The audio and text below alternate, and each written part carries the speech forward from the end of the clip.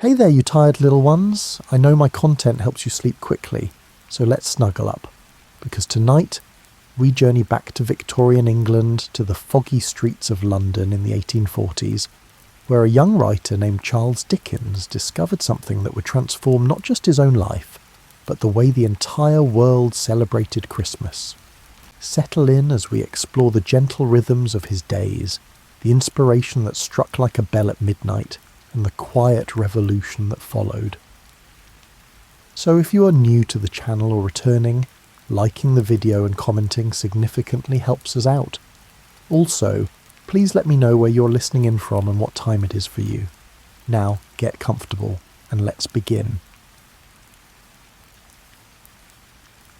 Picture yourself walking through London in the year 1843. The city sprawls before you like a living, breathing manuscript.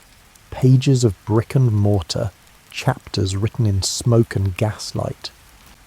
This isn't the sterile museum piece London you might imagine from costume dramas. This is a city that smells of coal fires and roasting chestnuts, of damp wool and printer's ink, of horse manure mixed with the yeasty warmth drifting from bakeries at dawn. You're following in the footsteps of Charles Dickens, though he's just 31 years old and not yet the literary giant his name will become. He lives at number 1 Devonshire Terrace, a handsome townhouse near Regent's Park, and his mornings begin with a ritual as precise as clockwork. The household stirs at 7. You can hear the servants below stairs, the clatter of pots, the whoosh of bellows bringing the kitchen fire to life. Mrs. Dickens, Catherine, round with their 5th child, manages the domestic symphony while Charles performs his own morning ceremony upstairs. He stands before his shaving mirror, studying his face with the attention he'll later give to his characters. Sharp eyes, thick auburn hair swept back from his forehead, a small beard he keeps meticulously trimmed. Even in these private moments, there's something theatrical about him, as if he's always slightly aware of an audience, even when the audience is just himself. He adjusts his collar, smooths his waistcoat, checks that his watch chain hangs just so. Appearance matters to a man who once knew real poverty, who remembers what it felt like to be looked through rather than at. By 8:30 he's at his desk. This isn't some cramped garret. Those days are behind him now. His study overlooks the garden, and the morning light filters through windows that his modest success has allowed him to keep clean and curtained in deep green velvet. The desk itself tells the story of a working writer, not romantic, not particularly tidy, but functional. Stacks of paper, quills in their stand, a blue ceramic pot holding ink mixed to his own specifications, not too thick, not too runny. The tools of someone who makes their living by the word. And what a living he makes with those words. You watch as his hand moves across the page, filling it with the tight slanted script that his publishers have learned to decipher.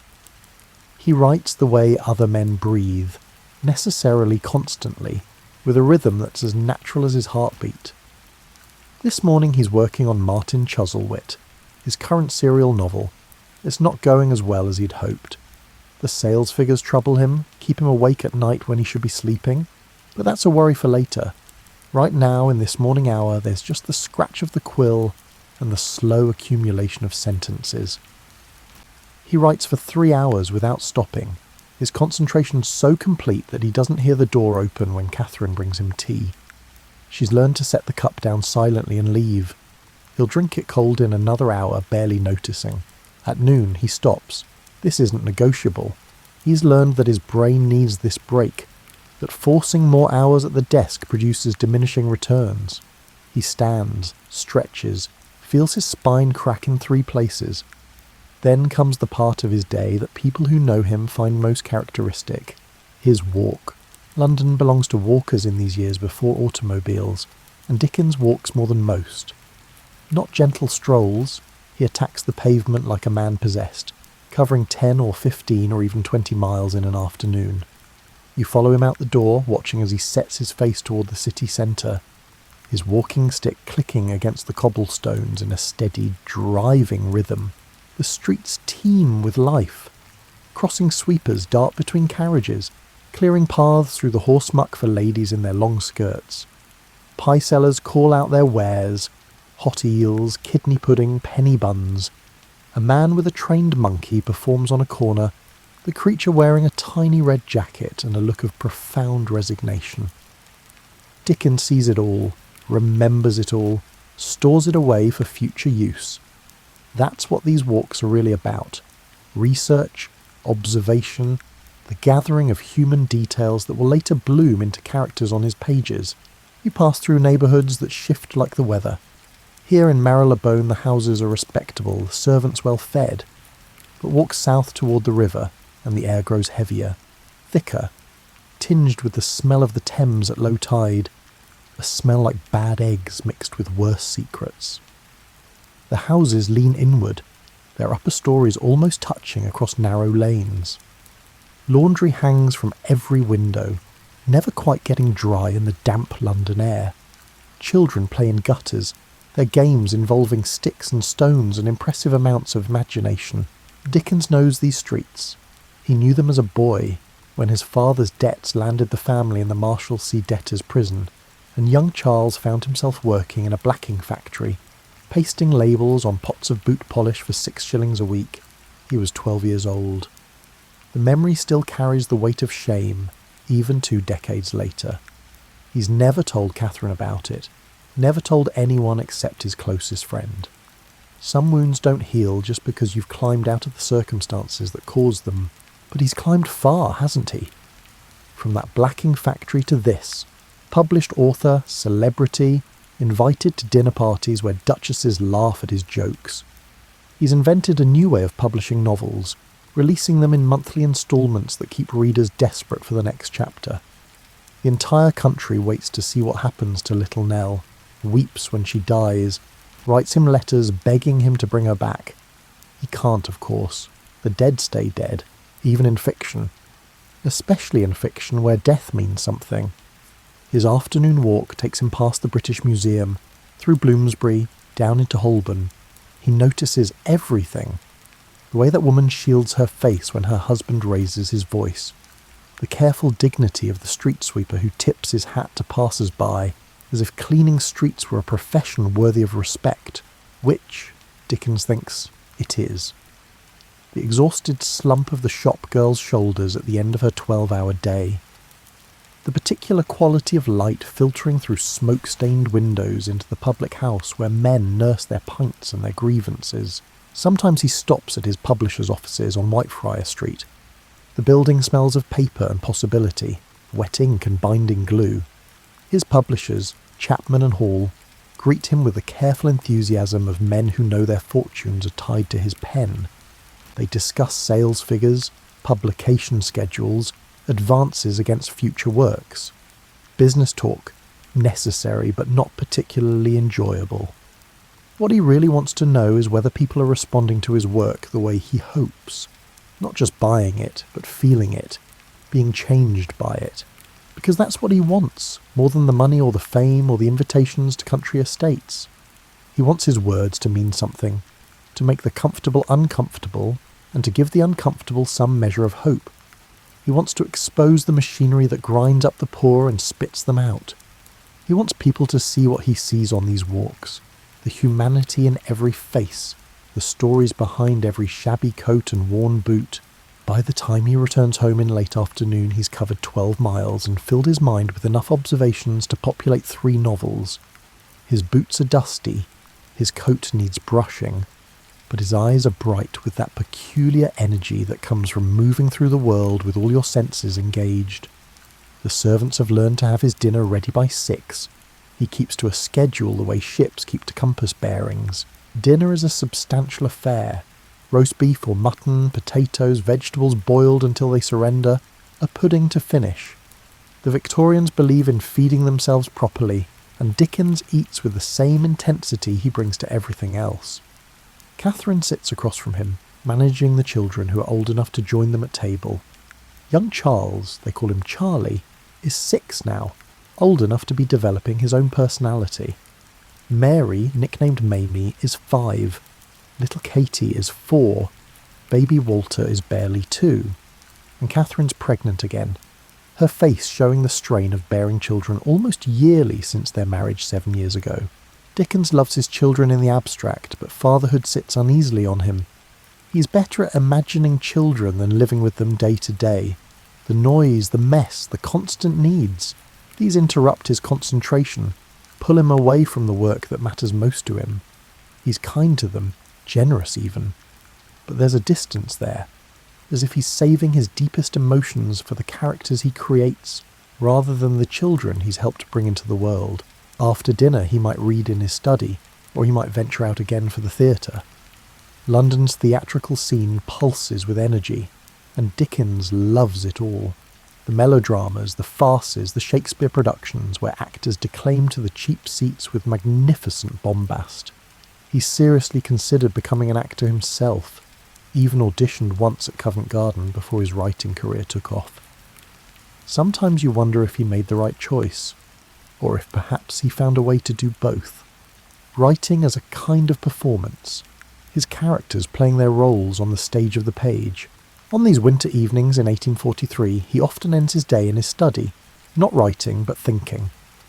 The fire burns low in the grate. The house settles around him with the small creaks and sighs of a building at rest. Outside, London continues its eternal business.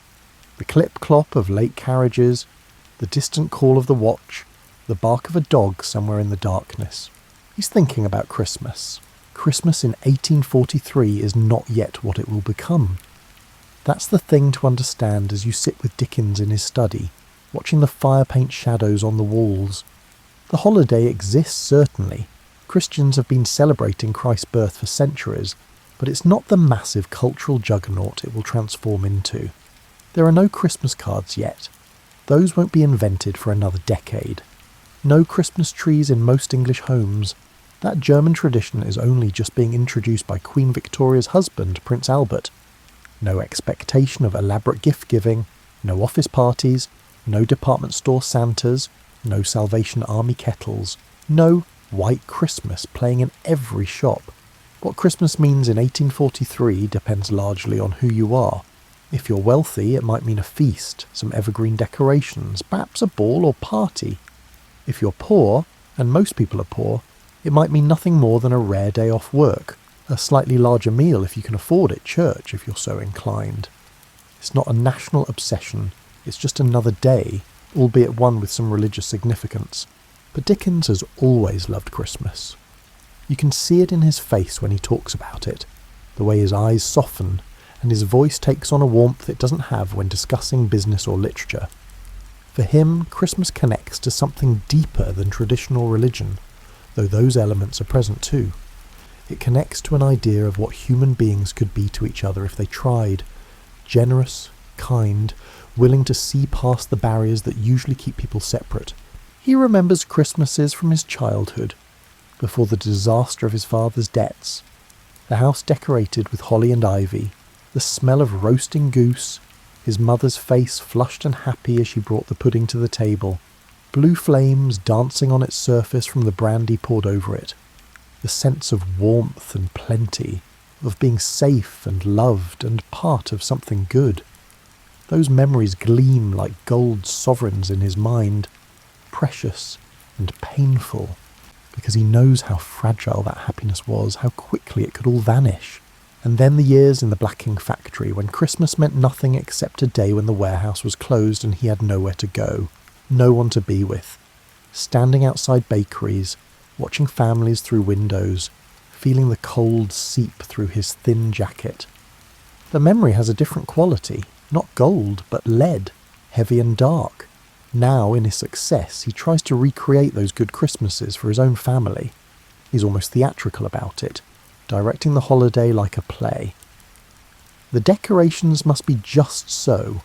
The goose must be perfectly roasted. The children must have presents, though nothing too extravagant. He doesn't want them to become spoiled, to lose sight of how fortunate they are.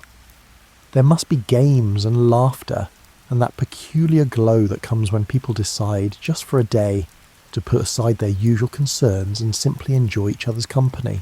But something is bothering him this December. You watch him pace his study, not yet able to articulate what's gnawing at him, but feeling it nonetheless, like a splinter working its way deeper. The sales figures for Martin Chuzzlewit continue to disappoint.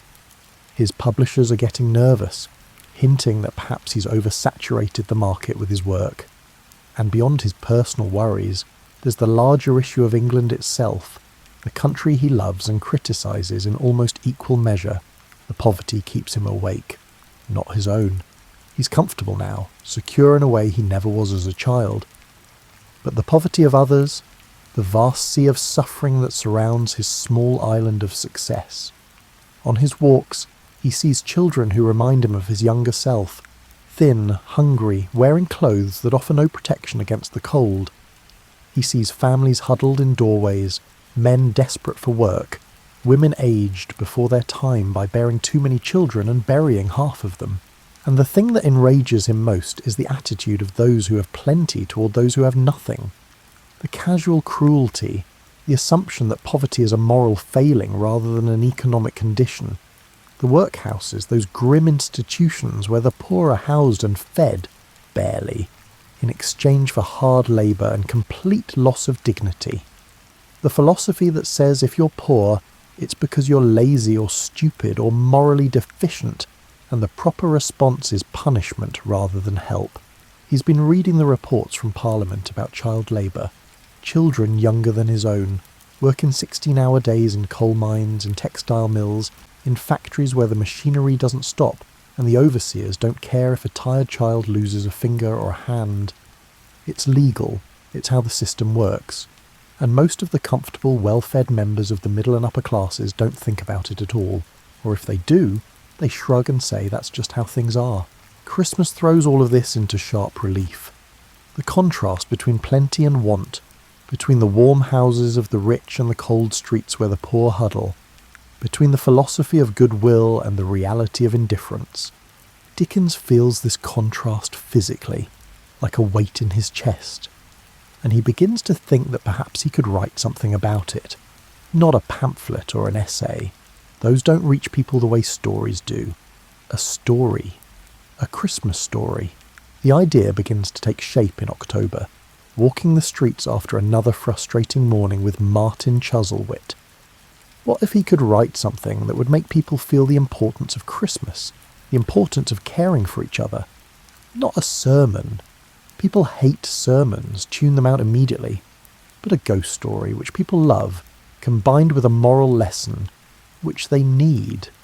A man who doesn't celebrate Christmas, who actively hates it, and something happens to change his mind. Ghosts, yes. Ghosts are perfect for Christmas.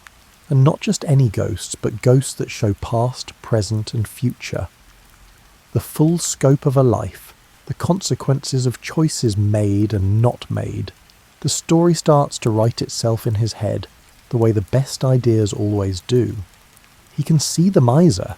He'll call him Scrooge, a name that sounds like a curse or a cough. He can see the dead partner returning to warn him, chains wound around him forged from the sins of greed and indifference. He can see the ghosts. Cheerful Christmas past, generous Christmas present, terrible Christmas yet to come. And he can see Scrooge transformed, learning the lesson that Dickens himself believes with every fibre of his being, that we are all responsible for each other, that no man is an island, that what we do or fail to do ripples outward in ways we can't always predict.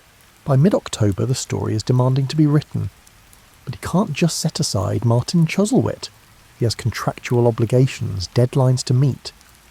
He'll have to write the Christmas story alongside his regular work, stealing hours where he can find them. It will be exhausting, it will probably be worth it. You're sitting in Dickens' study again, but the season has turned. It's late October now, then November, and the quality of light has changed from autumn gold to winter grey. The fire burns higher in the grate because the chill has settled into the London stones, the kind of cold that gets into your bones and stays there. Dickens sits at his desk, but something is different. He's not writing Martin Chuzzlewit this morning. He's writing something else. A Christmas carol pours out of him like water from a broken dam. He's always been a fast writer. He has to be, with deadlines constantly looming. But this is different. This is possessed.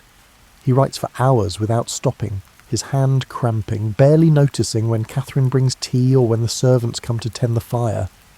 The characters are alive in his mind, more real than the furniture around him. He can hear Scrooge's voice, cracked and cold. He can see Bob Cratchit shivering at his desk, trying to warm his hands at the single coal provided for the day. He can feel Tiny Tim's hand in his palm, the child's grip weaker than it should be. The story takes him places he didn't expect. He knew the basic structure, miser visits by ghosts, miser reforms, but the details surprise him as he writes them. The ghost of Christmas. Past taking Scrooge back to his lonely childhood, to the school where everyone else had gone home for Christmas, and young Ebenezer sat alone with his books. Dickens knows that loneliness. He feels it in his own chest as he writes, remembering, and then the vision of the Cratchit family, poor but rich in what matters, their tiny house, their meagre goose, their fierce love for each other, and especially for Tiny Tim with his crutch and his brave, cheerful spirit. Dickens weeps as he writes about Tiny Tim. Actually weeps, tears falling onto the page, smudging the ink. He doesn't care. He knows what he's doing. Manipulating the reader's emotions, pulling heartstrings with all the skill of a master puppeteer. But it's not cynical. He means every word. He believes that if he can make people cry for Tiny Tim, make them care about this fictional child, maybe they'll start caring about real children too. The ones mining coal and sweeping chimneys and dying in workhouses. The Ghost of Christmas Present shows Scrooge the world as it is. Not just the Cratchits, but people everywhere celebrating as best they can, finding joy despite poverty, despite hardship. And then, from beneath the ghost's robe, come the two children, ignorance and want. These are the most powerful images in the story, Dickens thinks as he writes them. Wretched, desperate children who represent all the neglected and abused children of England. The ghost warns Scrooge to beware them, especially ignorance. Dickens underlines that word 3 times in his manuscript. He knows what he's saying, that ignorance is the root of suffering, that education is the cure, that a society that neglects its children is a society that's committing slow suicide. The Ghost of Christmas, yet to come, might be the most effective of all. Silent, terrifying, pointing toward a future where Scrooge dies alone and unmourned, his possessions scavenged, his passing celebrated by debtors who are relieved to be free of him. And worse, far worse, the future where Tiny Tim has died, where the Cratchit family struggles on with a hole in their hearts that will never quite heal. Dickens makes this future feel inevitable, makes the reader understand that this is what will happen if nothing changes. The weight of consequence, the price of indifference, and then the transformation. Scrooge waking on Christmas morning, frantically checking that he hasn't missed it, that there's still time to change. The joy he feels at getting a second chance, the almost manic energy with which he sets about making amends. Sending the prize turkey to the Cratchits. Not just a turkey, but the biggest turkey in the shop. Raising Bob's salary. Becoming a second father to Tiny Tim. Becoming, as the narrator says, as good a friend, as good a master, and as good a man as the good old city knew. Dickens writes the ending with the same tears he cried over Tiny Tim's potential death. But these are different tears. These are the tears you cry when something in you unclenches, when you realise that redemption is possible, that people can change, that it's never too late to become who you should have been all along. It's a fairy tale ending, sure. Life isn't really like this. People don't usually change overnight, don't suddenly become generous and kind because ghosts show them frightening visions. But it could be like this. That's the point. It could be, if people chose it. He finishes the story in 6 weeks. 6 weeks of writing through exhaustion, through headaches, through nights when he can't sleep because the characters won't leave him alone. Catherine worries about him, can see him growing thinner, more intense, burning himself up like a candle flame. But she knows better than to try to stop him. When Charles is in the grip of a story like this, there's no reasoning with him, no pulling him back. All she can do is make sure he eats, make sure the house stays quiet during his writing hours, and wait for it to be over. When he writes the final line, "God blesses everyone," he leans back in his chair and feels completely emptied out. The story is done. It exists now, independent of him, ready to go out into the world and do whatever it will do. He's proud of it, prouder than he's been of anything he's written. He knows it's good, he knows it matters, but there's a problem. His publishers, Chapman and Hall, are nervous about costs. They want to produce the book cheaply, charge a high price, maximise profits. But Dickens wants something else entirely. He wants the book to be beautiful. Gilt-edged pages, hand-coloured illustrations, a deep red cloth cover. He wants it to look like a gift, to feel special in the reader's hands. And he wants it to be affordable, only 5 shillings, so that ordinary people can buy it. Not just the rich, who don't need its message, but the middle class, the shopkeepers and clerks and tradesmen who might actually take its lesson to heart. Chapman and Hall protest.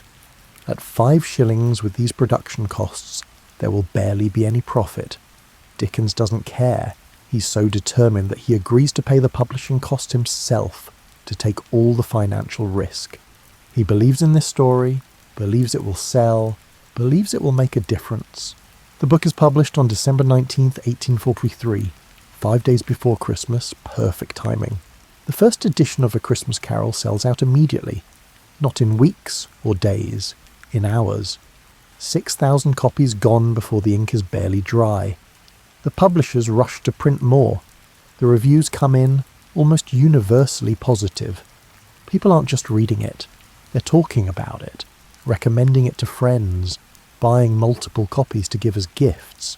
Dickens hears the story second-hand at first, then directly as letters begin to pour in.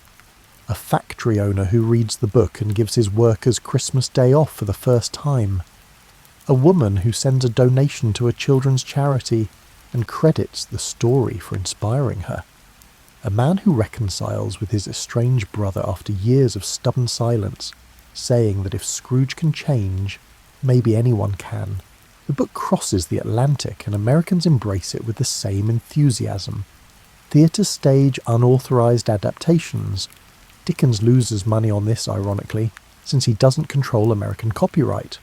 But the story spreads, takes root, begins to change how people think about Christmas itself. You watch Dickens on Christmas morning 1843, in his own home with his own family. The house is decorated as he directed. Holly and ivy wound around the banisters, a fire roaring in every hearth, the smell of roasting goose filling the rooms.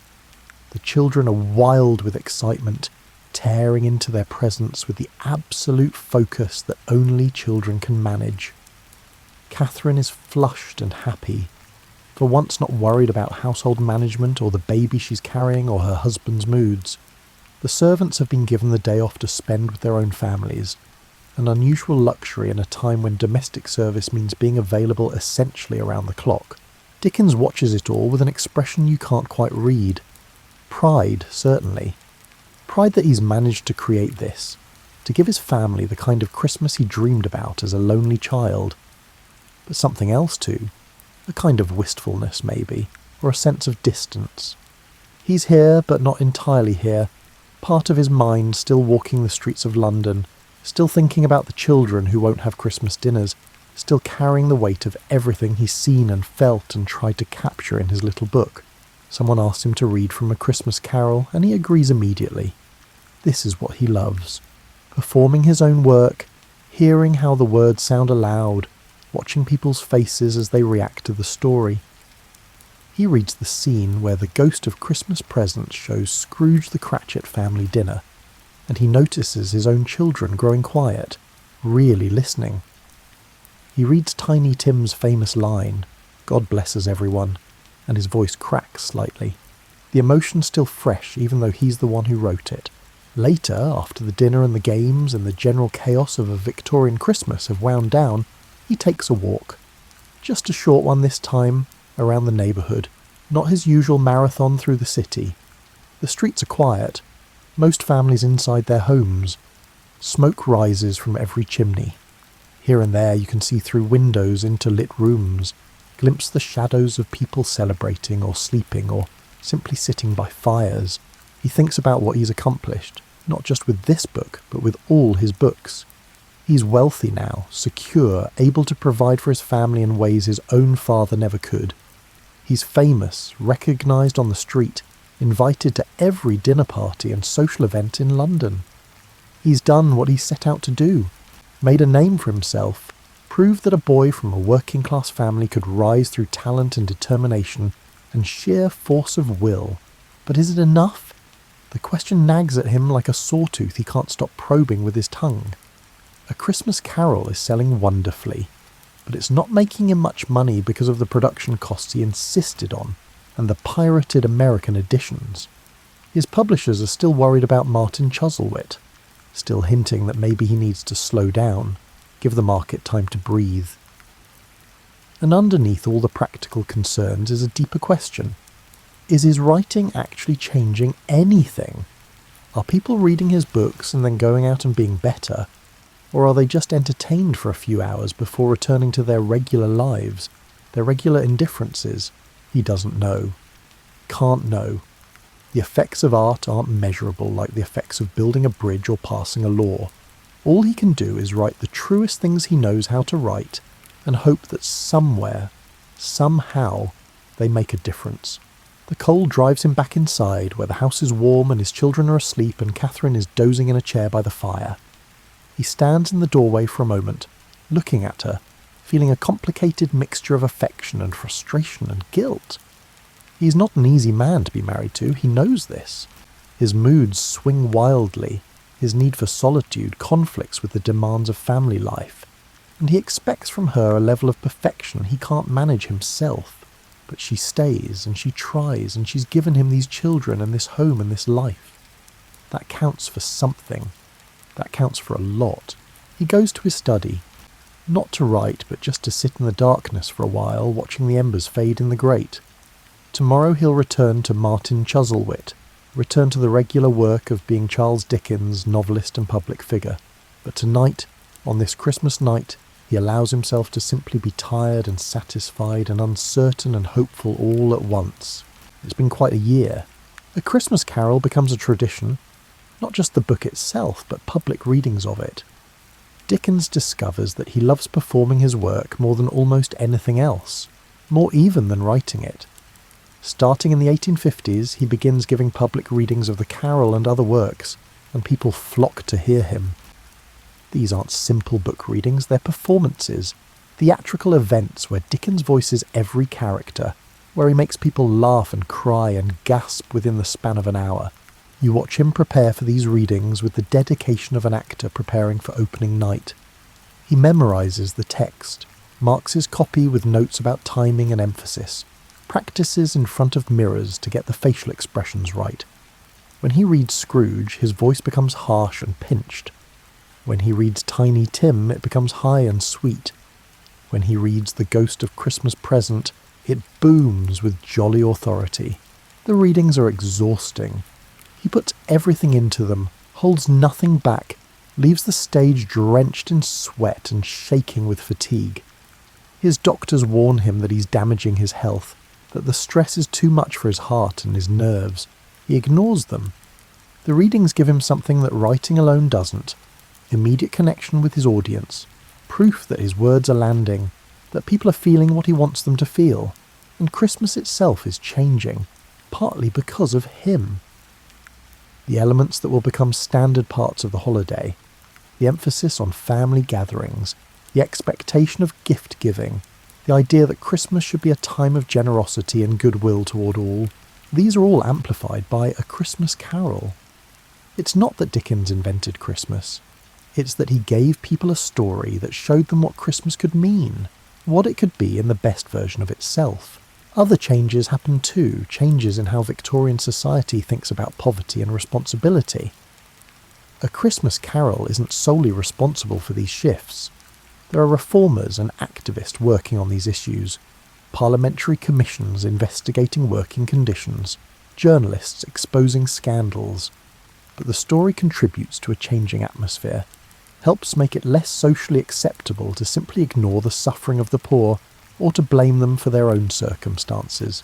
Dickens continues to write about these themes in other works. Bleak House exposes the cruelties of the legal system. Hard Times critiques industrial capitalism and the philosophy that sees human beings as nothing more than units of production. Little Dorrit returns to the debtor's prison of his childhood, showing how poverty traps generations in cycles of shame and desperation. He's found his subject, his life's work, using fiction to expose injustice and to argue, through story, for a more humane world. His personal life becomes more complicated as the years pass. His marriage to Catherine deteriorates, the affection curdling into mutual resentment. He falls in love with a young actress named Ellen Ternan, begins an affair that he tries desperately to keep secret from the public. He separates from Catherine in 1858, a shocking scandal in Victorian England, and spends the rest of his life juggling his public image as a champion of home and hearth with the private reality of his broken marriage and hidden relationship. The contradictions don't escape him. He's aware of the irony. Charles Dickens, who wrote so movingly about family and loyalty and moral responsibility, who created Scrooge's transformation as a model for how people should live, unable to maintain his own family, unable to be faithful to his own wife. But he's also human, and humans are complicated, capable of writing beautiful truths and living messy realities. The work doesn't become less true just because the writer is flawed. Christmas remains special to him throughout these years, even as other things fall apart. Every December, he performs readings of the Carol, returns to the story he wrote in such a burst of inspiration back in 1843. And every time he reads it, he feels some of what he felt writing it. The hope that people can change, the belief that generosity matters, the conviction that we are, as he wrote, our brother's keepers, bound together in ways we ignore at our peril. The readings take their toll. By the late 1860s, his health is clearly failing. The exhaustion that he used to shake off after a night's sleep now lingers for days. His pulse is irregular. His left arm and hand go numb sometimes, a warning sign that his doctors recognise but that he refuses to heed. He continues performing, continues pushing himself, continues giving everything he has to the audiences who come to hear him. His last public reading of A Christmas Carol takes place in March 1870. He's 58 years old but looks older, his face lined with fatigue, his movements slower than they used to be. He performs the carol one final time, and people in the audience later remember that there was something elegiac about it, some quality of farewell in how he spoke the familiar words. 3 months later, he dies. A stroke, sudden and massive, on June 9th, 1870. He's at his home, working on a novel that will never be finished. One moment he's alive, the next he's not. Just like that, Charles Dickens is gone, but the story, the carol, doesn't die with him. That's the thing about stories that strike true. They outlive their creators, take on lives of their own, evolve in ways the writer never imagined. You're sitting by a fire again, but this time it's not in Dickens's study in the 1840s. It could be any fire, any time from his death to now. The carol has become woven into the fabric of Christmas itself, so completely that people often don't realise they're celebrating a holiday that Dickens helped reshape. Every office party with its secret Santa, every charity bell ringer, every family watching one of the countless adaptations of the story, these are all in some sense echoes of what Dickens wrote in those 6 fevered weeks in 1843. The story has been adapted more than any of his other works. There are film versions and stage versions and radio versions and animated versions. There are adaptations that faithfully follow the original and adaptations that wildly reimagine it. Scrooge as a woman, Scrooge in space, Scrooge as a Muppet, Scrooge as everything you can imagine. The basic structure is so strong that it can support almost infinite variation. Miser, ghosts, transformation, redemption. The pattern repeats because it works. Because people need to believe that change is possible, that it's never too late to become better than you've been. And beyond the formal adaptations, there's the broader influence. The way the story shaped how we think about Christmas and about our obligations to each other. When someone calls another person a Scrooge, everyone knows what that means. Someone stingy, cold-hearted, disconnected from the Christmas spirit.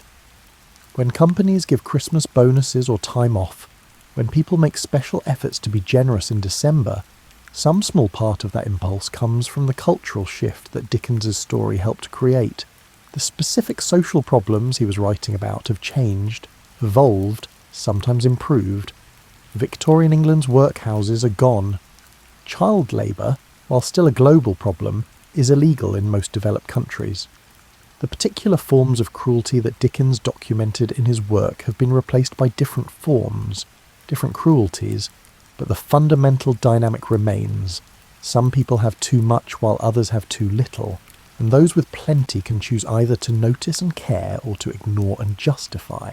Dickens believed that stories could make people care, that if you showed them suffering in the form of characters they came to love, Little Nell or Tiny Tim or Oliver Twist, they might start caring about real suffering too. It's impossible to measure whether he was right, whether A Christmas Carol actually made the world better in any quantifiable way. But it's not impossible to feel that something changed, that the story added something to human consciousness, gave us a vocabulary and a set of images for talking about generosity and transformation. Think about what Dickens gave us. The idea that the past shapes us but doesn't have to imprison us. The present moment, with all its joys and sorrows, deserves our full attention. The future is not fixed. Our choices matter, change things, ripple outward in ways we can't fully predict. And above all, the recognition that we are connected, that what happens to Tiny Tim or Bob Cratchit or the nameless poor huddled in doorways is our business, is everyone's business. Because we're all part of the same human family. It's easy to be cynical about this message, to dismiss it as sentiment or fantasy. The world doesn't really work this way, cynics say. People don't change overnight. Individual generosity doesn't solve structural problems. One story, no matter how popular, can't fix centuries of inequality and injustice.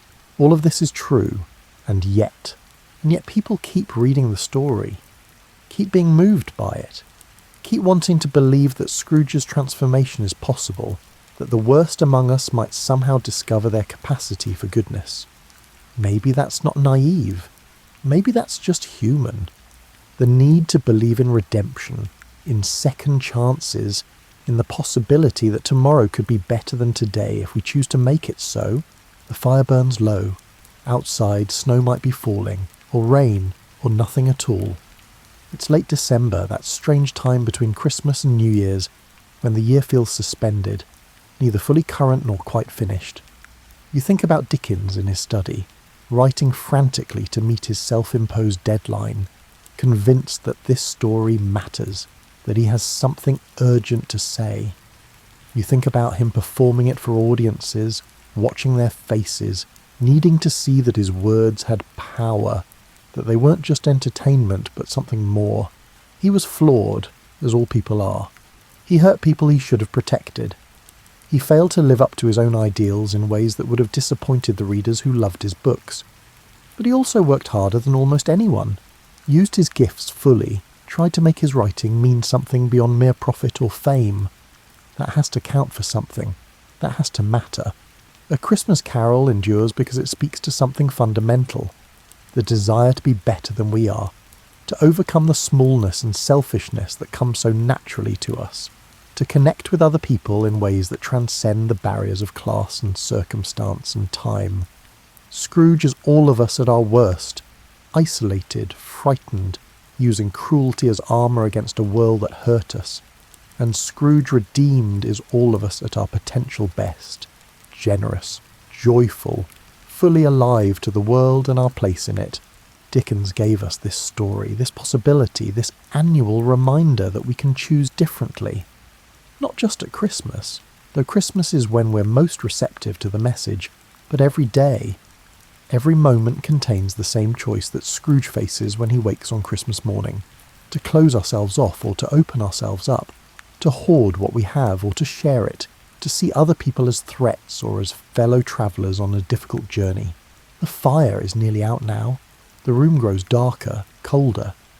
But there's always tomorrow, always another chance to build the fire back up, to create warmth and light. That was Dickens's message, his gift, his legacy. It wasn't a perfect message. He wasn't a perfect man, and the world wasn't and isn't a perfect place. But it was true enough, and hopeful enough, and human enough to last. Outside, somewhere in the vast darkness, someone is reading A Christmas Carol for the first time. Someone else is watching one of the film adaptations with their family, a tradition passed down through generations.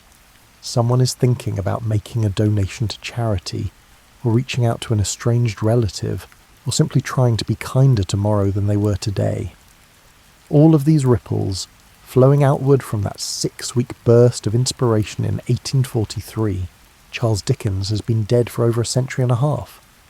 But on cold winter nights in millions of homes around the world, his story lives on.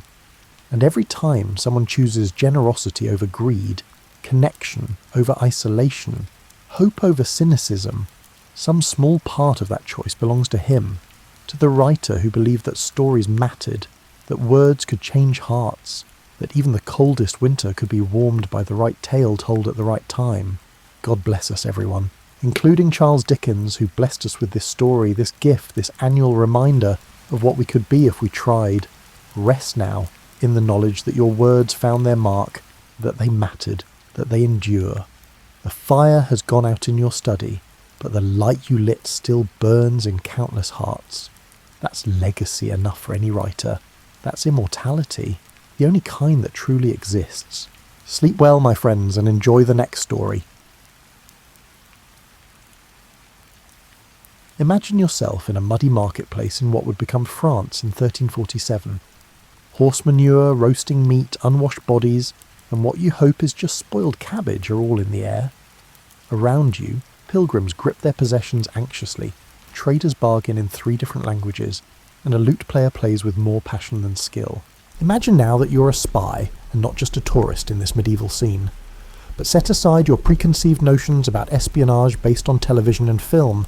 This is not a place for tuxedos, martinis, slick technology, or dramatic car chases. Rather, your boots leak, you're most likely wearing the same rough woolen tunic you've owned for 3 years, and your idea of cutting-edge technology is a quill pen that doesn't split when you write. Medieval espionage was more akin to being a travelling salesman with trust issues and less James Bond. In actuality, the majority of medieval spies were regular people carrying out risky tasks for meagre pay, in a time when both were far more delicate than they are now. A patchwork of kingdoms, duchies, city-states, and ecclesiastical territories, the medieval world was viewed with the same suspicion you might have for a neighbour who constantly plays music too loudly. Although information was powerful, it spread quickly, and obtaining it frequently required someone to travel hundreds of miles through areas where being caught asking the wrong questions could land one anywhere from incarceration to being stretched on a rack. Medieval rulers had to rely on human intelligence networks that functioned with the efficiency of a medieval postal service, meaning that letters arrived when they arrived, assuming they arrived at all, and often contained information that was already outdated by the time they reached their destination. This was in contrast to our modern world of instant communication and satellite surveillance. The individuals who became medieval spies were not chosen for their advanced degrees in international relations or recruited from prestigious academies. They were traders who could track troop movements, priests who could learn about noble families from confessions, servants who worked in high-profile homes and could listen in on conversations, and travellers of all stripes who could move between areas without drawing too much notice. In the world in which these early intelligence officers worked, the distinction between espionage and lawful business was as hazy as that between magic and medicine. Military fortifications may also be noted by a merchant collecting information about trade routes. A pilgrim visiting places of worship might notice political unrest in other areas. Correspondence containing diplomatic secrets could be discovered by a scholar copying manuscripts in different monasteries.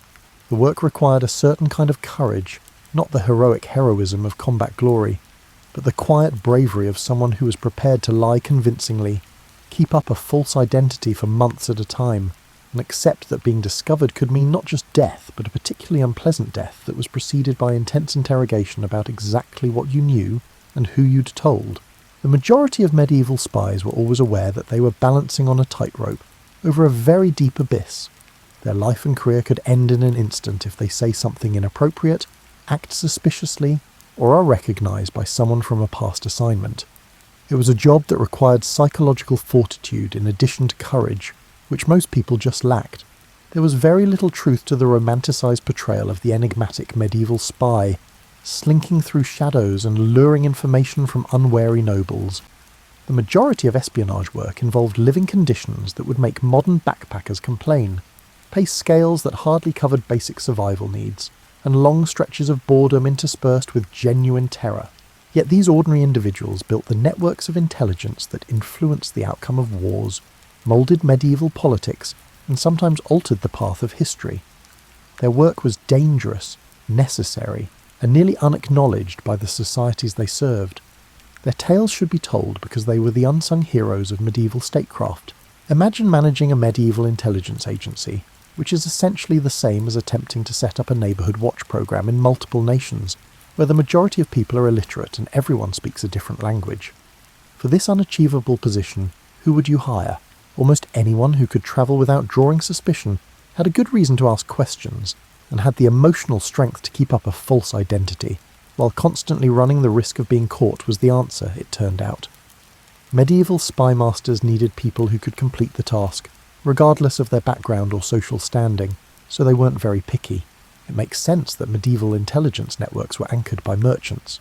They had good reason to inquire about everything from local prices to political stability, travelled widely, and frequently crossed political boundaries. While conducting perfectly normal business operations, a wool merchant travelling from England to Flanders could observe military preparations, record changes in fortifications, and learn about diplomatic relationships. These merchant spies worked in a society where politics and business were closely linked. The trader who purchased your grain may be tallying the number of soldiers in your garrison, and the same person who sold you silk may also be assessing the defences of your city. In a time when most people understood business better than they understood international politics, it was espionage masquerading as capitalism, and it worked remarkably well. For various reasons, religious leaders were good spies. Throughout Europe, monks, priests and friars could move between monasteries and churches, frequently bringing with them official letters that made for ideal cover for intelligence operations. Due to their religious responsibilities, they were able to enter noble homes and were typically literate, which was uncommon in medieval society. While travelling between monasteries, a Franciscan friar could pretend to be on strictly religious business, while carrying messages between intelligence networks. Confessions could reveal political secrets about a family to a priest. Letters exposing diplomatic schemes may be found by a monk copying manuscripts in a noble's library. Intelligence services made full use of the freedom with which religious leaders moved through medieval society. Although historians have frequently ignored their contributions, women played important roles in medieval espionage. While women from lower social classes could work as servants in important households, where they could listen in on conversations and watch activities that provided important information, noble women had access to court circles and family networks that were closed to men. A duchess's lady-in-waiting may gain knowledge of marriage talks that could forge new political connections. In a bishop's home, a kitchen maid may overhear conversations about church politics. In order to provide information about military movements, a tavern keeper's wife might overhear conversations between travelling nobles. Because of their alleged lack of visibility in medieval politics, women were actually very good spies. In the multilingual political environment of medieval Europe, the ability to read and write in multiple languages made scholars and clerks valuable recruits for intelligence work. While a clerk who handled correspondence for a noble household might copy confidential documents or add false information to communications, a scholar who could read Latin, French and German could also act as a translator and analyst. Most unexpectedly, a large number of medieval spies were what we might refer to as freelancers, people who obtained information and sold it to anyone who would pay for it. These included artisans who worked on military fortifications, itinerant entertainers who entertained in aristocratic courts, and even beggars, who were so prevalent in medieval society that they were practically invisible. A minstrel could convey messages between various factions and observe political relationships while performing in different courts. Detailed information about defensive capabilities could be obtained from a mason working on castle fortifications. It's possible for a beggar outside a noble's home to overhear conversations that contain crucial information. Their capacity to integrate into medieval society while retaining the psychological fortitude required for espionage work was what bound these disparate recruits together. They needed to be at ease with lying, able to retain complicated information without writing it down, and prepared to live with the ongoing possibility that their actions would be caught.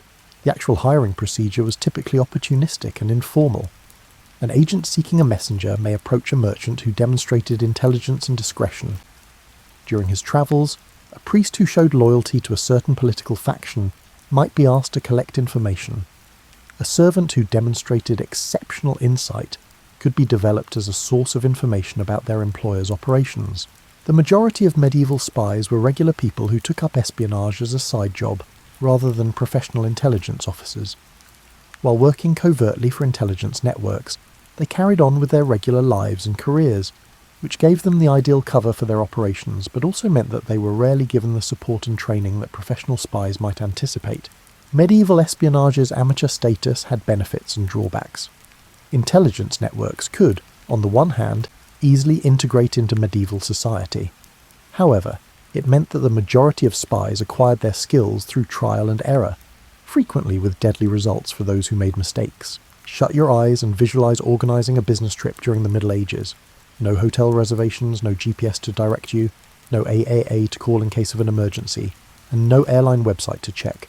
Instead, you may have to travel for weeks or months through areas where the local government may find you suspicious, the roads may be under bandit control, and your lodging will make a low-cost motel seem like a 5-star hotel.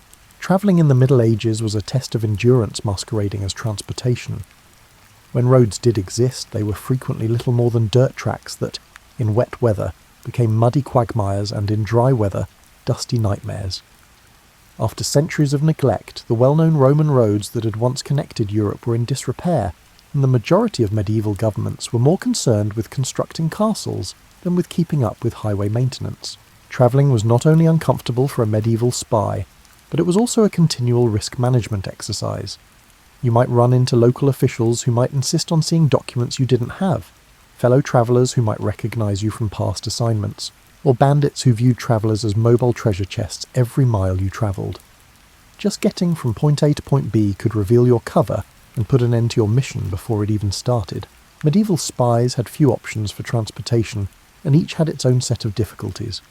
It was inexpensive but slow to walk, and you were exposed to the weather, bandits, and the inquisitive questions of everyone you met.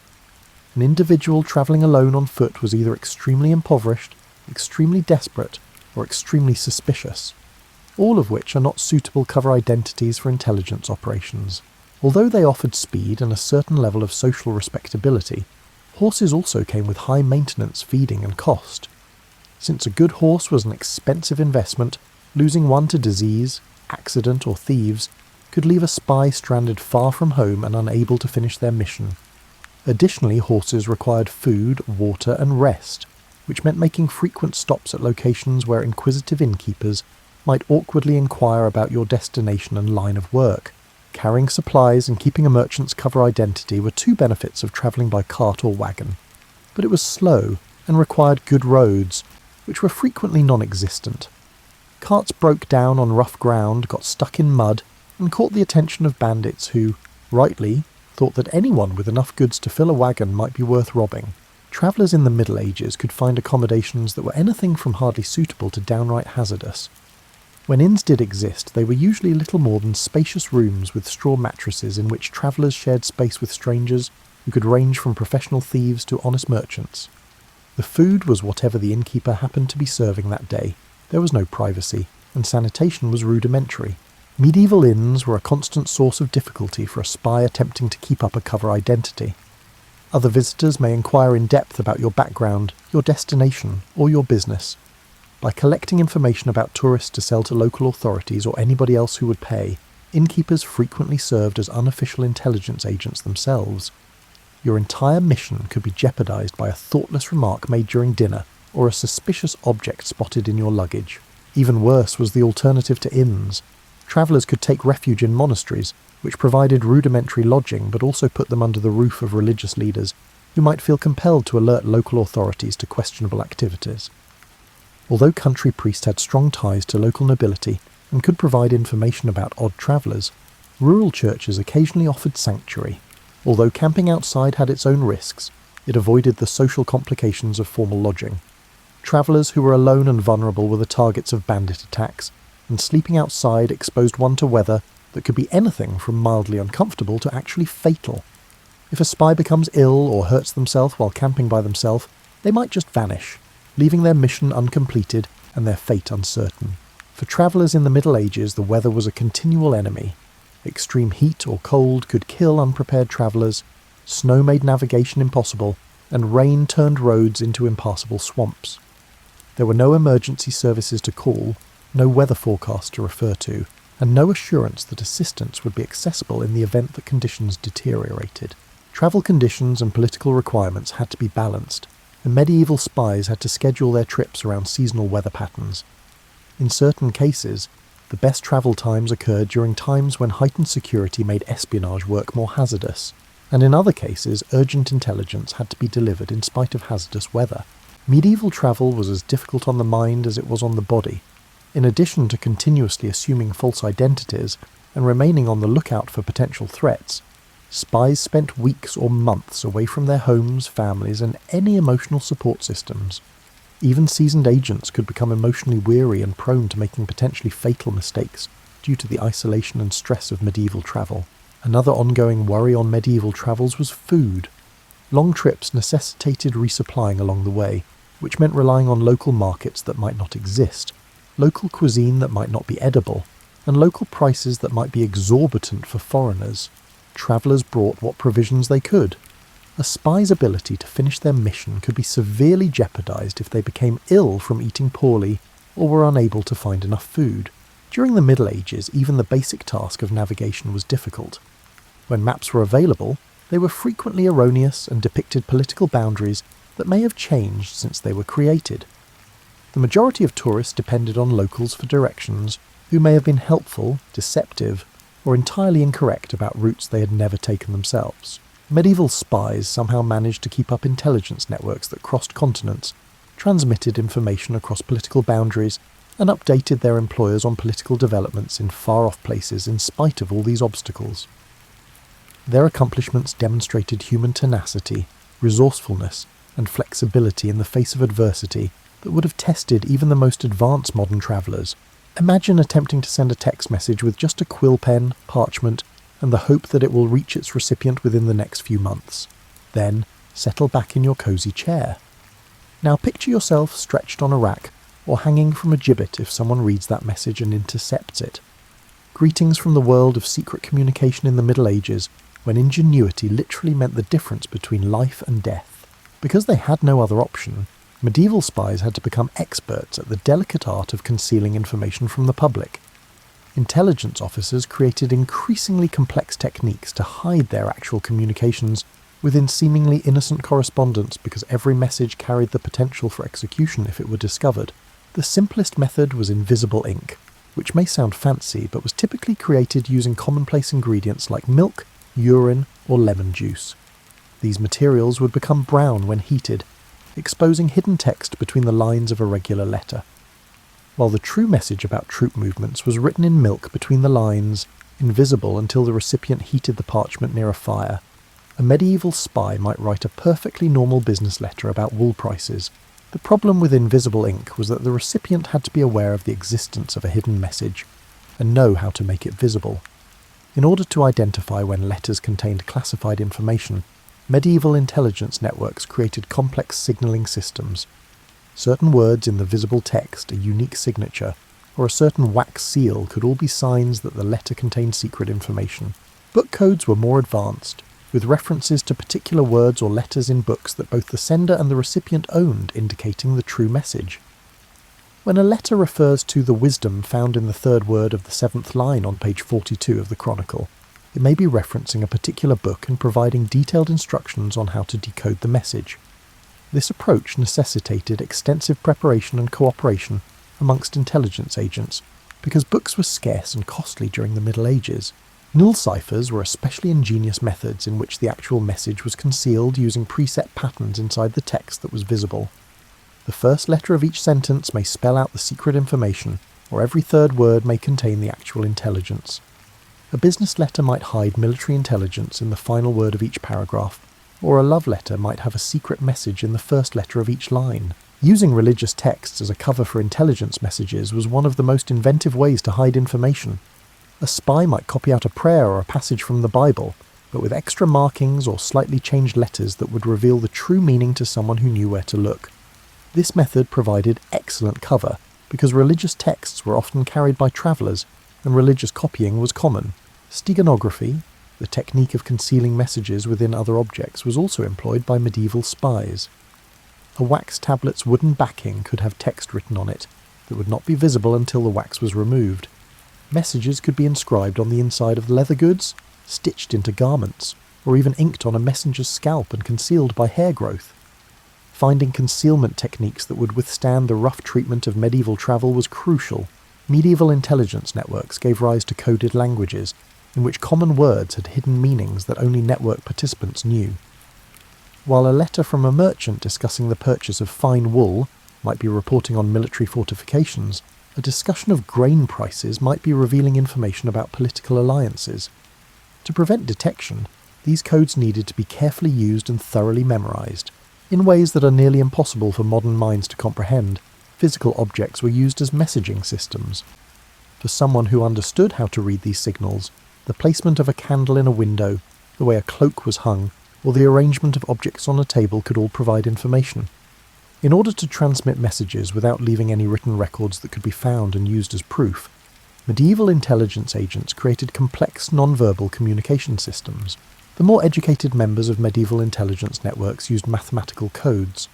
Basic security for written communications was offered by simple substitution ciphers, in which a different letter or symbol was used for each letter.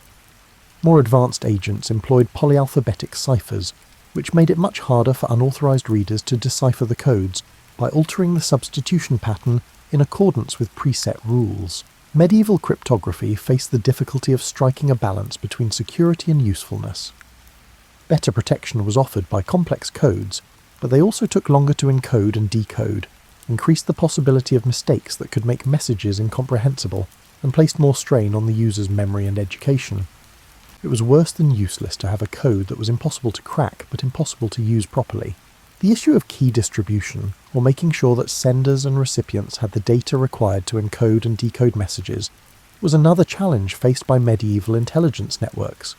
Sharing the secrets required for secret communication created a paradox that took a great deal of ingenuity to resolve in an era without secure communication.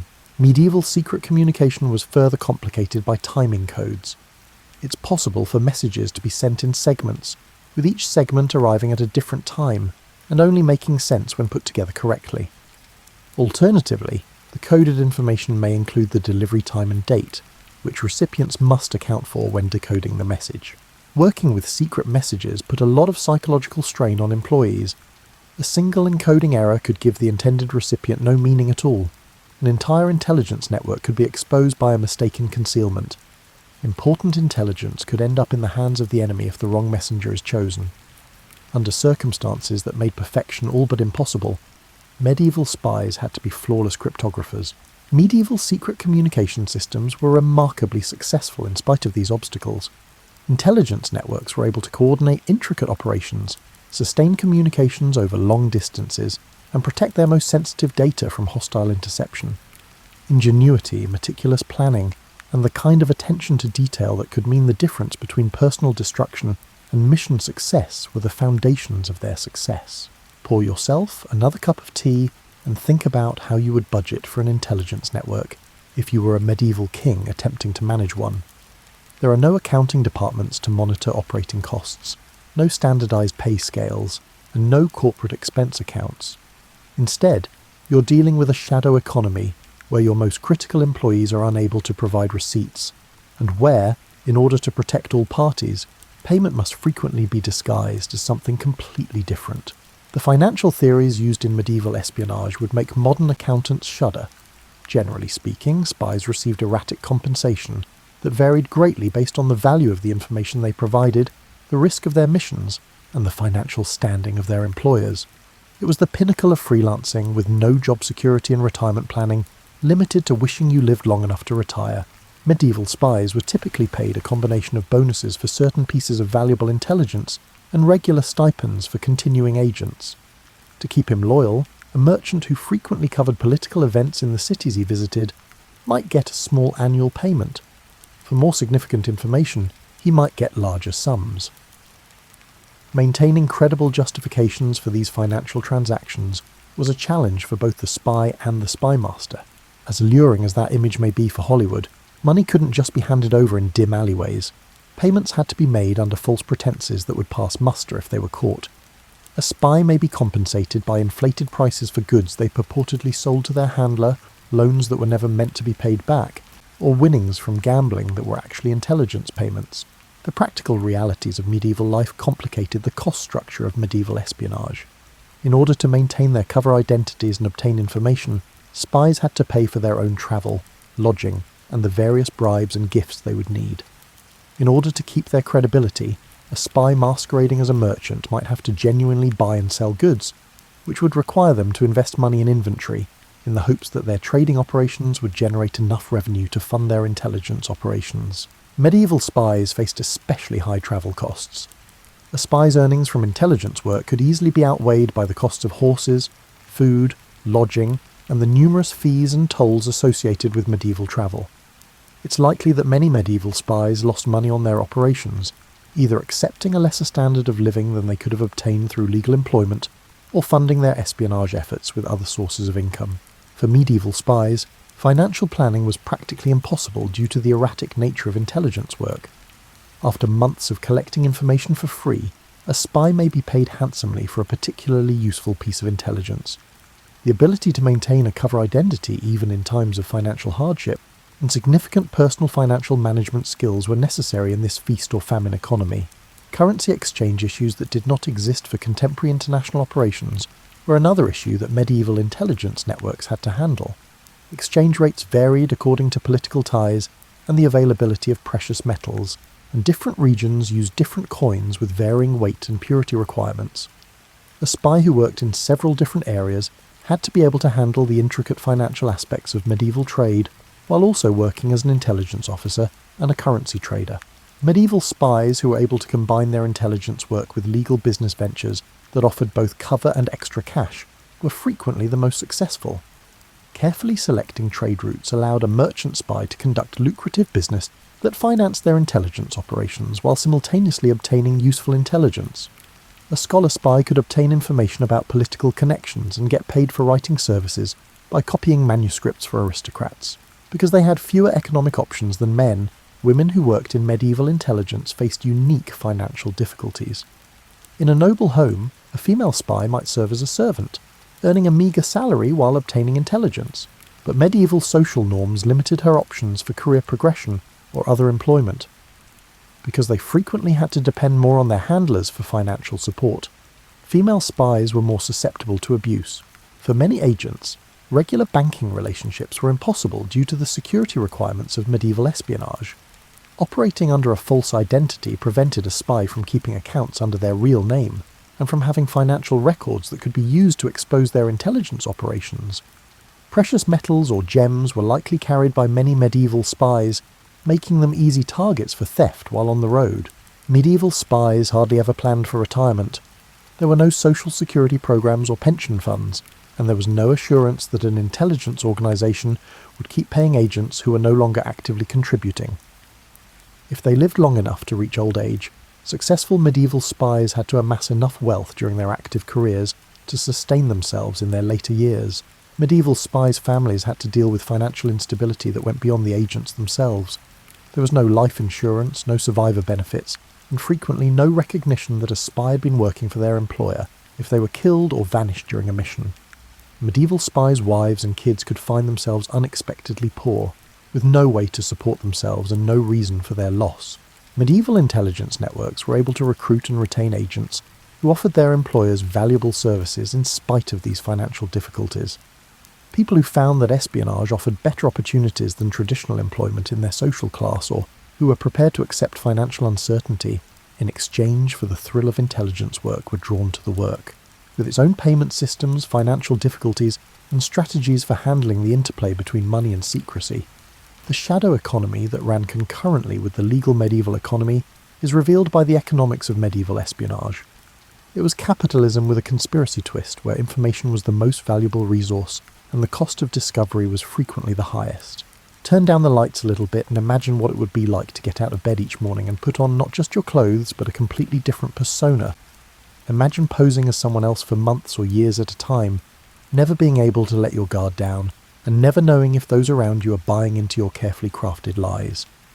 In a world where authenticity was a luxury they couldn't afford, medieval spies had to learn not only the methods of obtaining intelligence, but also the far more challenging art of psychological survival. Maintaining false identities for extended periods of time while residing close to people who might discover the deception was the main obstacle of medieval espionage. Compared to contemporary communities, medieval society was more intimate, smaller, and suspicious. Individuals inquired about strangers, knew their neighbours, and looked for clues that might indicate someone's true motivations or background. A medieval spy masquerading as a merchant needed to be familiar with the finer points that would persuade seasoned traders, in addition to the fundamentals of business life. They had to comprehend seasonal market swings, trade route challenges, regional price disparities, and the interpersonal ties between merchants in various cities. One discussion with an actual merchant could reveal knowledge gaps that could take years to fill on their own.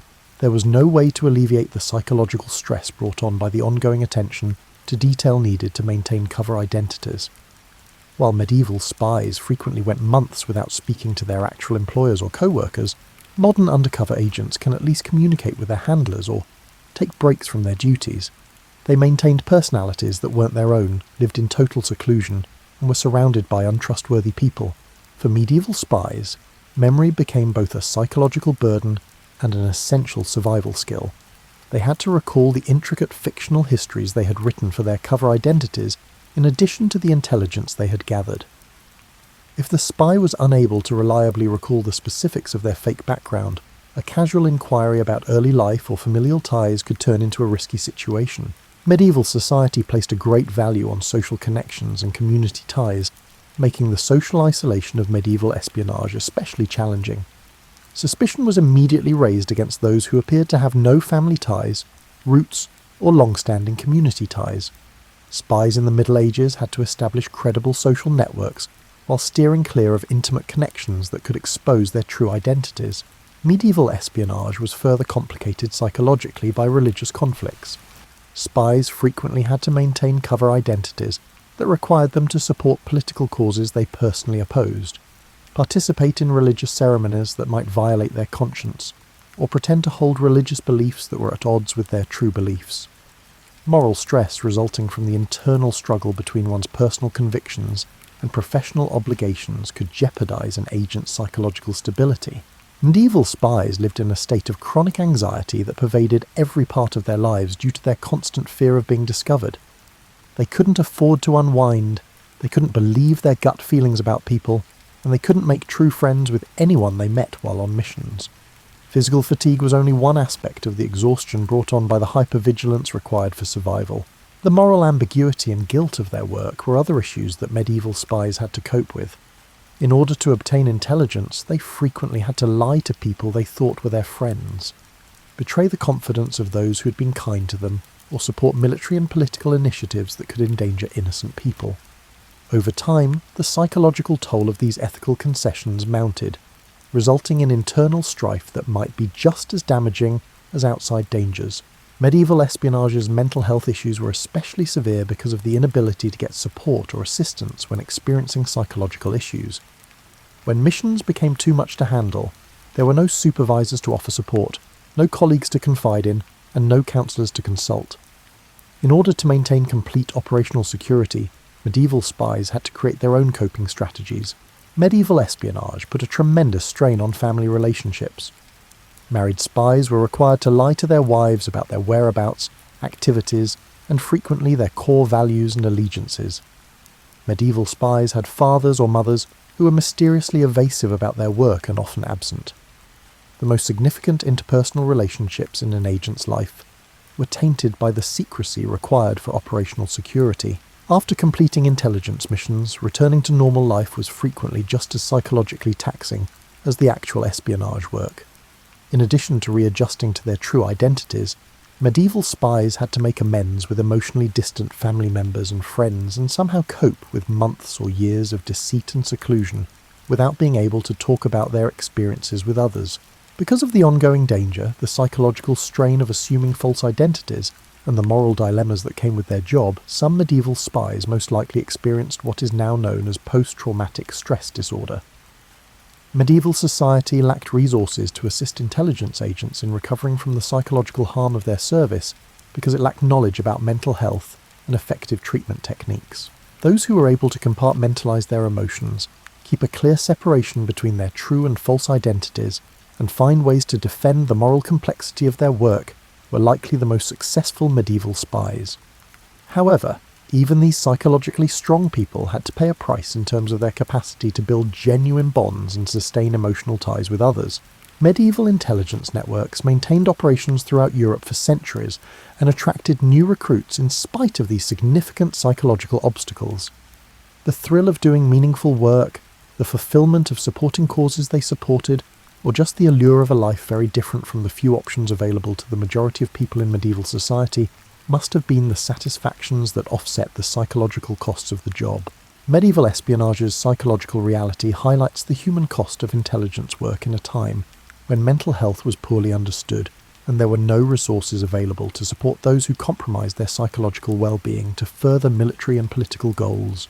These forgotten heroes of medieval statecraft incurred psychological burdens long after their active service ended, in addition to the physical risks of their missions. Now, let's take a step back and examine the larger picture, much like when you examine a medieval tapestry, where individual threads come together to form patterns that are not visible when you concentrate on any one of them.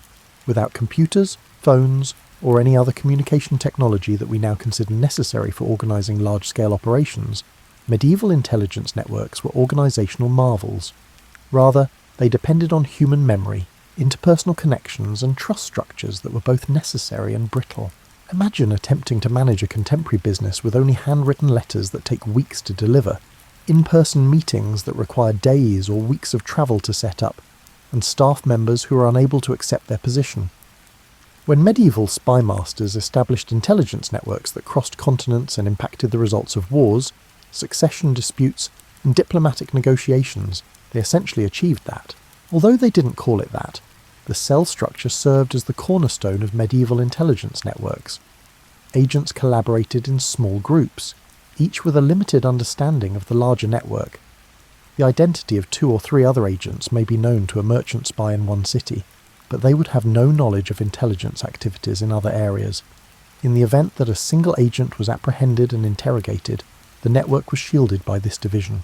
Medieval intelligence networks relied on complex networks of cutouts and intermediaries to facilitate communication between various components. A spy in London might give information to a merchant, who would then give it to a monk in Dover, who would then include it in a letter to a monastery in Calais. From there, another monk would extract the information and give it to a local agent, who would then deliver it to a French nobleman who was working for English interests.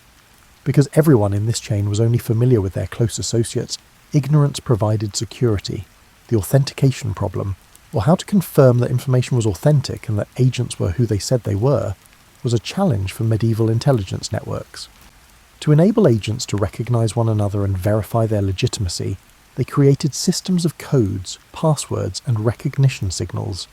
Agents who had never met before could authenticate each other using a unique letter-signing style, a phrase incorporated into conversation, or a distinctive piece of clothing.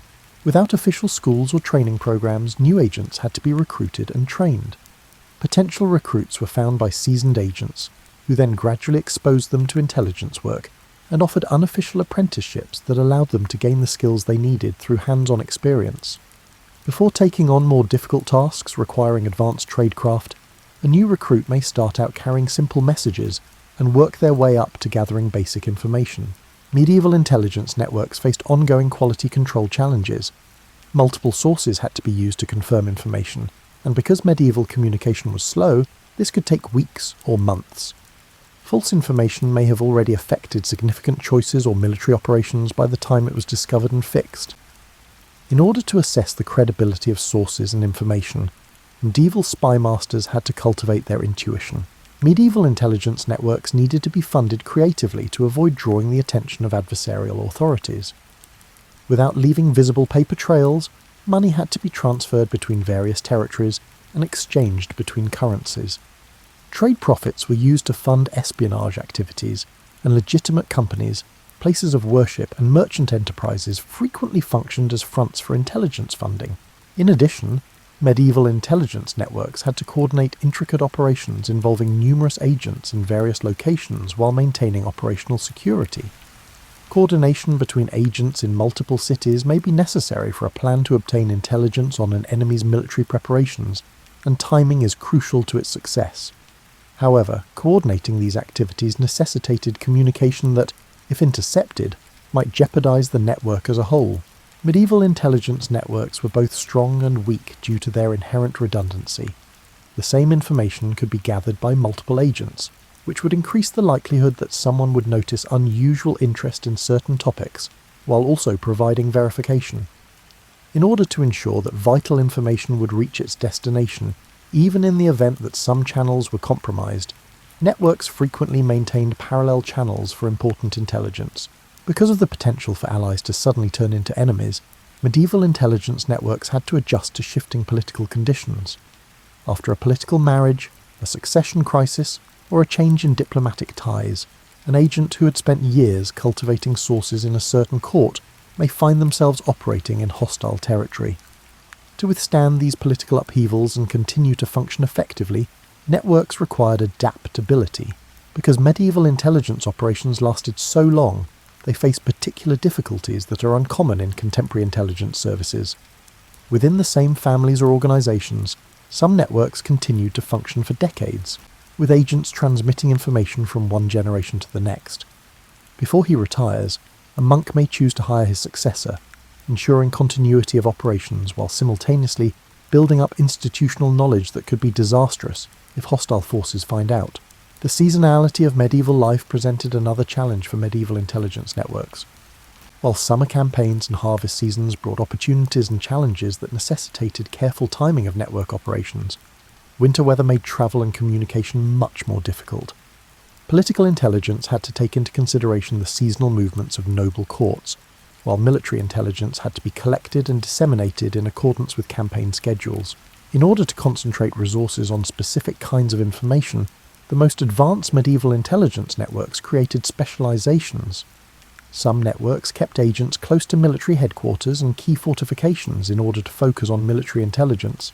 Others developed sources in aristocratic courts and places of worship in order to concentrate on political intelligence. Economic intelligence networks monitored resource availability, currency fluctuations, and trade trends. Despite not having the formal safeguards that contemporary intelligence services do, medieval networks were constantly concerned about counterintelligence. Because their adversaries were also conducting intelligence operations, medieval spies had to be on the lookout for any indication that their own actions were being watched. As agents grew wary of one another, the paranoia required for survival in this setting could demolish networks from within. Although networks had to keep some records in order to track agents, coordinate operations, and preserve institutional knowledge, the documentation of medieval intelligence operations was inevitably minimal. There was a continual conflict between operational security and administrative necessity, because these records had to be kept safe while still being available to authorized personnel. To avoid discovery, it's likely that many medieval intelligence archives were routinely destroyed. In the end, the personal traits of those who established and maintained medieval intelligence networks determined their success. Spy masters had to be able to inspire loyalty while keeping the secrecy that made such loyalty dangerous, diplomatic skills with brutal pragmatism, and strategic thinking with meticulous attention to detail. Those in charge of the most successful medieval intelligence operations were most likely those who were aware of both the potential and constraints of human nature. Breathe deeply and prepare yourself for what may be the most sobering portion of our medieval espionage adventure. Although we have discussed the achievements and innovations of medieval intelligence work, the truth is that many operations were a complete failure, frequently with immediate, severe and long-lasting effects on those involved. In the high-stakes world of medieval espionage, failure frequently resulted in torture, execution, and the dismantling of entire intelligence networks, in addition to professional humiliation or career setbacks. Months or years of meticulous network building could be undone by the discovery of a single spy. Even the most committed agents had a limit to how much suffering they could take before disclosing what they knew, and medieval interrogation techniques were intended to elicit information regardless of the subject's willingness to cooperate. A captured spy could jeopardize the identities and whereabouts of dozens of other agents, in addition to their own mission. The human propensity to grow accustomed to successful routines was one of the most frequent reasons why medieval espionage efforts failed. After years of using the same contact methods, travel routes, and cover story, an agent may become predictable enough for enemy counterintelligence to recognize and follow. Complacency was fostered by success, and complacency resulted in potentially lethal carelessness. When compromised, the authentication mechanisms that safeguarded medieval intelligence networks might also turn into a vulnerability.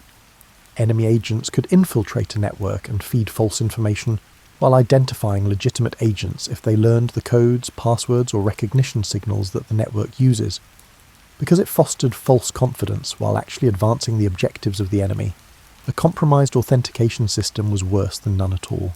People they trusted could betray medieval spies, sometimes for reasons unrelated to their intelligence work. In order to avoid being captured, a fellow agent may divulge network secrets.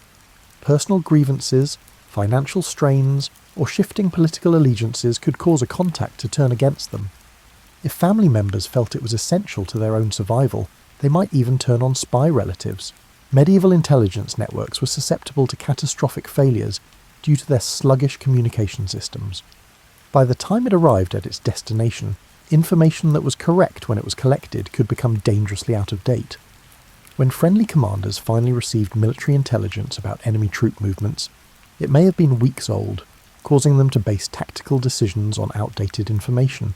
Vulnerabilities created by currency and financial systems are not encountered by contemporary intelligence services.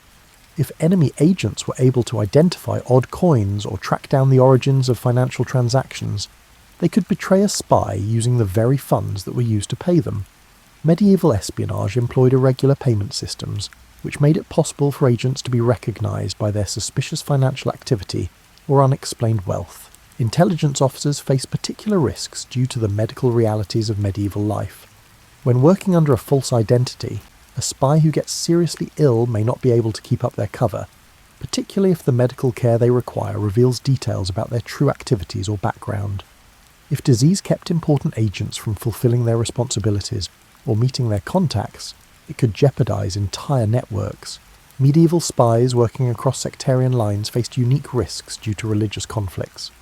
If an agent made mistakes that exposed their true religious background, they could be exposed because their cover identity required them to take part in religious ceremonies.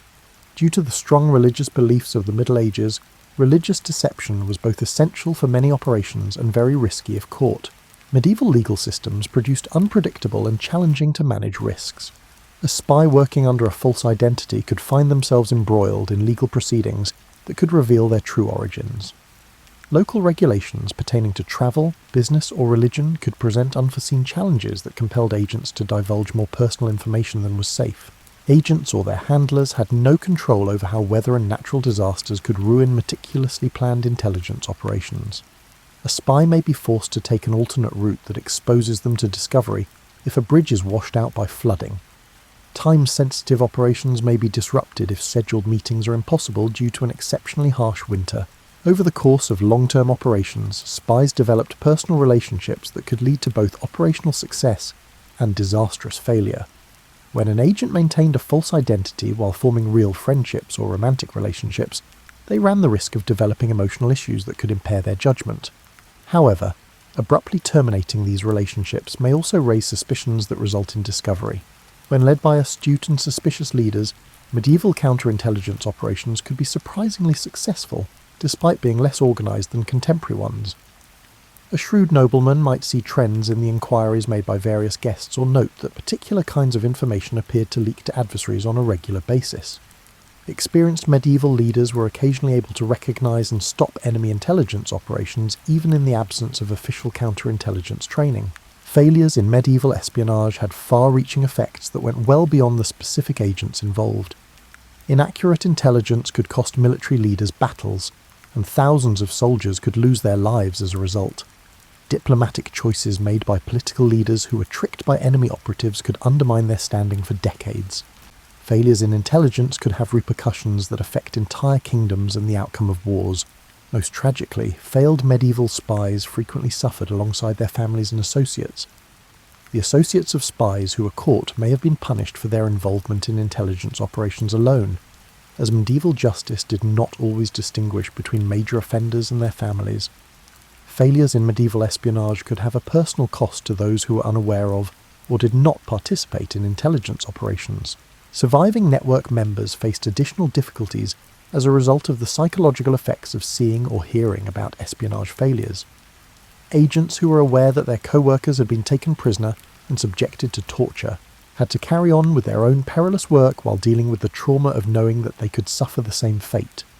In addition to their other psychological burdens, medieval spies also had to deal with the fear of failure.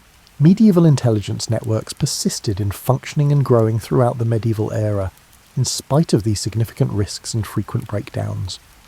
Despite being aware of the possible repercussions of failure, the individuals involved were strong enough to persevere, and the accomplishments were noteworthy enough to offset the expenses.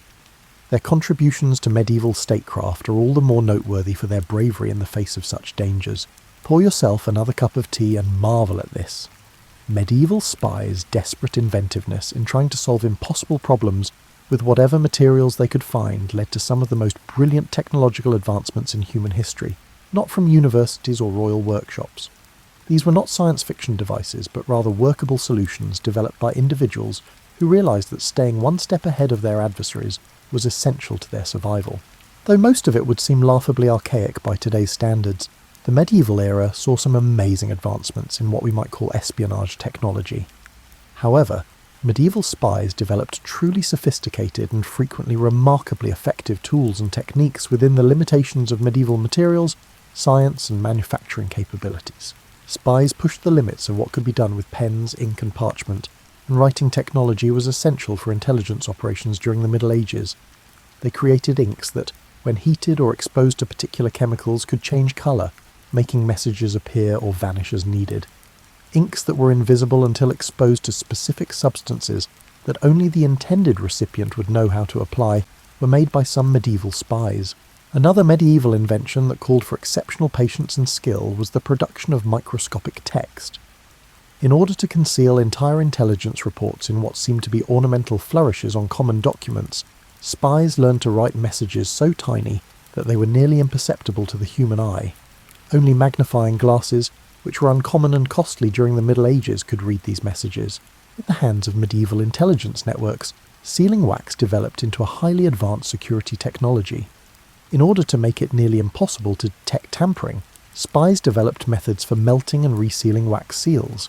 They developed techniques for encoding confidential information into the wax itself and made unique seal designs with concealed elements that could confirm authenticity.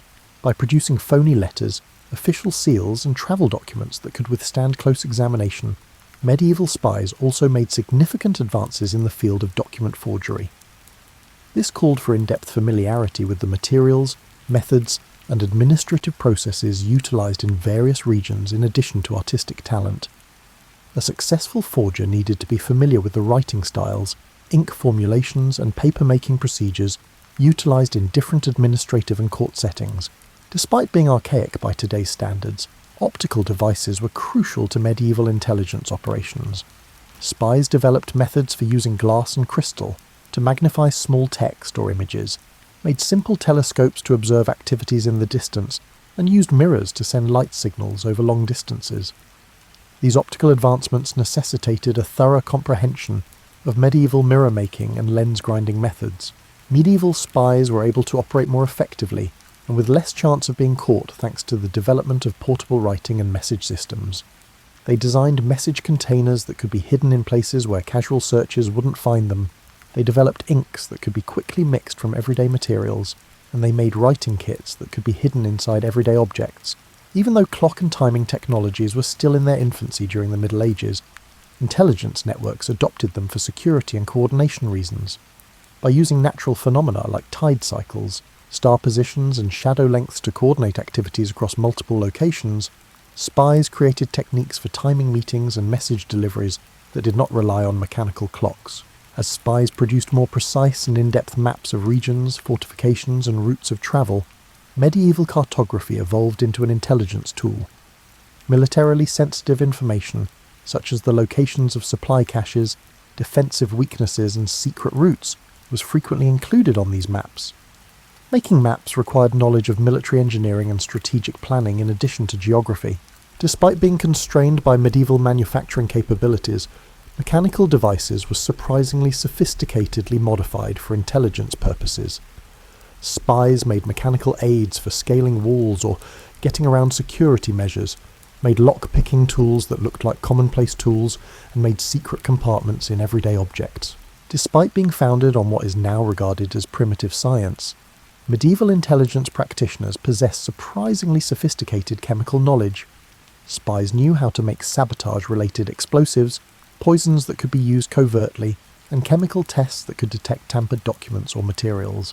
Technologies that could shield confidential documents from moisture, insects, theft, and accidental discovery were needed for the preservation and storage of intelligence data. Waterproof containers, hiding spots that could withstand building renovations, and storage systems that would keep data safe for years or decades, while still being available to authorized users, were all inventions of medieval spies. Medieval spies had to invent innovative ways to modify existing technologies in order to communicate over great distances. They established networks of human messengers who could transmit information more quickly than traditional commercial or diplomatic channels, employed trained birds to deliver messages, and devised systems of signal fires and mirror flashes for quick communication. Medieval spies were able to better conceal their activities and change their appearances thanks to technologies for disguise and concealment. Using the tools and resources available in medieval society, they created ways to alter their physical appearance, social standing, and perceived age. These disguises needed to be convincing enough to fool anyone who might come into contact with the spy on a regular basis over a long period of time. Medieval intelligence networks created authentication and verification systems that were incredibly difficult to forge and frequently cleverly straightforward. They developed physical tokens that were almost impossible to counterfeit, identification systems based on information that only authorized agents would know, and recognition protocols that could confirm identity without written records. The creation of information processing and analysis systems by medieval spies, who lacked formal bureaucratic structures and computers, may have been the most remarkable development. They produced systems for monitoring shifting political ties, techniques for integrating data from various sources, and analytical frameworks that could spot patterns and trends in intricate political circumstances. These technological advancements show how extraordinary creativity was driven by practical necessity in the field of medieval intelligence work. Medieval spies, operating under strict material and technological limitations, developed solutions that were sophisticated in their application, but often elegant in their simplicity. The intelligence technologies that would develop over centuries into the systems utilized by contemporary intelligence agencies were made possible by their innovations. Let's take a step back and track the unseen strands that link those mud-splattered medieval spies to the advanced intelligence operations of today as you approach the bottom of your cup and feel the soft pull of impending sleep. With the end of the medieval era, the methods, networks, and values they created did not vanish. Rather, they changed, adapted, and served as the cornerstone for intelligence operations that still influence our world today. The establishment of intelligence gathering as a crucial government function was the most fundamental legacy of medieval espionage. Initially considering spying a repugnant necessity, medieval rulers eventually realized that information was just as crucial to preserving political power as armies. As a result of this acknowledgement, permanent intelligence organizations were established, which later developed into the national intelligence services of contemporary nations. Medieval intelligence networks created recruitment guidelines that set trends that are still used by contemporary organizations.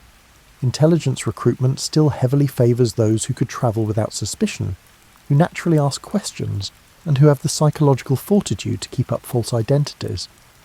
The most successful spies, as demonstrated by medieval spies, are frequently those who can blend in with the general population. The foundation for contemporary intelligence communications was established by medieval advances in secure communication and cryptography. The complex encryption systems that safeguard contemporary intelligence communications were developed from the codes and ciphers created by medieval networks. The fundamental concepts of secure communication, message authentication, and key distribution that medieval spies found difficult to grasp continue to be major obstacles for contemporary intelligence organizations. Modern intelligence services continue to employ the organizational principles established by the network structures developed by medieval intelligence organizations. Modern intelligence compartmentalization was based on the cell structures that prevented medieval networks from being totally compromised when individual agents were apprehended. One of the main challenges for contemporary intelligence operations is maintaining the operational security and coordination balance that medieval networks were able to achieve. The fundamentals of contemporary defensive intelligence work were established by the counterintelligence awareness that medieval spies developed in reaction to enemy intelligence activities. Modern counterintelligence doctrines, which assume hostile intelligence services are continuously attempting to compromise friendly operations, are based on the medieval understanding that intelligence services must defend themselves against deception and penetration. Modern forensic methods for examining intelligence materials are the result of medieval advancements in document analysis and verification. Modern intelligence analysis techniques, which employ technology but adhere to similar logical principles, evolved from the abilities that medieval spies developed for identifying forged documents, evaluating writing styles, and confirming the reliability of information sources. Modern knowledge of intelligence operations incorporates the psychological understanding of human motivation, deceit, and loyalty that medieval intelligence practitioners acquired. Medieval spies acquired skills in motivating agents, evaluating the credibility of sources and preserving operational security while fostering fruitful collaborations. These realizations continue to be essential to contemporary human intelligence activities. Medieval networks' successful integration of military and diplomatic operations with intelligence work created models that contemporary governments continue to adhere to. The effective coordination of military action, diplomacy, and intelligence was a lesson learned by medieval rulers that is still applicable to contemporary national security strategy. Modern intelligence funding and financial management have their roots in the economic principles that guided medieval intelligence operations. Just as it was for medieval spy masters attempting to pay agents covertly, the problem of financing covert operations without leaving audit trails that hostile services could use is still present today. Modern intelligence services are still confronted with the moral and legal dilemmas brought up by medieval espionage operations. Modern democratic societies must strike a balance between security requirements, legal restrictions, and ethical principles. Medieval societies grappled with the conflict between the practical necessity of intelligence work and traditional moral and legal principles.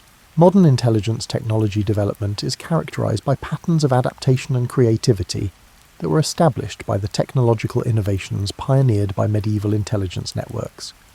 In the same way that contemporary intelligence agencies modify commercial technologies for security applications, medieval spies who modified civilian technologies for intelligence purposes started a tradition. Medieval intelligence work's global scope set the stage for contemporary intelligence competition and collaboration. Cross-political medieval intelligence networks created models for state-to-state intelligence cooperation and competition that still have an impact on contemporary international intelligence cooperation. Literature, entertainment, and the general public's perception of intelligence work all reflect the cultural influence of medieval espionage and continue to shape how contemporary societies view spies and intelligence organizations. The way intelligence work is portrayed and understood in popular culture is still influenced by the narrative patterns created by medieval tales of spies and secret agents. The value of historical analysis for contemporary intelligence work was established by the institutional memory that medieval intelligence networks preserved. Medieval practitioners set the standard for contemporary intelligence services that preserve historical records and analyze past operations to enhance present performance by learning from the successes and failures of earlier operations. Most significantly, medieval espionage showed that, at its core, Intelligence work is not about technology or institutional frameworks, but rather about human relationships and psychology. The success or failure of medieval spies was determined by their capacity to comprehend and influence human behaviour, a skill that is essential to intelligence operations even with all of the modern era's technological advancements. Modern intelligence services are still influenced by the moral and professional standards set by the bravery and commitment of medieval intelligence agents. Modern intelligence professionals are still inspired by the traditions of service established by medieval spies who risked their lives for causes they supported, upheld professional standards in the face of personal danger, and served their societies without much credit or compensation.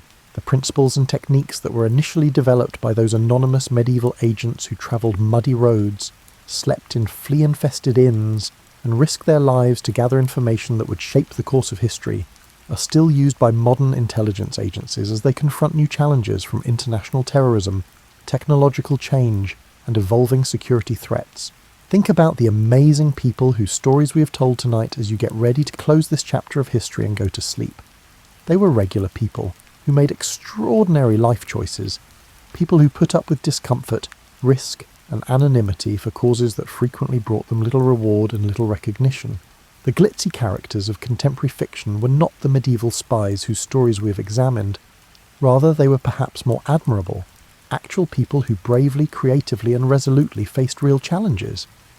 They contributed to historical advancements that shaped the world we inherited, solved problems that would have challenged contemporary professionals, and upheld their integrity in situations that would have broken many others. These underappreciated heroes of medieval statecraft serve as a reminder that history is shaped by the innumerable people who labour silently in the background to maintain communications, gather information, and provide the intelligence necessary for effective leadership, not just by kings and queens, conflicts and treaties. Their contribution should be honoured because they were the unsung heroes of their time. Their experiences also serve as a reminder that the problems intelligence professionals face, such as striking a balance between security and effectiveness, juggling personal and professional commitments, and balancing morally challenging but necessary work, are universal human struggles that cut across all time periods. Dreams of moonlit castle walls, coded messages concealed in merchant letters, or courageous people walking perilous roads in support of causes they believed in may come to mind as you drift off to sleep. These dreams introduce you to a never-ending tale of selflessness, service, and unsung bravery that has influenced our world in ways we hardly ever recognise. Although the lives of the medieval spies we've met tonight were frequently uncomfortable, dangerous, and little known, their work was vital to the societies they served. They serve as a reminder that civilization is not solely dependent on the well-known people whose names we can still recall, but also on the innumerable unnamed people who make incalculable, frequently unseen, but always vital contributions to the common good. Rest easy knowing that you've spent the evening with some of the bravest and most devoted people in history, people whose dedication to service and willingness to make sacrifices for the greater good made traditions that still serve and protect our contemporary world.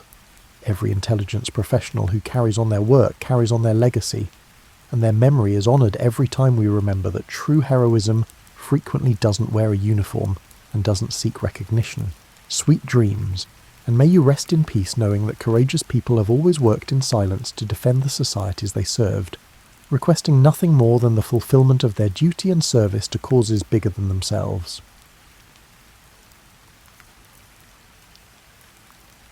Imagine being 18 years old and sound asleep in your childhood bedroom. The room is familiar, the wallpaper you've seen every morning for years, the slight creak of floorboards you know by heart, the way morning light filters through curtains that have framed your dreams since you were small. Now imagine being awakened before dawn with news that will transform every single aspect of your existence forever. This was Victoria's reality on June 20th, 1837, when the Archbishop of Canterbury and the Lord Chamberlain arrived at Kensington Palace, with their solemn faces and formal court dress. Her uncle, King William IV, had died during the night, and she was now Queen of the United Kingdom of Great Britain and Ireland. No training period, no gradual transitions, just instant, absolute transformation from protected teenager to constitutional monarch. Victoria had spent her entire childhood in what historians call the Kensington system, a peculiar arrangement that, Sounds more like a boarding school punishment than a royal upbringing. Her mother, the Duchess of Kent, and her mother's advisor, Sir John Conroy, had kept Victoria isolated from court life, surrounded by rules and restrictions that would make a modern helicopter parent look relaxed. She wasn't allowed to walk downstairs without someone holding her hand. She slept in her mother's bedroom every night. Her companions were carefully selected, her reading material monitored, and her every movement observed and controlled. The system was designed ostensibly to protect her from the corrupting influence of her royal uncles, who were admittedly not the best role models, but it also kept her dependent, inexperienced, and theoretically easier to control once she became queen.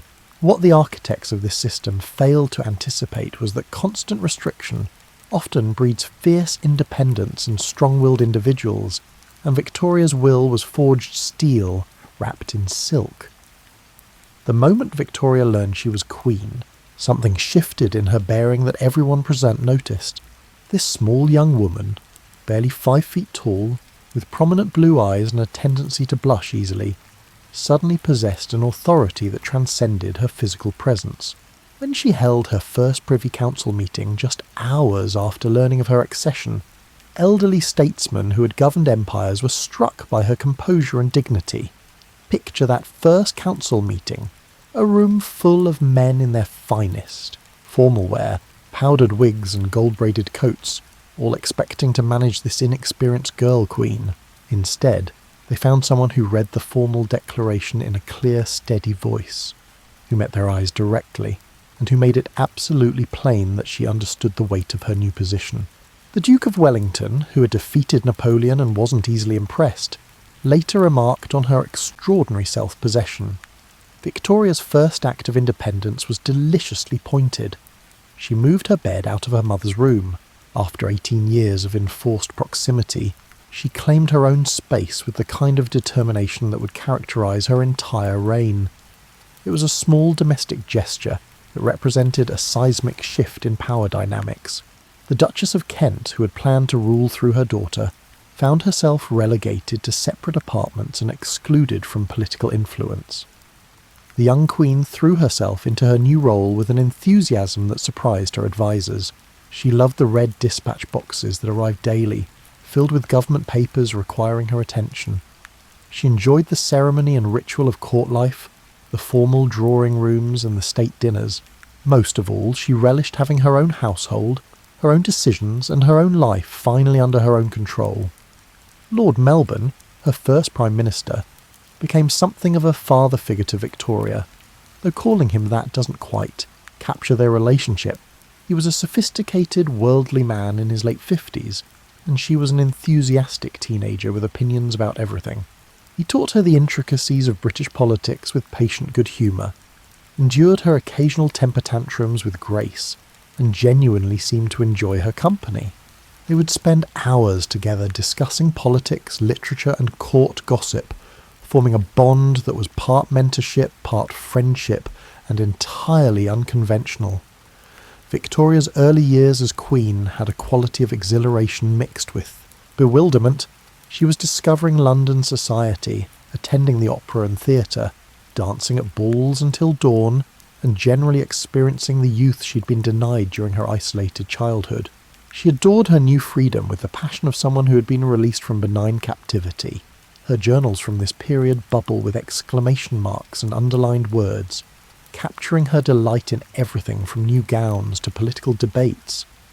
But the euphoria of those first years was occasionally punctured by harsh lessons in royal vulnerability. The young queen faced criticism in the press, rumours about her relationship with Melbourne, and even questions about her judgment in various court scandals. Being queen, she was learning, meant that every mistake was magnified and every decision scrutinised by people who had strong opinions about how monarchy should function. While Victoria was adjusting to her crown, Britain itself was in the midst of a transformation that would have staggered previous generations. The country she inherited was neither the rural agricultural society of her grandparents' time nor yet the industrial powerhouse it would become by the end of her reign. It was caught in that uncomfortable space between worlds, where steam engines shared roads with horse-drawn carts, and factory workers lived alongside traditional craftsmen. The 1830s and 1840s were decades of profound social upheaval. The Industrial Revolution, though historians debate whether calling it a revolution captures its gradual grinding nature, was remaking British society from the ground up. Manchester and Birmingham had transformed from market towns into blackened industrial cities, where textile mills operated around the clock and coal smoke hung in the air like a permanent fog. The romantic image of pastoral England was giving way to the reality of urban sprawl and factory discipline. You have to understand that this transformation wasn't some distant policy issue for Victoria. She could see it when she travelled through her kingdom. The railways, which had barely existed at her birth, were now spreading across the countryside like iron veins, connecting cities and accelerating the pace of everything. The first time Victoria travelled by train in 1842, she was both thrilled and slightly terrified by the speed, though at barely 40 miles per hour it would seem comically slow to you today. The social implications of industrialisation troubled Victoria, even if she didn't always know what to do about them. Reports reached her of working conditions in factories and mines that would shock modern sensibilities. Children as young as 5 working 12-hour shifts in coal mines, families living in single-room tenements without running water or sanitation, and workers paid so little they could barely afford bread. The gap between Britain's growing wealth and the poverty of many of its citizens created tensions that occasionally erupted into violence. The Chartist movement, which demanded democratic reforms like universal male suffrage and secret ballots, represented both the promise and threat of this new industrial age. Working people were organising, demanding rights, and challenging the assumption that political power should remain concentrated in aristocratic hands. Victoria viewed Chartism with a mixture of sympathy and alarm typical of her class. She felt compassion for workers' struggles, but feared revolutionary violence that might threaten social stability. In 1842, when economic depression led to widespread unrest and rumours of Chartist uprisings, Victoria experienced firsthand the fragility of public order. Reports reached her of riots in industrial cities, of troops called out to disperse angry crowds, of genuine fear among the property classes that Britain might follow France's revolutionary path. The young queen, still in her early 20s, had to project confidence and stability even as advisers debated whether her safety could be guaranteed. But Victoria's Britain wasn't defined solely by industrial strife and social tension. This was also an era of remarkable creativity and intellectual ferment. Charles Dickens was publishing novels that exposed social injustices while entertaining millions. Scientists like Charles Darwin were developing theories that would revolutionise human understanding of the natural world. Engineers like Isambard Kingdom Brunel were building bridges, tunnels and ships that pushed the boundaries of what seemed technically possible. The Great Exhibition of 1851, held in the spectacular Crystal Palace in Hyde Park, would come to symbolise British confidence in this era of innovation. But we're getting ahead of ourselves. That triumph belongs to a later chapter, after Victoria had navigated one of the most significant transitions of her life. What's worth understanding about these early years of Victoria's reign is how much the role of monarchy itself was changing. Previous British monarchs had exercised real political power, choosing prime ministers and influencing policy directly. But by Victoria's time, the constitutional monarchy was evolving into something more symbolic, representing national unity and continuity rather than exercising direct governance. Victoria would spend her entire reign negotiating this delicate balance between influence and interference, between being above politics and being politically irrelevant. The young queen was learning that modern monarchy required a different kind of power than her ancestors had wielded. It was the power of example, of moral authority, of representing ideals and values that united disparate parts of an increasingly complex society. She was becoming less a ruler in the medieval sense and more a national symbol, though she would have bristled at being reduced to pure symbolism. Now, let's talk about Albert, because no story of Victoria can ignore the man who would transform both her personal life and her understanding of monarchy. But first, let's dispel the notion that this was some fairy tale romance from the start. Victoria's path to marriage was complicated by her position. her personality, and her initial reluctance to share the power she'd so recently acquired. When Victoria first met her cousin Albert of Saxe-Coburg and Gotha in 1836, before her accession, she found him pleasant enough but hardly overwhelming. He was handsome in a classical German way, tall, well-proportioned, with carefully combed hair and serious eyes, but he was also rather formal, got tired early at evening parties, and had the kind of earnest intellectual interest that 18-year-old Victoria found slightly boring. Their second meeting in 1839 produced dramatically different results. Victoria had been queen for 2 years and had grown accustomed to her independence. She wasn't particularly eager to marry and had made it clear to advisers that she would choose her own husband in her own time, thank you very much. When Albert visited Windsor Castle that October, Victoria took one look at him descending from his carriage and experienced what she would later describe as a complete change of heart. Albert had matured in the intervening years. He was 20 years old now, with a bearing that combined continental sophistication with genuine warmth. More importantly, he possessed qualities that Victoria's isolated upbringing had left her craving: intellectual depth, artistic sensibility, and a seriousness of purpose that matched her own growing sense of royal responsibility. Within days of his arrival, Victoria knew she wanted to marry him. Here's where the story gets charmingly complicated.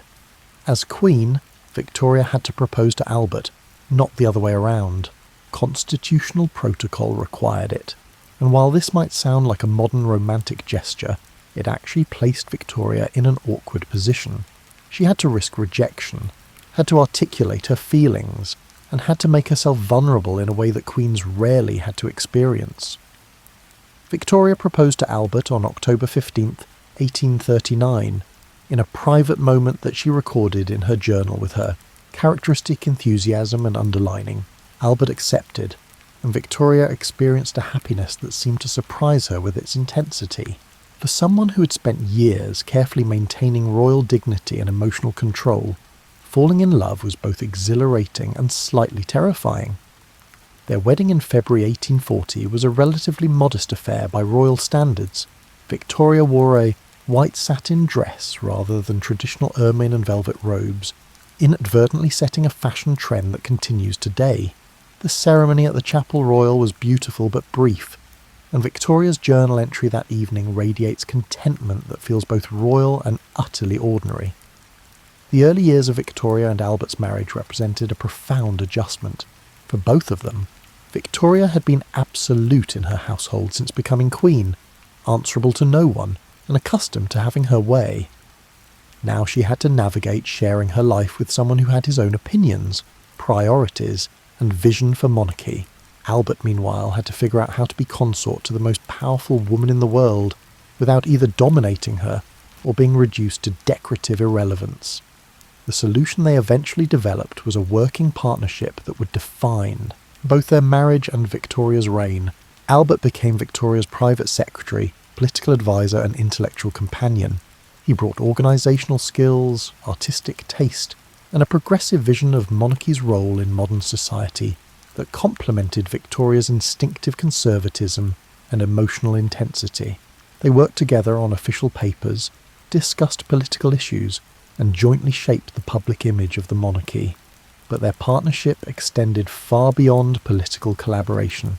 Albert introduced Victoria to serious art and music, took her to exhibitions and concerts, and encouraged her appreciation for culture and learning.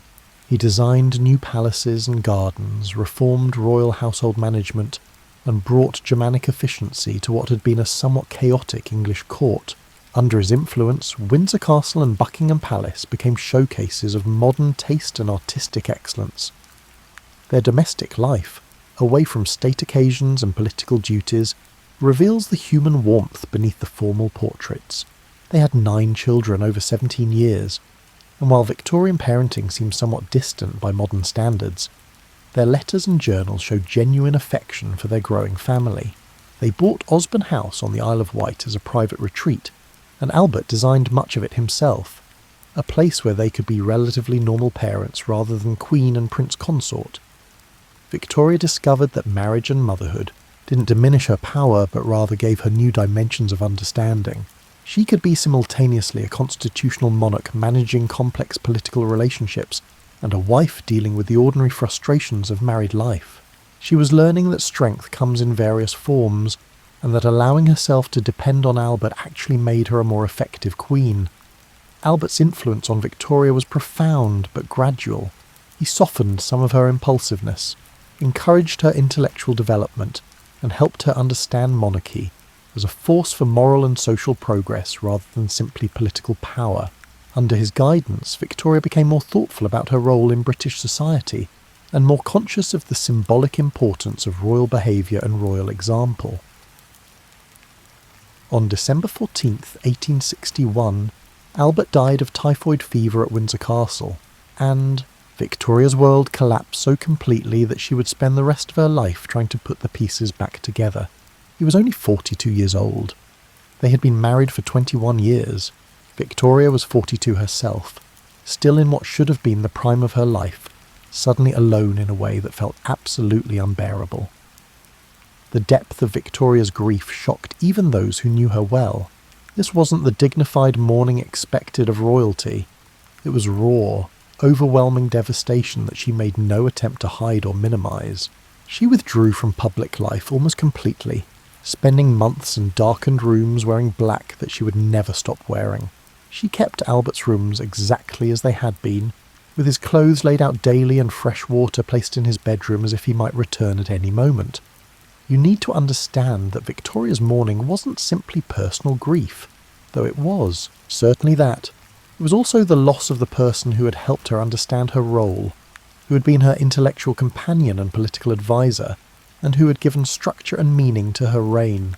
Without Albert, Victoria felt not just bereaved, but fundamentally lost, as if the map she'd been following had suddenly disappeared. The British public initially responded to Victoria's loss with genuine sympathy. Albert had grown popular during his lifetime, and people understood that the Queen had lost her husband. But as months stretched into years and Victoria remained in seclusion, public patience began wearing thin. People started questioning what they were paying taxes for if their monarch refused to appear in public or fulfill ceremonial duties. This was a crucial moment in the Victorian monarchy, though Victoria herself probably didn't see it that way through. Her grief. The British people were increasingly democratic in their expectations. They wanted a monarch who was visible, who participated in national life, and who gave them something tangible in return for the cost of maintaining royal households. Victoria's prolonged withdrawal created a crisis of legitimacy that would take years to resolve. Albert's death also revealed something about Victoria's character that had perhaps been obscured by their partnership, her remarkable capacity for endurance. Fewer people might have abdicated or completely collapsed under such profound loss. Victoria grieved intensely but continued working, continued managing government business, and continued being queen even when she felt incapable of being anything at all. It was resilience born not of strength but of duty. She kept going because stopping wasn't an option. Gradually, imperceptibly, Victoria began rebuilding herself around the absence at her centre. She couldn't replace Albert, didn't want to, but she learned to function without him. She relied increasingly on her Scottish servant John Brown, whose blunt Highland manner and lack of courtly deference provided a refreshing contrast to the careful circumspection of most royal attendants. Their friendship would scandalise polite society and fuel rumours that Victoria herself found both amusing and irritating. Benjamin Disraeli, who became Prime Minister in 1868, played a crucial role in drawing Victoria back into public life. He understood that the Queen responded to flattery, personal attention, and appeals to her sense of duty. Where others had tried to argue Victoria into resuming her responsibilities, Disraeli charmed her into it, writing her flattering letters and treating state business as secrets shared between friends. It was manipulation, certainly, but manipulation in service of both Victoria's well-being and the monarchy's survival. By the early 1870s, Victoria was gradually returning to public visibility, though she never fully resumed the active social life of her early reign. She held courts and levees, appeared at state occasions, and showed herself to her subjects with increasing frequency. but she also maintained boundaries that would have been unthinkable earlier in her reign, refusing to participate in events she found too demanding or emotionally difficult. What emerged from this long period of grief was a different kind of monarchy than Britain had known before. Victoria had learned that she could be queen without being constantly visible, that her symbolic importance didn't require her physical presence at every ceremonial occasion. She was pioneering a more private model of monarchy that would influence how future British royals balanced public duty with personal life. The experience of profound loss also gave Victoria a deeper empathy for her subjects' sufferings. When disasters struck, mining accidents, factory fires, shipwrecks, Victoria's messages of condolence carried genuine feeling born from her own experience of grief. She understood, in a way she perhaps hadn't earlier, that being queen meant bearing witness to both the joys and sorrows of an entire nation. Victoria's black mourning dress became iconic, transforming from a personal expression of loss into a symbol of Victorian propriety and emotional depth. She was demonstrating that grief deserved respect and time, and that rushing through sorrow or hiding it away wasn't necessary or healthy. In an era that often demanded emotional restraint, Victoria's prolonged mourning gave permission for others to grieve openly and honestly. While Victoria mourned and gradually returned to public life, the world that bore her name was transforming with a speed that would have seemed miraculous to earlier generations. The Victorian era, that period from 1837 to 1901, became synonymous with progress, innovation, and the particular combination of moral earnestness and material ambition that characterised 19th century Britain. Let's start with the physical transformation of daily life, because this is where Victorian innovation becomes tangible and real. The gaslight that had been a luxury in Victoria's youth became standard in middle-class homes by mid-century. Telegraph wires spread across continents, allowing near instantaneous communication over distances that had previously required weeks of travel. Photography evolved from daguerreotype curiosities to commonplace documentation of ordinary life. Each of these changes sounds modest in isolation, but together they revolutionised how people experienced time, space, and possibility. The Great Exhibition of 1851, that triumph that Albert had championed and organised, captured Victorian optimism at its zenith. The Crystal Palace itself, a massive structure of iron and glass housing exhibits from around the world, demonstrated both British engineering prowess and industrial confidence. Over 6 million people visited during its months of operation, including Victoria herself, who attended numerous times and recorded her wonder in journals that bubble with exclamation marks. But the Victorian world was never as uniformly progressive as its champions claimed. Beneath the gleaming innovations and expanding empire lay persistent poverty, exploitation, and inequality that reformers spent decades trying to address. The same industrial system that created unprecedented wealth also created urban slums where children died of preventable diseases and workers endured conditions that would be illegal today. Victorian Britain was simultaneously the workshop of the world and a society where many workers could barely afford to feed their families. Victorian social reformers attacked these problems with characteristic energy and moral certainty. The Factory Acts gradually limited child labour and improved working conditions. Public health reforms brought clean water and proper sewage systems to cities where cholera had been a regular visitor. Compulsory Education Acts ensured that children received at least basic schooling rather than spending their entire childhoods in factories or mines. Progress was real but frustratingly slow, and the Victorian compromise between capitalism and compassion never fully resolved its internal contradictions. The British Empire expanded dramatically during Victoria's reign, reaching its greatest extent, and transforming Britain into the predominant global power. India became the crown jewel after the 1857 rebellion led to direct British rule, and Victoria would eventually take the title Empress of India in 1876. Africa was carved up in the scramble for colonies that mixed missionary zeal, commercial ambition, and strategic calculation in roughly equal measure. The familiar pink-coloured territories on world maps expanded until Britain controlled roughly a quarter of the Earth's land surface and population. Victoria's personal relationship with this empire was complex and somewhat contradictory.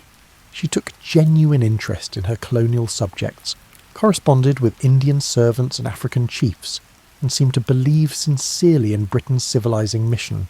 Yet she also supported policies that enforced British dominance through military force and economic exploitation.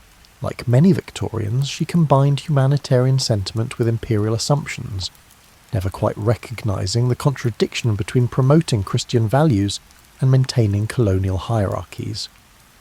The Victorian approach to social issues combined moral earnestness with practical reform in ways that feel both admirable and frustrating from our modern perspective. Victorians believed intensely in personal responsibility, self-improvement, and moral rectitude, which sometimes translated into judgmental attitudes toward poverty and suffering. Yet they also created institutions, hospitals, orphanages, schools, libraries, that genuinely improved lives and expanded opportunities for millions of people. Victorian culture celebrated domesticity and family life with an intensity that shaped expectations for generations. The ideal Victorian home became a sanctuary from the harsh commercial world, with the wife, mother as its moral centre, and the husband, father as provider and protector. Victoria and Albert's own family life became the model for this domestic ideal, their image reproduced in countless prints and photographs that brought royal domesticity into ordinary British homes.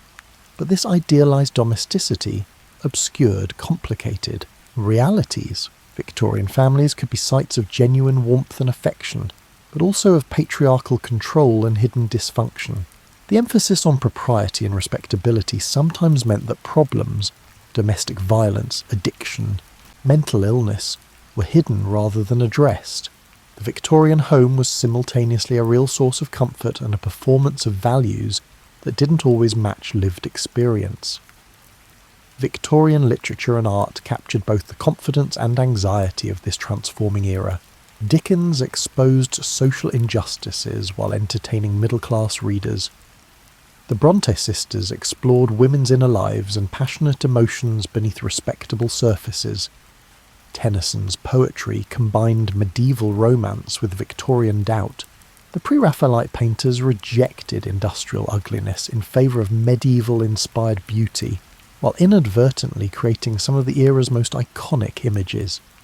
Science and religion engaged in increasingly fraught dialogue as discoveries challenged traditional beliefs.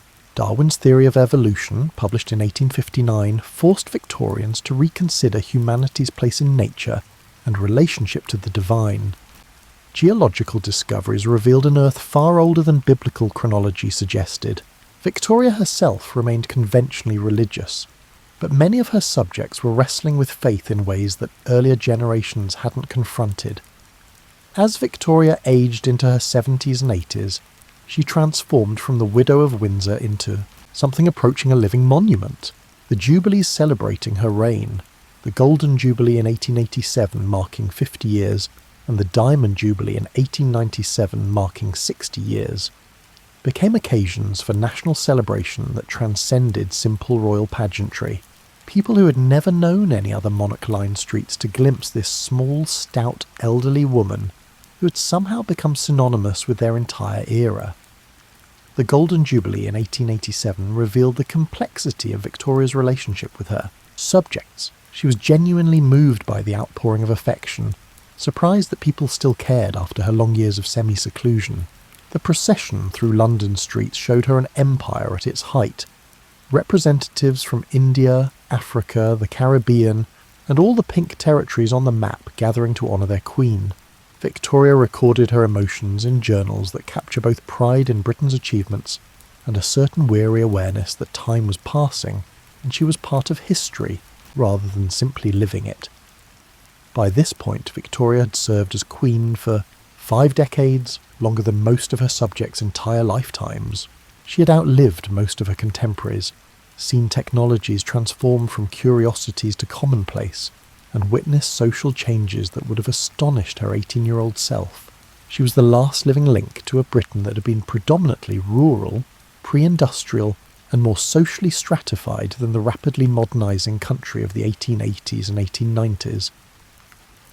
Victoria's political influence in these later years operated through personal relationships rather than constitutional authority. She had become an expert at managing prime ministers through a combination of personal charm, emotional appeal, and occasional outright manipulation. She knew she couldn't directly control policy anymore. Constitutional monarchy had evolved beyond that. But she could influence, suggest, and sometimes obstruct through the careful application of royal prerogative and personal persuasion. Her relationships with her prime ministers revealed different facets of her character. Gladstone, the great liberal statesman, irritated her intensely with his earnest moralising and tendency to treat her like a public meeting rather than a person. Disraeli, meanwhile, had discovered the key to managing Victoria. Treat her as a woman first and a queen second, flatter her shamelessly, and make governance seem like an intimate collaboration. The contrast between these relationships showed how much Victoria valued personal attention and emotional connection alongside political competence. The family Victoria and Albert had created now sprawled across European royalty. Her children and grandchildren had married into virtually every royal house on the continent, earning Victoria the nickname Grandmother of Europe. This dynastic network gave her personal stakes in European politics and created family connections that would be tested tragically in the wars of the early 20th century. When Victoria gathered her extended family for her Diamond Jubilee, the photographs captured a moment of European royalty that would never come again. Many of these relatives would be fighting each other within 2 decades. Victoria's later years also saw her becoming increasingly concerned with her legacy and how history would remember her. She commissioned official biographies, carefully edited her journals for eventual publication, and tried to shape the narrative of her reign. She wanted to be remembered not just as the queen who presided over British expansion, but as someone who had tried to rule conscientiously and care for her subjects' welfare. Whether history would grant her this legacy remained uncertain even as she worked to secure it. The Diamond Jubilee in 1897 was even more spectacular than the Golden Jubilee, a global celebration of empire and monarchy that brought representatives from across the world to honour the ageing Queen. Victoria, now unable to walk easily and suffering from various ailments, participated in the festivities with characteristic determination. She appeared in an open carriage, acknowledging cheering crowds with the regal bearing she had cultivated over 6 decades of practice. But beneath the pageantry and celebration, careful observers could see signs of an era ending. The Victorian certainties, faith in progress, confidence in empire, belief in British supremacy, were beginning to fray at the edges. The Boer War at the end of the 1890s revealed military weaknesses and moral complications that challenged assumptions about British righteousness. Social movements were demanding changes: women's suffrage, workers' rights, Irish Home Rule, that threatened established hierarchies. The world was shifting beneath Victoria's feet, moving toward a 20th century that would look very different from the Victorian age. Victoria's health declined gradually through the final years of the 1890s. She suffered from rheumatism, had difficulty with her eyesight, and tired easily.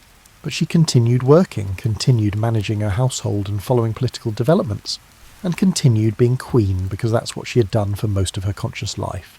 The role had become so fundamental to her identity that separating Victoria the person from Victoria the Queen was essentially impossible. Victoria died on January 22nd, 1901, at Osborne House, surrounded by her children and grandchildren. She was 81 years old and had been queen for 63 years, longer than any British monarch before her, and longer than most would have thought possible when she ascended at 18. Her passing marked the end not just of a reign, but of the entire 19th century, as if history itself had been waiting for her to finish before moving forward. The funeral procession through London streets drew enormous crowds of people who had never known any other monarch. Victoria had been queen when their grandparents were young, and had been a constant presence through all the transformations of the Victorian age. Her death felt like the closing of an era, and in many ways it was. The Edwardian period that followed would have a different character, a lighter tone, and a sense of living in the calm before a storm that would arrive with World War I. But what exactly was Victoria's legacy? This question has occupied historians ever since, and the answers are as complex as Victoria herself. She didn't create the Victorian age, it was named after her, not by her, but she helped shape its character, and came to embody its values. Her influence operated less through direct political action than through moral example and symbolic representation of what Victorians believed about duty, family, and national purpose. Victoria's model of constitutional monarchy influenced how future British royals would understand their role. She demonstrated that monarchs could remain politically relevant without directly exercising political power, and that symbolic importance could be as significant as constitutional authority. The modern British monarchy, with its carefully calibrated balance between tradition and adaptation, public visibility and private life, owes much to patterns Victoria established during her long reign. Her commitment to duty, even through profound personal loss, set a standard that subsequent monarchs have tried to emulate. Victoria showed that royalty meant service rather than simply privilege, that being queen required personal sacrifice and consistent dedication to responsibilities that couldn't be delegated or escaped. When Elizabeth II would later speak about dedicating her life to royal service, she was echoing patterns Victoria had established more than a century earlier. The Victorian emphasis on domesticity and family values, which Victoria and Albert had modelled so publicly, influenced British society for generations. The ideal of the respectable middle-class family, morally upright, hard-working, devoted to self-improvement, became a cultural touchstone that persisted well into the 20th century. Whether this influence was entirely positive is debatable, but its reality is undeniable. Victoria's relationship with empire remains perhaps the most complicated aspect of her legacy. The British Empire reached its greatest extent during her reign, and she took the title Empress of India in a period when European imperialism was intensifying. Modern perspectives recognise the exploitation and violence inherent in imperial expansion in ways that Victorians generally didn't, creating a legacy that can't be celebrated uncritically. Victoria's genuine interest in colonial subjects doesn't erase the structural inequalities of the system she represented. The Victorian Age's emphasis on progress and improvement, while sometimes producing self-righteous hypocrisy, also drove genuine reforms that expanded opportunities and improved lives. The Factory Acts, public health reforms and education expansion, these weren't simply top-down impositions but reflected Victorian beliefs about social responsibility and the possibility of making things better. Victoria's support for these reforms, however inconsistent, aligned monarchy with progressive causes in ways that enhanced royal legitimacy. Perhaps Victoria's most enduring personal legacy is simply how long and consistently she performed the role of Queen. 63 years of dutiful service created a sense of continuity and stability that helped Britain navigate the massive social and economic transformations of the 19th century. People might disagree about policies or disapprove of royal behaviour, but they knew Victoria would still be Queen tomorrow, providing a fixed point in a changing world. The Victorian world that carried her name, with its particular combination of moral, earnestness and material ambition, its faith in progress and anxiety about change, its genuine humanitarian impulses and persistent social inequalities, reflected broader forces than any single person could create. But Victoria's long presence helped it give this era a sense of coherence and identity that it might not otherwise have possessed.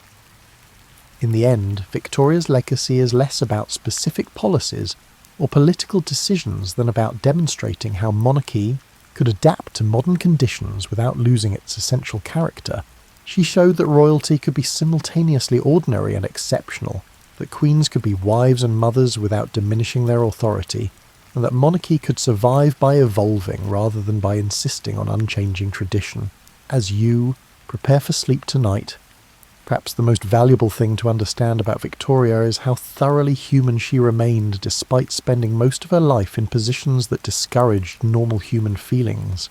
She was someone who laughed easily, cried openly, loved deeply, and grieved without reservation. The qualities that made her an effective monarch, her sense of duty, her emotional honesty, her capacity for both firmness and compassion, weren't royal attributes but human ones, just applied on a larger stage. Victoria's journals, which she kept throughout her adult life, reveal a woman of genuine feeling and complexity. She could be petty and vindictive, generous and warm-hearted, intellectually curious, and frustratingly stubborn, often all on the same day. She experienced the ordinary struggles of marriage and parenthood, the universal sorrows of loss and aging, and the common human needs for love, purpose, and recognition. The difference was that she experienced these things while being queen, which complicated everything without changing the fundamental emotional truths. Think about young Victoria, 18 years old and suddenly queen, navigating responsibilities she hadn't been prepared for with nothing but her own intelligence and determination to guide her. Think about Victoria in love, discovering that being queen didn't protect her from the vulnerability and joy of romantic attachment. Think about Victoria grieving, demonstrating that profound loss doesn't respect rank or position. Think about elderly Victoria, looking back on 6 decades of service and wondering if she'd done enough, made the right choices and fulfilled her purposes.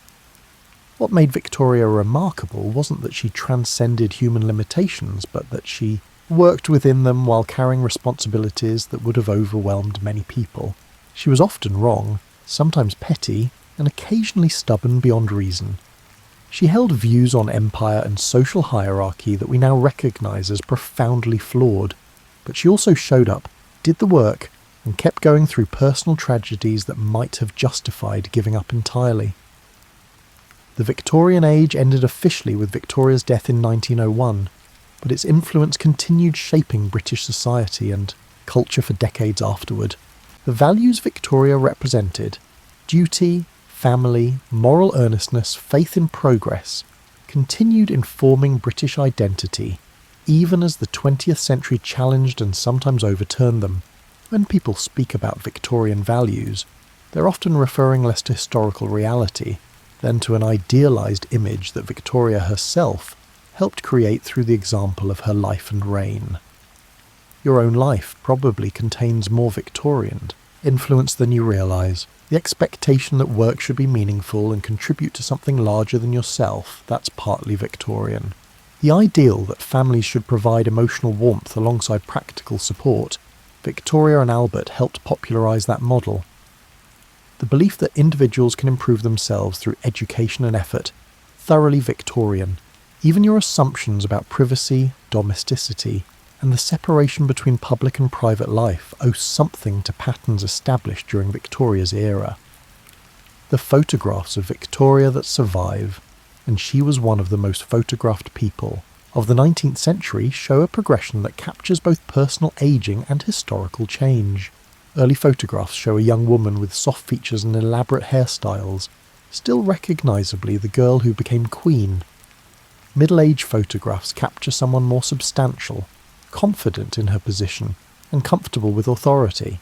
Late photographs show an elderly woman in black, stern-faced and dignified, looking like everyone's formidable grandmother, who nonetheless might surprise you with unexpected humour or tenderness.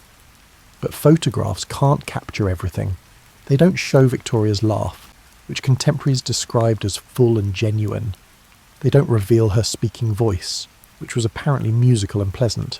They don't capture her handwriting in journals and letters, where her personality comes through in exclamation marks, underlined words, and passages that radiate emotion. The Victoria of photographs is frozen, formal, and preserved. But the real Victoria was animated by feelings, thoughts, and experiences that no image could fully contain. Victoria's relationship with her own legacy was complicated by her awareness that she was becoming a historical figure while still living. She knew that historians would analyse her reign, that her journals would be read by people who never knew her, and that her life would become material for interpretation and judgment. This awareness made her self-conscious in ways that earlier monarchs hadn't been, trying to shape how she would be remembered even as events continued to unfold. The Victorian era's combination of progress and limitation, of expanding possibilities, alongside persistent inequalities, reflects tensions that remain unresolved in modern societies. We still wrestle with questions about how to balance individual freedom with social responsibility, how to pursue economic growth while protecting human welfare, and how to honour tradition while embracing necessary change. These aren't uniquely Victorian dilemmas, but Victorians confronted them with a directness and moral seriousness that makes their struggles feel relevant to contemporary concerns. Victoria's influence on the British monarchy specifically created patterns that persist today: the emphasis on family values and moral example, the careful balance between visibility and privacy, and the sense that royalty represents national continuity and shared values. All of these reflect Victorian precedents. When modern royals engage in charitable work, support social causes, or present themselves as devoted family members, they're following a template that Victoria helped establish. But perhaps the most remarkable thing about Victoria is simply that she remained recognisably herself throughout her long reign. She didn't become a different person when she became queen, and she didn't lose her essential character through 6 decades of performing a role that might have consumed a weaker personality. The woman who died at 81 retained fundamental qualities of the girl who became queen at 18. The emotional intensity, the strong opinions, the capacity for deep feeling, and the sense of duty combined with genuine humanity. As you drift towards sleep tonight, consider this. Victoria lived through a period of change more profound than most humans experience in their lifetimes. She was born in a world of horse-drawn carriages and candlelight, and died in a world of automobiles and electric lights.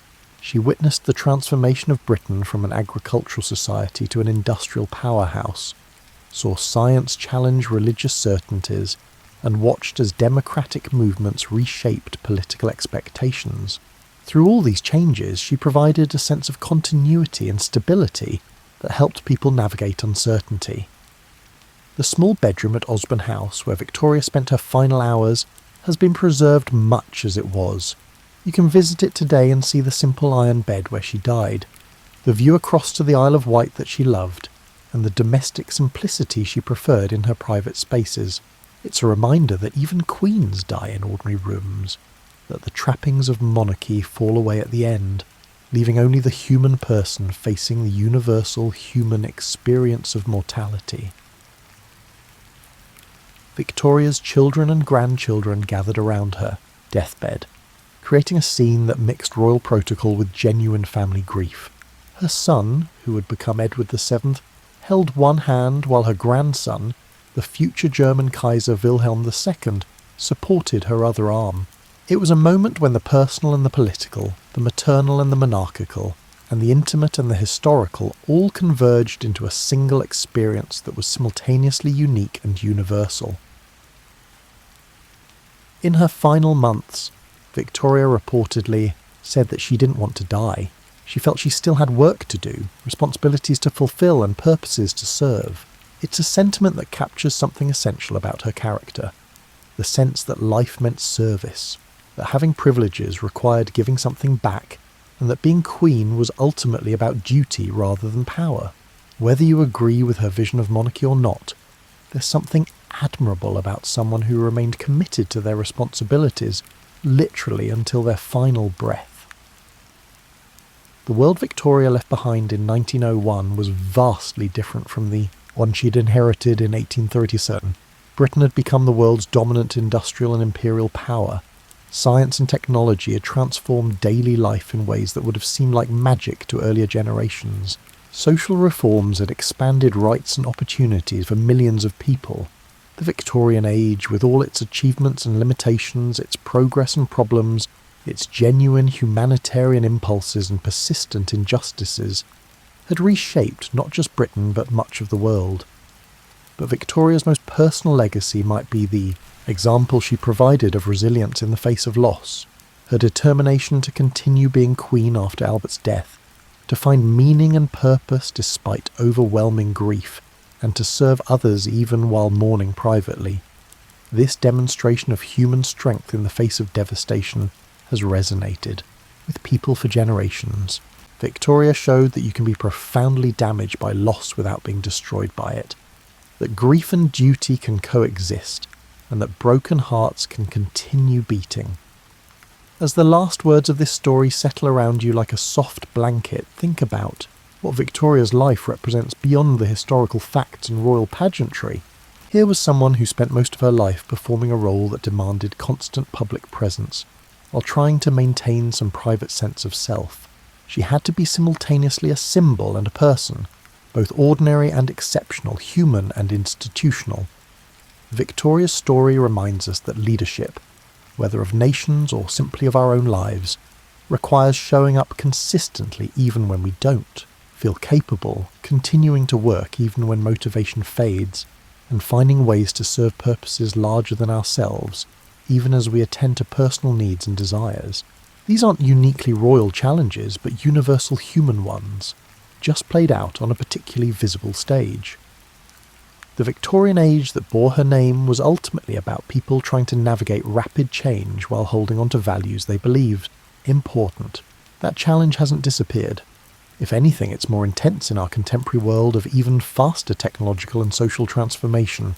Victoria's example suggests that maintaining core commitments while adapting to new circumstances isn't a contradiction but a necessity, that change and continuity can coexist, and that progress doesn't require abandoning everything that came before. When you wake tomorrow morning and go about your daily life, you'll be participating in a world that Victoria helped shape. The calendar you check has remnants of Victorian timekeeping reforms. The institutions you interact with, schools, hospitals, libraries, many were established or transformed during her era. The assumptions you carry about family, work, privacy and public life all bear traces of Victorian influence. History isn't something that happened in the past and ended. It's a continuous stream that flows through the present, connecting us to people we never knew but whose choices still affect our lives. Victoria would probably be both amazed and somewhat bewildered by the 21st century world. The technology would astonish her. The social changes would challenge many of her assumptions, and the transformed role of monarchy would likely confuse someone who understood royal authority very differently. But she might also recognise continuities. People still fall in love, still grieve losses, still struggle with balancing personal desires and public responsibilities, and still wonder if their lives matter and what they'll leave behind. The Queen, who once was a young girl waking up to learn she ruled an empire, who fell in love and raised children and grieved unbearably and kept working anyway, who grew old watching the world transform around her. She's been gone for over a century now, but something of her persists. In institutions she influenced, in patterns she established, and in the example she provided of someone trying to live honourably within the constraints of their circumstances. Tonight, as you settle into sleep, you're participating in a ritual as old as humanity. The telling of stories about people who came before us, trying to understand what their lives mean and what we can learn from them. Victoria's story is ultimately about an ordinary person given extraordinary responsibilities and finding within herself the resources to meet them imperfectly but persistently. It's a story about love and loss, duty and resilience, the weight of expectations and the relief of finally laying them down. Sleep well, knowing that the challenges Victoria faced, how to live authentically while meeting others' expectations, how to maintain purpose through changing circumstances, how to balance personal needs with public responsibilities, how to keep going when loss makes continuing seem impossible. These challenges connect you across the centuries to a small woman in black who was once queen of half the world and who, despite everything, remained fundamentally human until the end.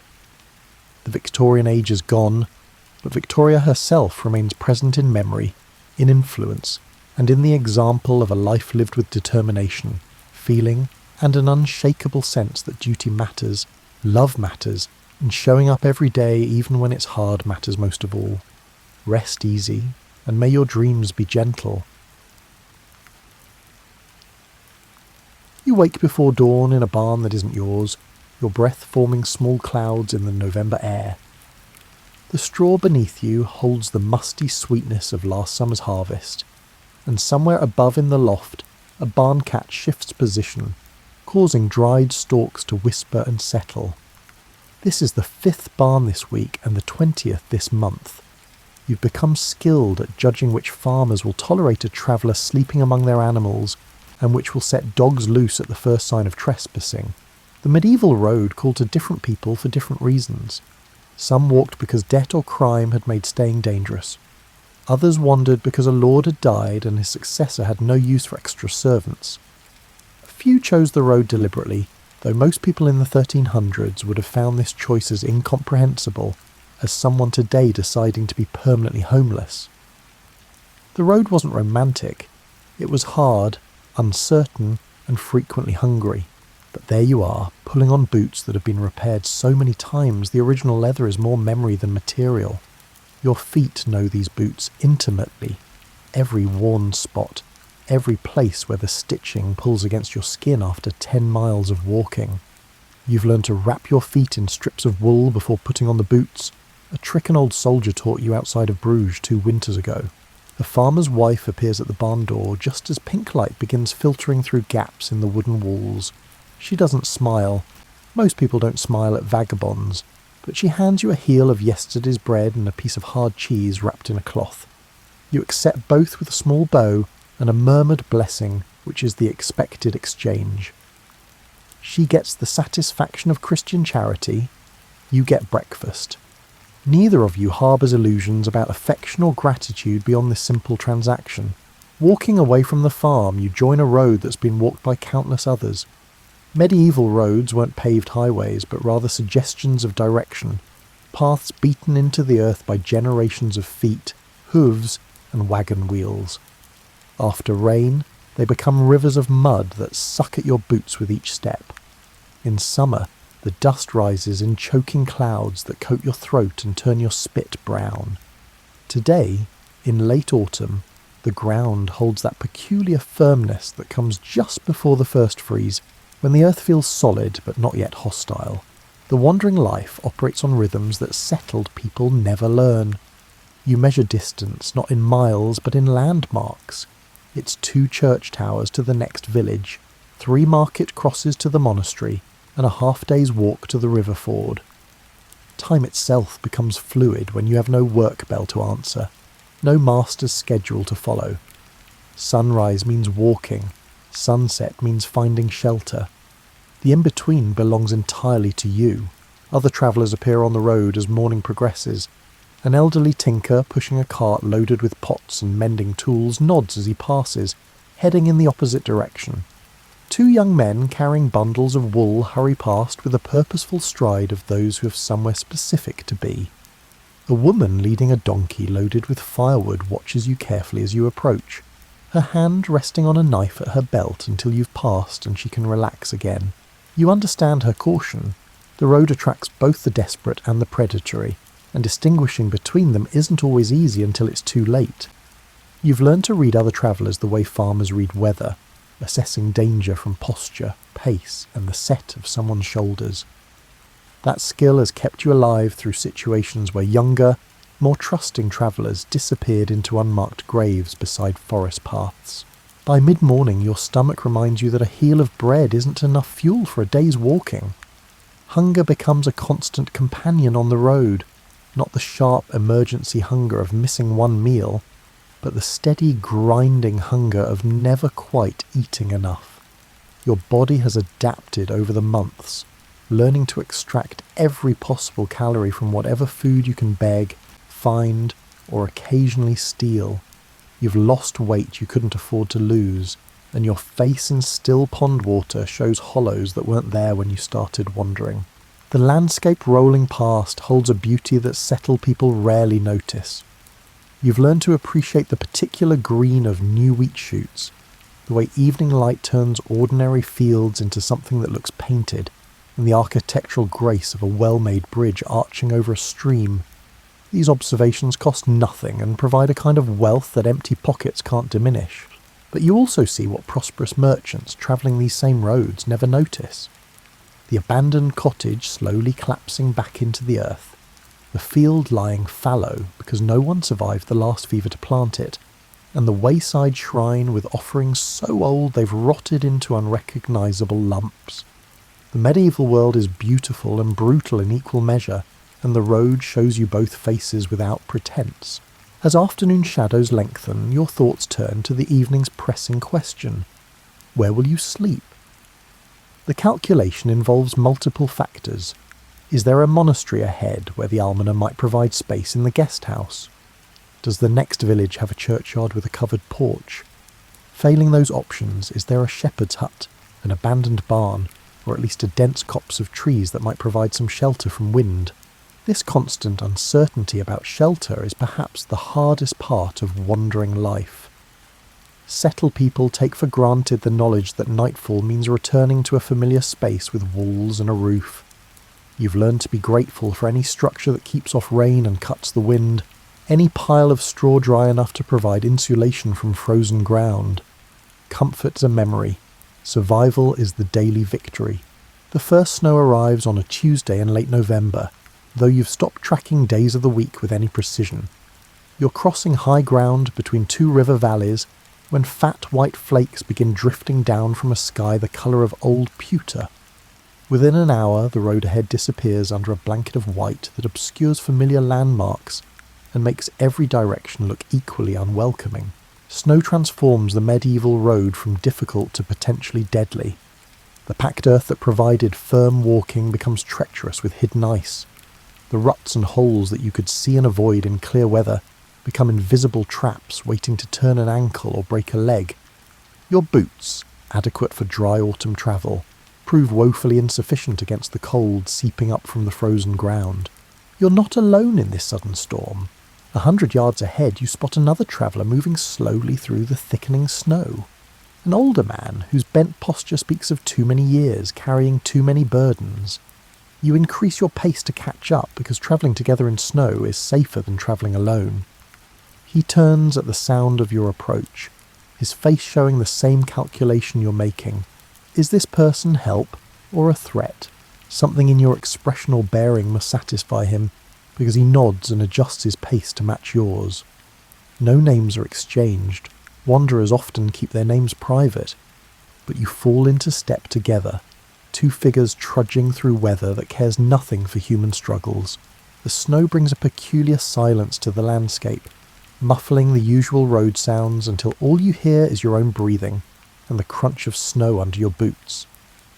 The world shrinks to just a few yards of visibility in any direction, creating the unsettling sensation that you and your companion are the only people left in existence, walking through an empty white void. After an hour of this, your companion makes a gesture toward a darker shadow, barely visible through the snow. It resolves into a small stone building, possibly a wayside chapel, more likely a shepherd's shelter. You both hurry toward it with the desperation of those who've just been offered life instead of death. The shelter is barely 10 feet square, with stone walls, a partially collapsed roof, and no door to speak of, but it's infinitely better than the exposed road. The floor inside is covered with old straw and what might be sheep droppings, but it's dry and out of the wind. You and the old man settle into opposite corners, maintaining a respectful distance. He produces a small bag from his cloak and extracts a piece of dried fish, which he breaks roughly in half and offers to you. You accept it gratefully, understanding that this generosity might represent a significant portion of his food supply.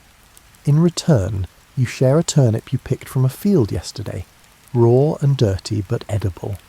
This exchange of food is more than practical. It's a ritual of trust, an acknowledgement that you're temporary allies against the cold. The snow continues through the afternoon and into the evening. You and your companion take turns going outside to gather armfuls of dry grass from beneath the snow, piling it in the centre of your shelter for insulation. Neither of you has the means to make fire. Flint and steel are luxuries, and dry tinder is impossible to find in these conditions, so you prepare for a long, cold night by building nests of grass and straw to sleep in. As darkness falls and the temperature drops further, you burrow into your nest of straw with your cloak wrapped tight and your arms hugged against your chest. The cold seeps through anyway, settling into your bones with an ache that no amount of repositioning can ease. You've learned that the coldest part of the night comes just before dawn, so you prepare yourself mentally for hours of shivering discomfort. This is when the wandering life reveals its harshest truth. You're utterly dependent on your own body's ability to survive.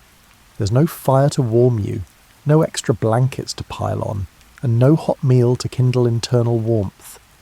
Your survival depends on your body producing enough heat to keep your core temperature above dangerous levels, and there's nothing you can do to help that process except wait for morning. The old man in the opposite corner makes a sound, not quite a groan, more like a sigh that carries decades of similar nights. You recognise it as a sound you've made yourself, the audible acknowledgement that this is hard, that you're tired, that you're not sure you can do this again and again. But you will, because the alternative is stopping, and stopping on the road means dying on the road.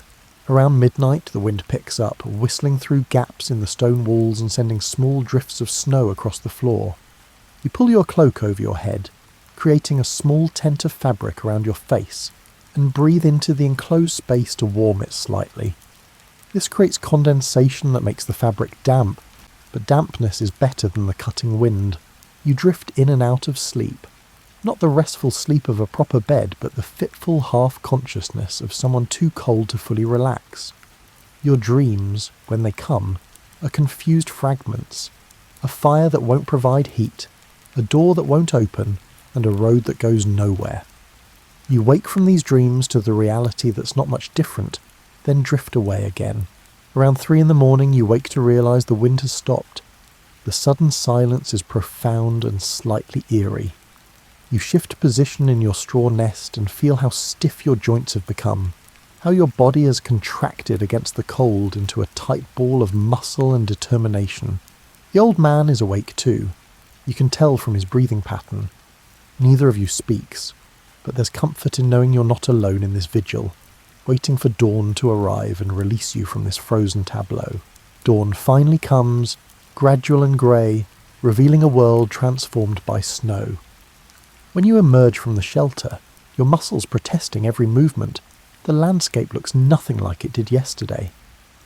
Familiar landmarks have been softened and disguised by white blankets that make everything look simultaneously beautiful and dangerous. Your companion points to a thread of smoke rising in the distance. A village or farmstead, perhaps a mile away. You both understand without discussion that this smoke represents survival, warmth, possible food, and shelter from the elements that would gladly kill you both if given the chance. The walk to the village takes twice as long as it should because the snow hides the road's contours. You break through crusts of ice into hidden puddles, stumble over buried rocks, and sink unexpectedly into drifts that reach your knees. By the time you arrive at the village edge, your boots are soaked through and your feet have gone numb, a dangerous condition that requires immediate attention. The village is just 7 or 8 buildings clustered around a small church, the kind of place that doesn't appear on any map because it barely exists in the consciousness of anyone who doesn't live there. But right now, it looks like paradise because several houses have smoke rising from their roofs, visible proof of fire and warmth. Your companion touches his forehead in farewell and heads toward one house while you approach another, understanding that 2 vagabonds together are more threatening than one alone. You knock on the door of a house that looks slightly more prosperous than its neighbours, not because you expect better treatment there, but because wealthier households are more likely to spare resources for charity. The door opens to reveal a woman in her middle years, her face showing the kind of suspicion that all sensible medieval people direct towards strangers. You don't ask to come inside, that would be presumptuous, but instead gesture to your feet and make the universal signs for cold and desperate. Your teeth chatter helpfully, adding authenticity to your petition. She considers for a long moment, then steps back and gestures toward the barn. It's not an invitation into her home. Few medieval people would be foolish enough to invite a stranger inside, but permission to warm yourself in the barn, which likely has animals whose body heat provides some ambient warmth.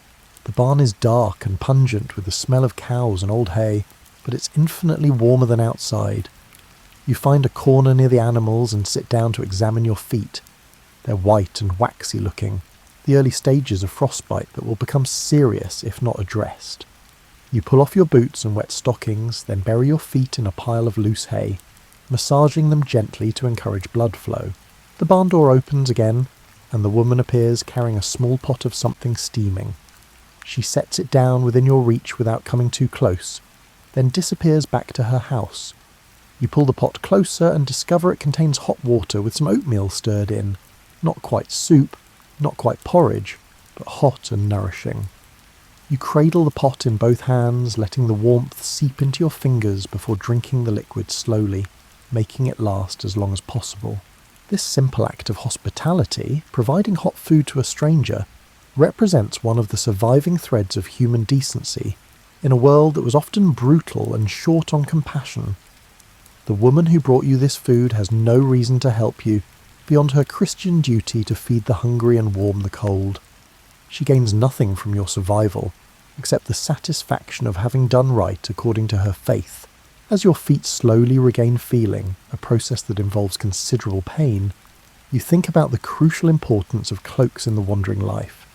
Your cloak is your most valuable possession, more important than your boots or your knife or any other item you carry. A good cloak provides warmth, serves as a blanket at night, can be used as ground cover or an improvised bag, and marks you as someone who isn't completely destitute. Your particular cloak started life as something better. You can tell from the quality of the weaving, but it's been patched so many times with different materials that it now resembles a quilted map of your travels.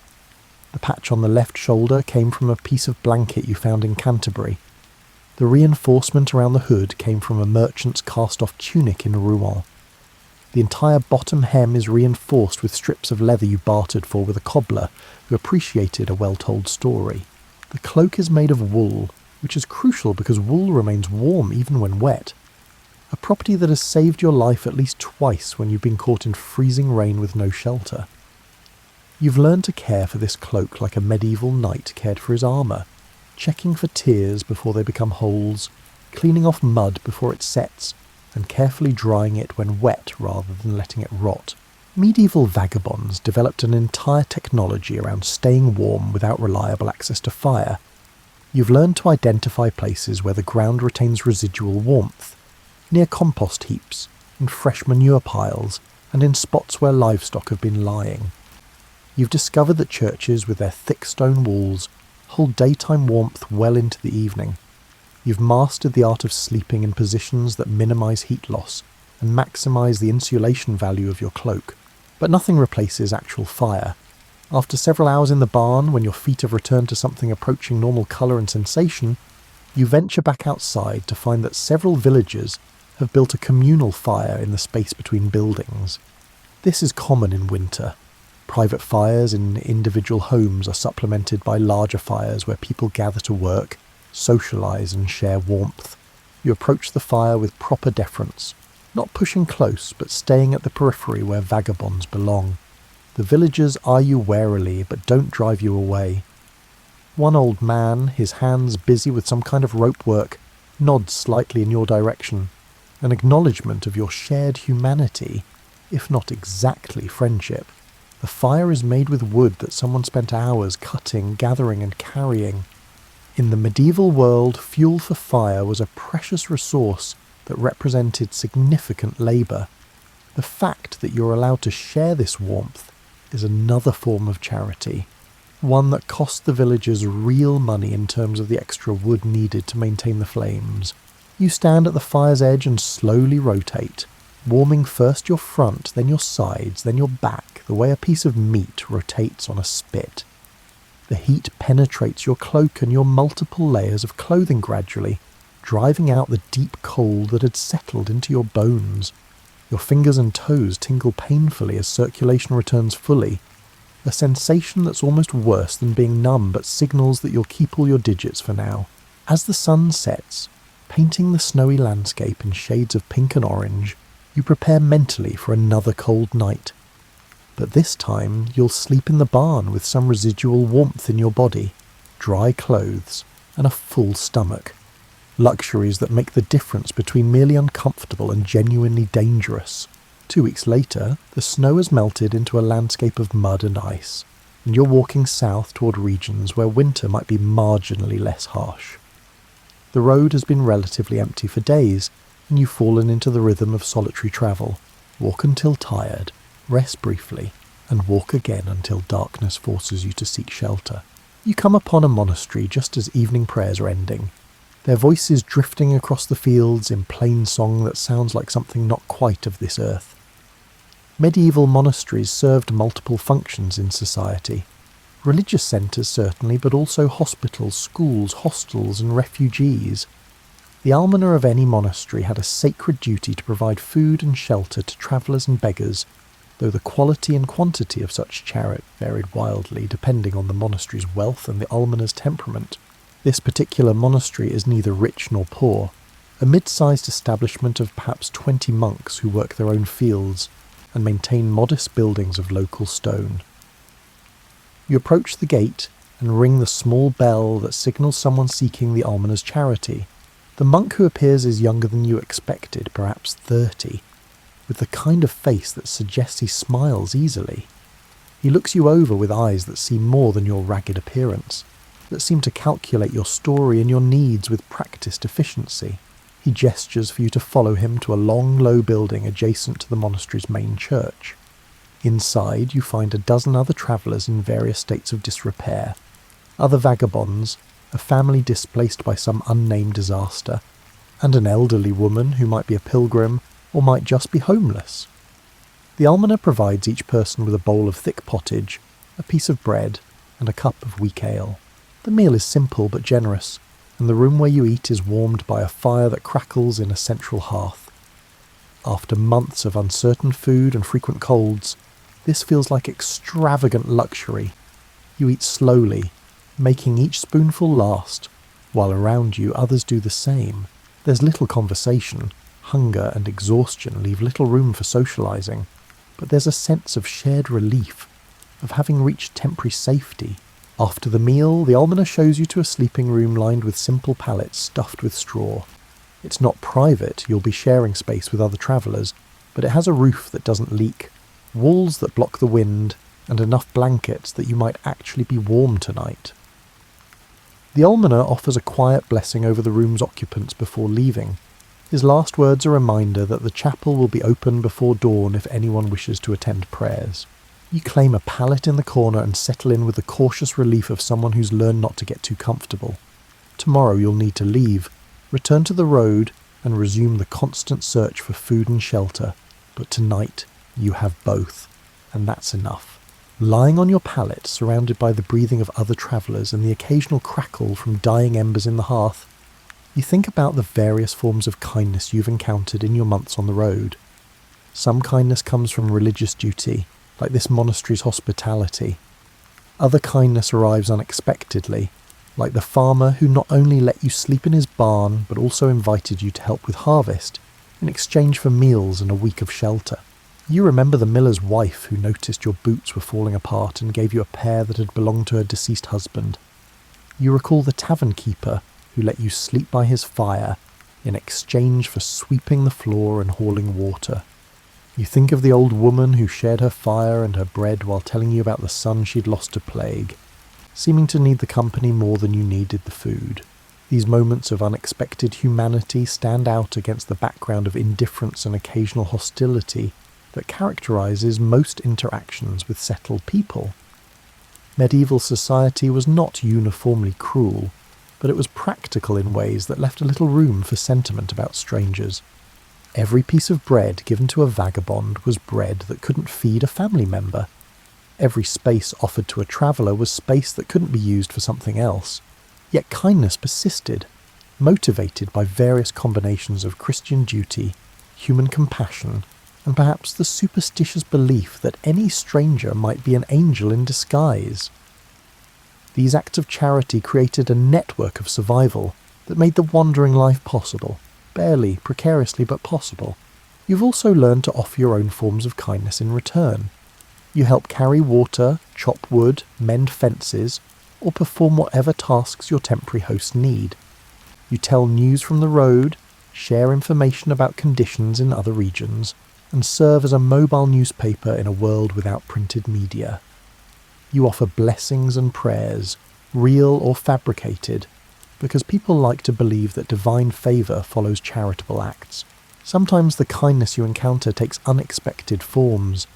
There was the monk who could offer no food because the monastery's stores were depleted, but who gave you a small wooden cross and assured you that God would provide. The cross had no monetary value. but wearing it around your neck changed how some people saw you, transformed you from a possible threat into a pilgrim deserving of protection. There was the knight who found you sleeping in his hunting lodge, and, instead of punishing you for trespassing, asked about your travels and listened with genuine interest to your descriptions of roads and towns. He sent you away with coins in your pocket and directions to his brother's manor, where you were treated as a guest for 3 days before continuing your journey. There was the prostitute in Toulouse who shared her fire and her food while explaining that she understood what it meant to live on society's margins, to be someone that respectable people looked through rather than at. Her kindness came without judgment or piety, just one marginal person helping another because that's what people should do. These memories are your true wealth, more valuable than money because they sustain hope. They prove that even in a world structured around hierarchy, obligation and self-interest, individuals still sometimes choose compassion over indifference, generosity over calculation, and connection over isolation. Spring arrives gradually, not as a single event, but as a series of small changes you notice while walking. The mud of early March gives way to firmer ground. The bare trees begin showing small green suggestions of buds. Birds return from wherever birds spend the winter, filling mornings with song that sounds excessive after months of silence. You've survived your first winter on the road, which means you've learned enough to survive future winters. This knowledge sits in your body as much as your mind. Your hands know how to build a shelter from branches, your feet know how to walk on ice, and your stomach knows how to function on minimal food. You're thinner, harder, and more resilient than when you started wandering. With warmer weather comes an increase in travellers on the roads. Merchants emerge to trade goods that winter had locked away. Pilgrims begin journeys to distant shrines, their walking staffs and shell badges identifying their purpose. Entertainers move between towns and fairs, carrying their trade in carts or on their backs. The road becomes almost crowded, at least compared to winter's emptiness. Among these spring travellers, you notice a group that moves with particular energy. 3 young men and a woman carrying instruments wrapped in protective cloth. They're minstrels or jongleurs, professional entertainers who make their living from music, acrobatics and storytelling. You've encountered such groups before, usually giving them wide berth because entertainers guard their territories and resent amateur competition. But this group seems less territorial than most. When you stop at a crossroad shrine for a brief rest, they're already there, sharing a meal and discussing their next destination. One of them, a young man with a face that suggests he smiles often, notices you and gestures toward their food in casual invitation. You join them cautiously, accepting a piece of cheese and some bread while they debate the merits of various routes south. Their conversation reveals that they're heading toward a series of spring fairs where lords and merchants gather to trade, socialise and watch entertainment. It's the profitable season for travelling performers, when noble households will pay well for skilled musicians and the crowds have money to throw to street performers. The woman in the group, she introduces herself as Agnes, asks about your travels with genuine curiosity rather than the polite indifference most people show vagabonds. You tell her about the roads you've walked, the towns you've passed through, and the conditions in various regions. She listens with the attention of someone gathering useful information, occasionally asking specific questions about particular places. In return, Agnes tells you about the performer's life, which is both similar to and different from a vagabond's existence. Like you, they're constantly moving, always uncertain about tomorrow's food and shelter. Unlike you, they have a trade that people value and skills that can be exchanged for money and hospitality. They're marginal people too. Society views travelling performers with suspicion, considering them only slightly more respectable than beggars. But their marginality includes a kind of glamour that pure vagrancy lacks. As you talk, one of the young men unwraps a small wooden flute and begins playing, apparently just for the pleasure of it. The music is simple but skillfully played, a melody that sounds like it might be a dance tune or perhaps a popular song. You've heard music occasionally during your travels, church bells, work songs from fields, drunken singing from taverns, but this is different. This is music made by someone who has spent hundreds of hours learning to coax beauty from a piece of carved wood, The music does something unexpected to you. Emotions you've kept carefully controlled for months suddenly press against your composure. The melody sounds like longing, like memory, like everything you've lost in choosing or being forced into the wandering life. Your eyes sting with tears you refuse to let fall, and you look away toward the horizon until the moment passes. Agnes notices. Of course she notices, but says nothing. Just pats your arm briefly in wordless understanding. When the song ends, she begins another. This one with words. Something about a knight, and a lady, and a rose garden. Her voice is clear and practiced. The voice of someone who has sung this song dozens of times in halls and marketplaces. The group invites you to travel with them for a few days, and you accept gratefully. Walking with company is both easier and more complicated than walking alone. Easier because shared labour makes some tasks simpler. More complicated because you must negotiate constantly about pace, direction, and the 100 small decisions that solitary travel allows you to make without consultation. Over the next week you learn that music and faith serve similar purposes for people on the road. Both provide structure and meaning to days that might otherwise feel purposeless. Both connect you to something larger than immediate survival. Both remind you that human existence includes beauty and transcendence, not just hunger and cold. The performers carry their faith lightly, neither particularly devout nor openly sceptical, just accepting that churches exist and prayers are sometimes useful. They stop at roadside shrines to offer brief supplications, attend Sunday Mass when it's convenient, and carry small tokens, a saint's medal, a scrap of holy text, that might provide protection, or at least comfort. You've noticed that vagabonds tend toward either intense religiosity or complete skepticism, with little middle ground. Some wanderers become convinced that their suffering is divinely ordained, a test of faith that will earn salvation.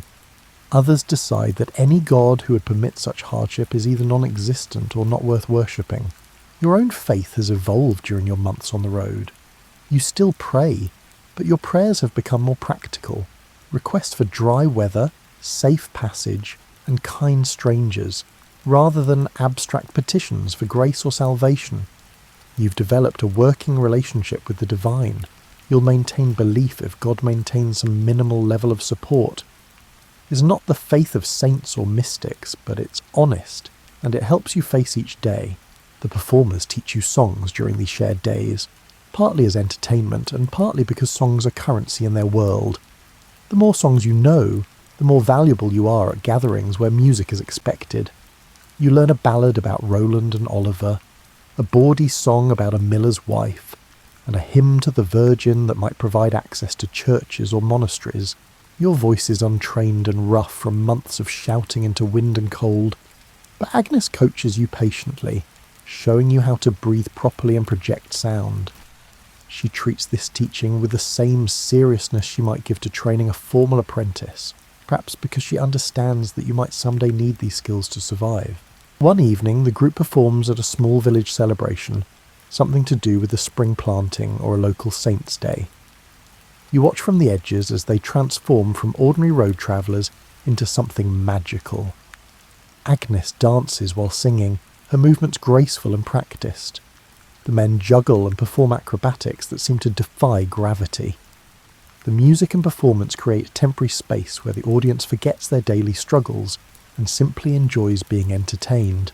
You understand then that what these performers offer isn't just skill or music, it's temporary transcendence, a brief escape from the grinding reality of medieval life.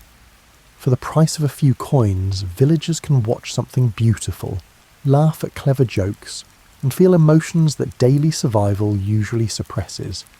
It's a service as real as anything a blacksmith or baker provides, and watching the villagers' faces you see how desperately people need this service. After the performance, villagers provide the group with food, drink and space in a barn to sleep. You're included in this hospitality as part of the troupe, and for one night you experience what it might be like to have a trade, to be valued for skills rather than merely tolerated as a Christian obligation. You part ways with the performers at a crossroads in early April, each group heading toward different destinations. Agnes gives you a small wooden whistle as a parting gift, showing you how to play 3 simple songs before she leaves. The whistle fits in your pocket, weighs almost nothing, and represents a kind of magic, the ability to create music and to potentially earn coins or food through performance rather than begging. But Spring's promise proves deceptive. A week after you separate from the performers, the weather turns viciously cold again, one of those late-season freezes that kills early buds and reminds everyone that winter doesn't release its grip easily. You're caught between towns when the cold arrives, walking a road that passes through a forest where the trees provide some wind protection, but no actual shelter.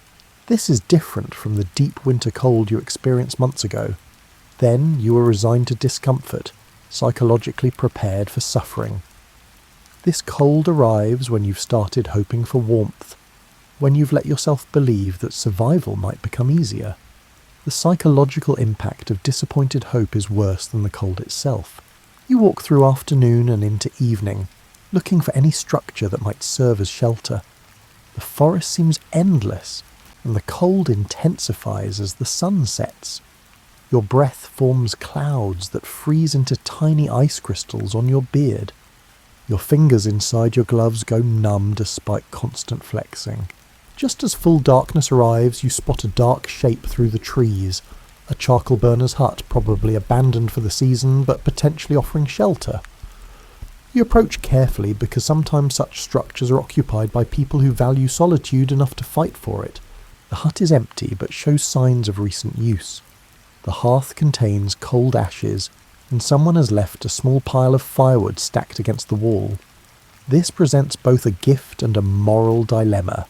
The wood clearly belongs to whoever built this shelter, and is probably stored here for their next visit. Taking it would be theft, a violation of the unspoken rules that govern survival in the wilderness. But the alternative is risking death from cold in the night ahead. You have flint and steel, acquired through careful trade, but no tinder or kindling. The wood in the hut is your only option for fire. After long consideration, you decide to take just enough wood to survive the night, resolving to leave something of value in return. You arrange your few possessions and realise you have almost nothing worth leaving. A bone needle, a leather strap, and the wooden whistle Agnes gave you. The whistle is your most valuable possession, but it's also the only thing you have worth the wood you need.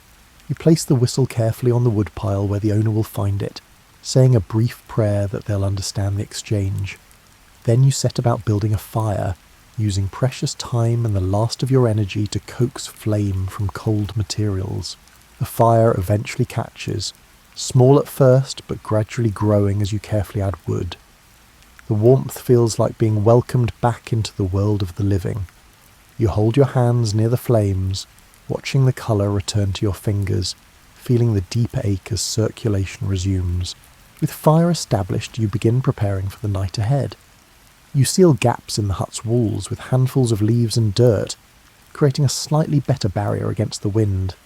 You arrange stones around the fire to hold heat that will continue radiating after the flames die down. You prepare your sleeping area close enough to the fire for warmth, but not so close that a spark might catch your cloak. The night that follows is a study in careful fire management. You've learned that keeping a fire going through a cold night requires more skill than simply piling on wood. Feed it too much and you waste precious fuel. Feed it too little, and you risk waking to cold ashes and potential hypothermia. You've developed an internal clock that wakes you every few hours to check the fire and add wood as needed. Between these fire-tending intervals you sleep fitfully, your dreams filled with fragments of memory. You dream of a life before the road. Whether a real memory or a fantasy, you're no longer certain. The details have blurred over months of exposure to cold and hunger and the constant demands of survival. You dream of warmth, of abundance, of a place where tomorrow's shelter isn't a constant question.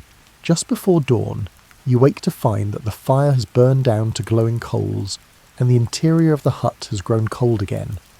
You add the last of the wood, watching the flames rise and knowing that when this burns down, you'll need to continue walking regardless of temperature or conditions.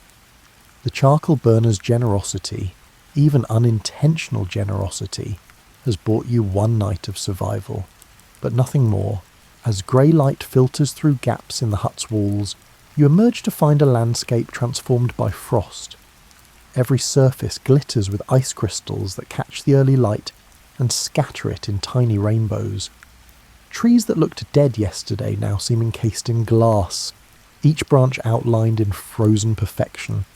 It's breathtakingly beautiful and brutally cold in equal measure. Your breath forms clouds that hang in the still air as you stretch muscles stiffened by cold and uncomfortable sleep.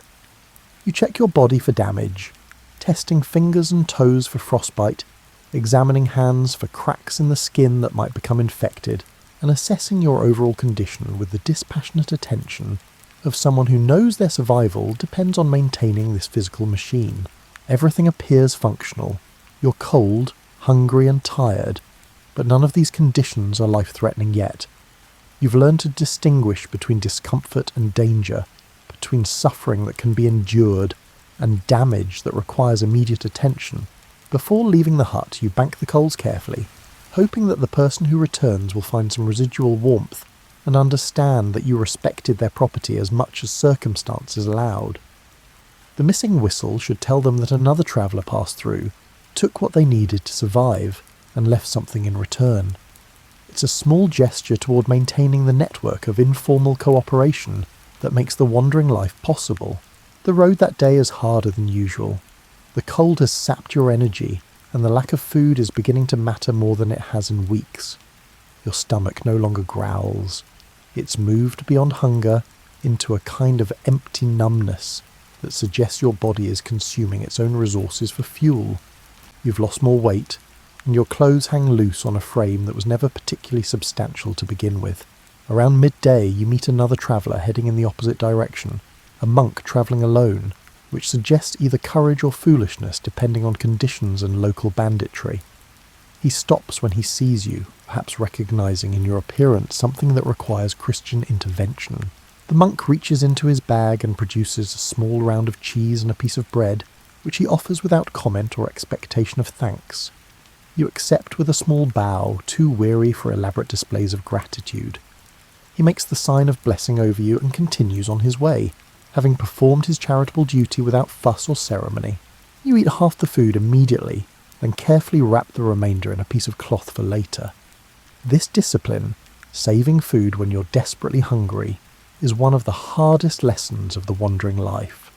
The temptation to consume everything immediately is overwhelming, but experience has taught that having food tomorrow matters more than being slightly less hungry today. The road climbs into hills as afternoon progresses, and the extra effort required by the elevation makes your weakness more apparent. You find yourself stopping to rest more frequently, sitting on roadside rocks while your legs tremble from exertion that shouldn't be difficult for someone in good condition. This is when the wandering life becomes truly dangerous, when accumulated deprivation reaches the point where your body begins failing at basic tasks. You recognise the warning signs, the trembling legs, the dizziness when standing too quickly, and the way your thoughts occasionally scatter and refuse to focus. You're approaching the edge where survival stops being reasonably likely and becomes merely possible. As evening approaches, you spot the village ahead and make the calculation that every vagabond must make regularly. Will approaching this settlement result in charity or hostility? Some villages welcome travellers, seeing them as sources of news and opportunities for Christian virtue. Others view strangers as threats, potential thieves, or disease carriers who should be driven away before they cause problems. This village appears prosperous but not wealthy. The houses are maintained but modest. The church is stone but small, and the fields show signs of careful cultivation without excessive abundance. You approach slowly, making yourself as visible and unthreatening as possible, your hands empty and visible, your posture suggesting exhaustion rather than aggression. A group of men working in a field near the road look up as you pass. One of them, older, probably the village headman or someone of similar authority, walks over to intercept you. His expression isn't hostile exactly, but it's not welcoming either.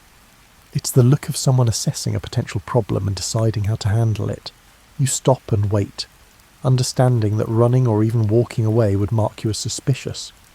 The headman looks you over with experienced eyes, seeing the ragged clothes, the obvious exhaustion, and the hollow cheeks that speak of extended hunger. His calculation is visible on his face. Threat or unfortunate, obligation or discretionary charity. He asks where you're travelling from and where you're heading. You answer honestly because lies are usually detected and always make situations worse. You tell him you're heading south, looking for work or any situation that might offer more stability than the road provides. This is true enough, though you've learned that such situations rarely materialise for people in your condition. The headman nods slowly, then gestures toward the village. He doesn't offer specific hospitality, but he doesn't forbid your presence either. It's a middle ground that means you may pass through, perhaps find some charity, but don't cause problems or expect too much. You thank him and continue into the village, heading directly toward the church because that's the customary first stop for travellers seeking charity. The priest, when you find him in the small garden behind the church, is younger than you expected and has the kind of face that suggests he takes his Christian obligations seriously. He listens to your brief explanation, traveller, hungry, seeking shelter for the night, with attention that feels genuine rather than perfunctory. Then he nods and leads you to a small building adjacent to the church, clearly used for storage but with space enough for a person to sleep. The priest provides you with bread, ale, and a piece of salted fish, along with permission to sleep in the storage building. He doesn't linger to talk or preach.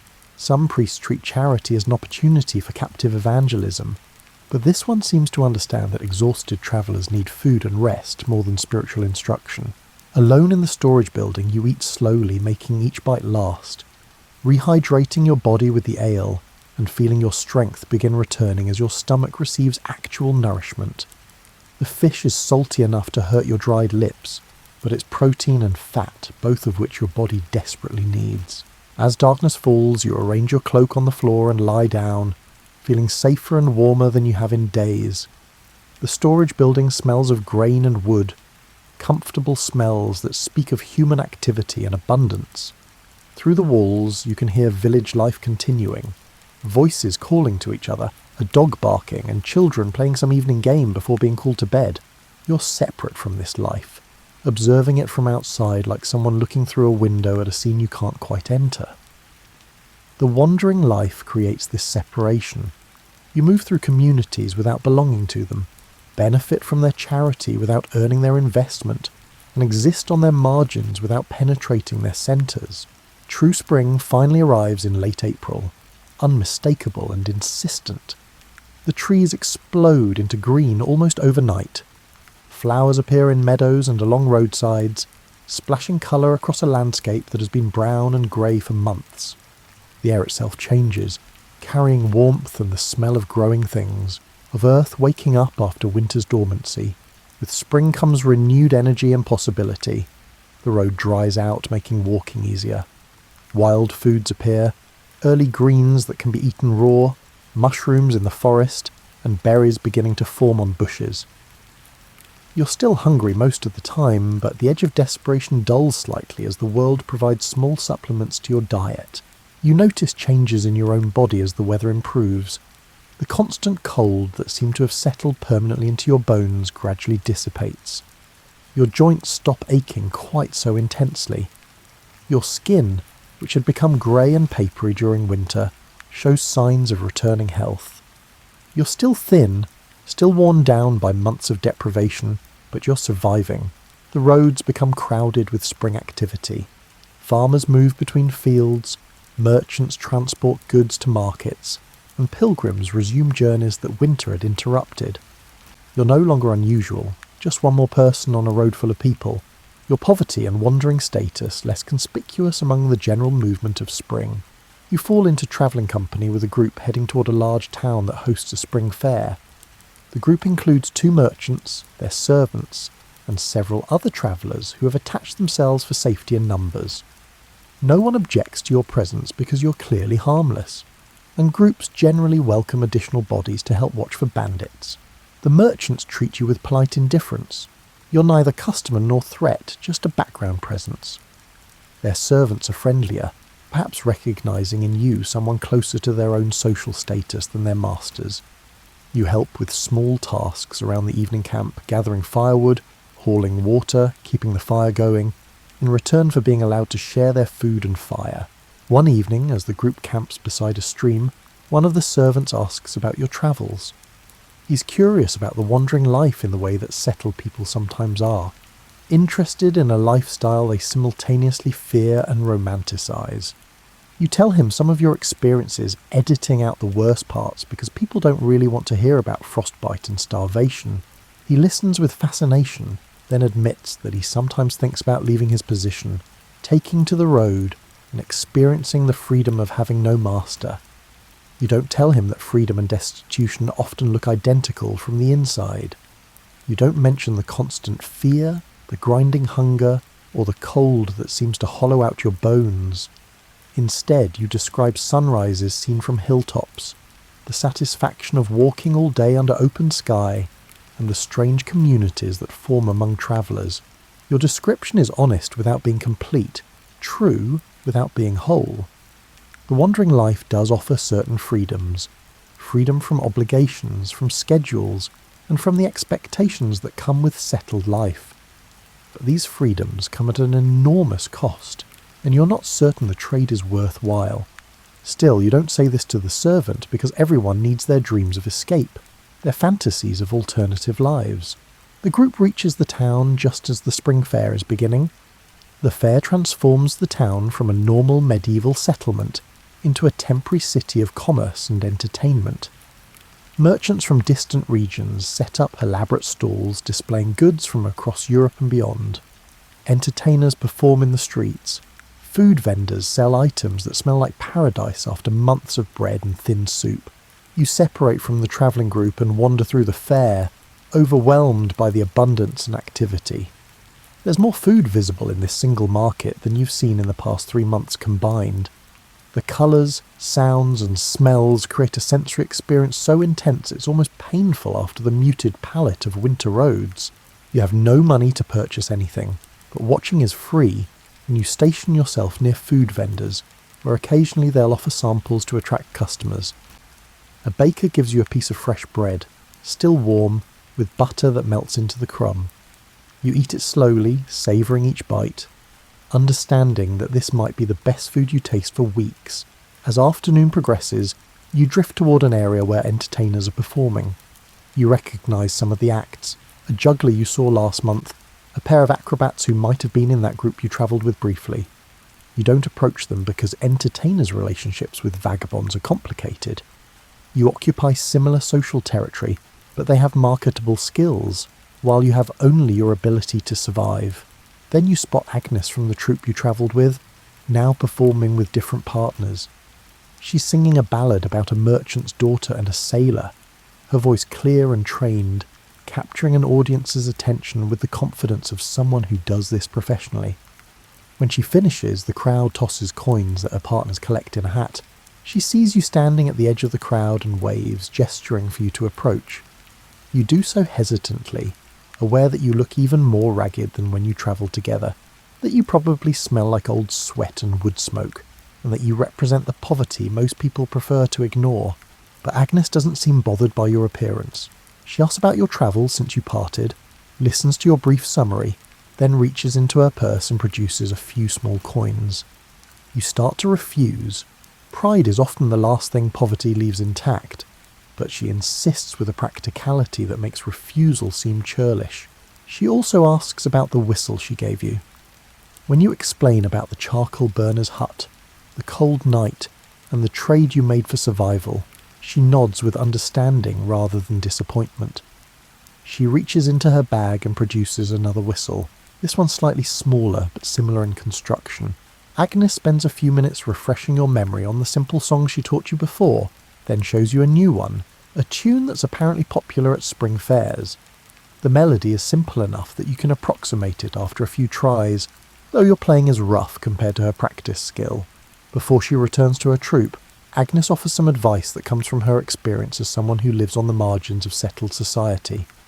She tells you that at fairs like this, there's often work for temporary labourers, loading and unloading merchant goods, helping construct and dismantle stalls, and performing simple tasks that regular workers don't have time for. The pay is minimal, but it's pay, and it might provide a few days of regular meals. You thank her, and she disappears back into the fair crowd, returning to her troupe and their next performance. Her kindness feels different from the charity you usually receive. It's practical rather than spiritual, offered from one marginal person to another without judgment or pity. Following her advice, you begin approaching merchants, asking if they need temporary help. Most refuse.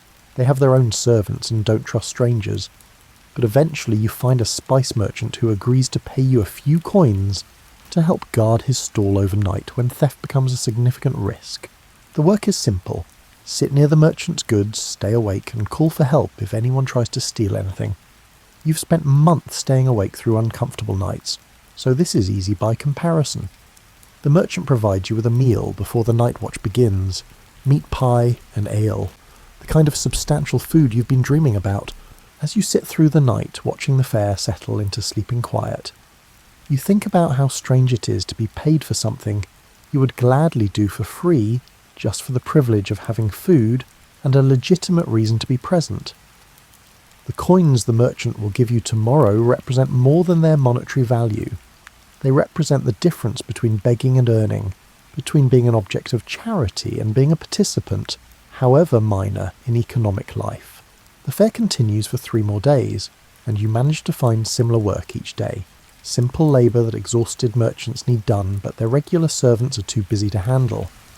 The pay is minimal, barely enough to buy food for the day, but you feel more human performing this work than you have in months of wandering. On the fair's final day, you use your accumulated coins to purchase practical supplies, a new pair of stockings to replace the ones falling apart on your feet, a small amount of dried meat that you can carry for when food becomes scarce again, and a piece of hard soap that will let you wash yourself and your clothes at the next stream you encounter. These purchases represent calculation and hope. The stockings will make walking easier and reduce the likelihood of blisters that might become infected.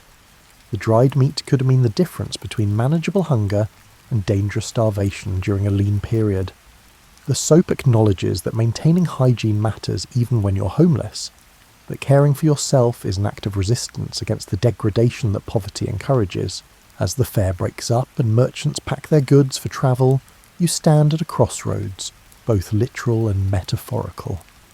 The road continues in multiple directions, each leading to unknown destinations and uncertain outcomes. You've survived winter, learned skills that increase your chances of future survival, and created a small network of people who might remember you if your paths cross again. Late spring slides into early summer, and you find yourself covering territory you walked months ago during your first weeks on the road. The landscape looks different now, partly because the season has changed, partly because you've changed. The person who first walked these roads was unprepared for what the wandering life required. You're no longer that person. You've learned to read weather with accuracy that would impress farmers. You can tell from the morning sky whether rain will arrive by afternoon. You can feel in your joints when cold weather is approaching, even when the current day feels mild. You've learned which clouds promise gentle rain, and which threaten storms that require immediate shelter. You've developed an encyclopedic knowledge of edible plants that grow beside roads and in fields. You know that dandelion greens are best before the flowers appear, that wild garlic can be found in damp areas near streams, and that certain mushrooms are safe while similar-looking varieties are deadly. This knowledge has supplemented your diet during the worst periods of hunger, providing nutrition that kept you functioning when bread alone would have failed. You've mastered the art of fire-making under nearly any conditions. You can coax flame from damp wood using techniques learned from charcoal burners and other travellers. You know where to find dry tinder even after rain, how to protect a small flame from wind, and how to build a fire that provides maximum warmth with minimum fuel. Fire has become something you understand intimately rather than a mysterious phenomenon you either have or don't have. Your navigation skills have improved to the point where you rarely get lost anymore. You've learned to read the subtle signs that mark paths, the way grass grows differently where feet regularly pass, the worn patches on stones where travellers have stepped, and the arrangement of trees that suggests human traffic has influenced the landscape. You can estimate distances accurately and judge how long a journey will take based on terrain and conditions. More importantly, you've learned to read people, to distinguish between those likely to offer help and those best avoided. You can tell from body language whether someone will respond positively to a request for food, or whether approaching them will result in anger or violence. You've learned which social performances are expected: the grateful beggar, the humble petitioner, the entertaining storyteller, and the helpful labourer. You can shift between these roles as situations require, using performance as a survival tool. The Wandering Life has taught you about the structures that undergird medieval society. Systems that settled, people take for granted, but which become visible when you exist outside them.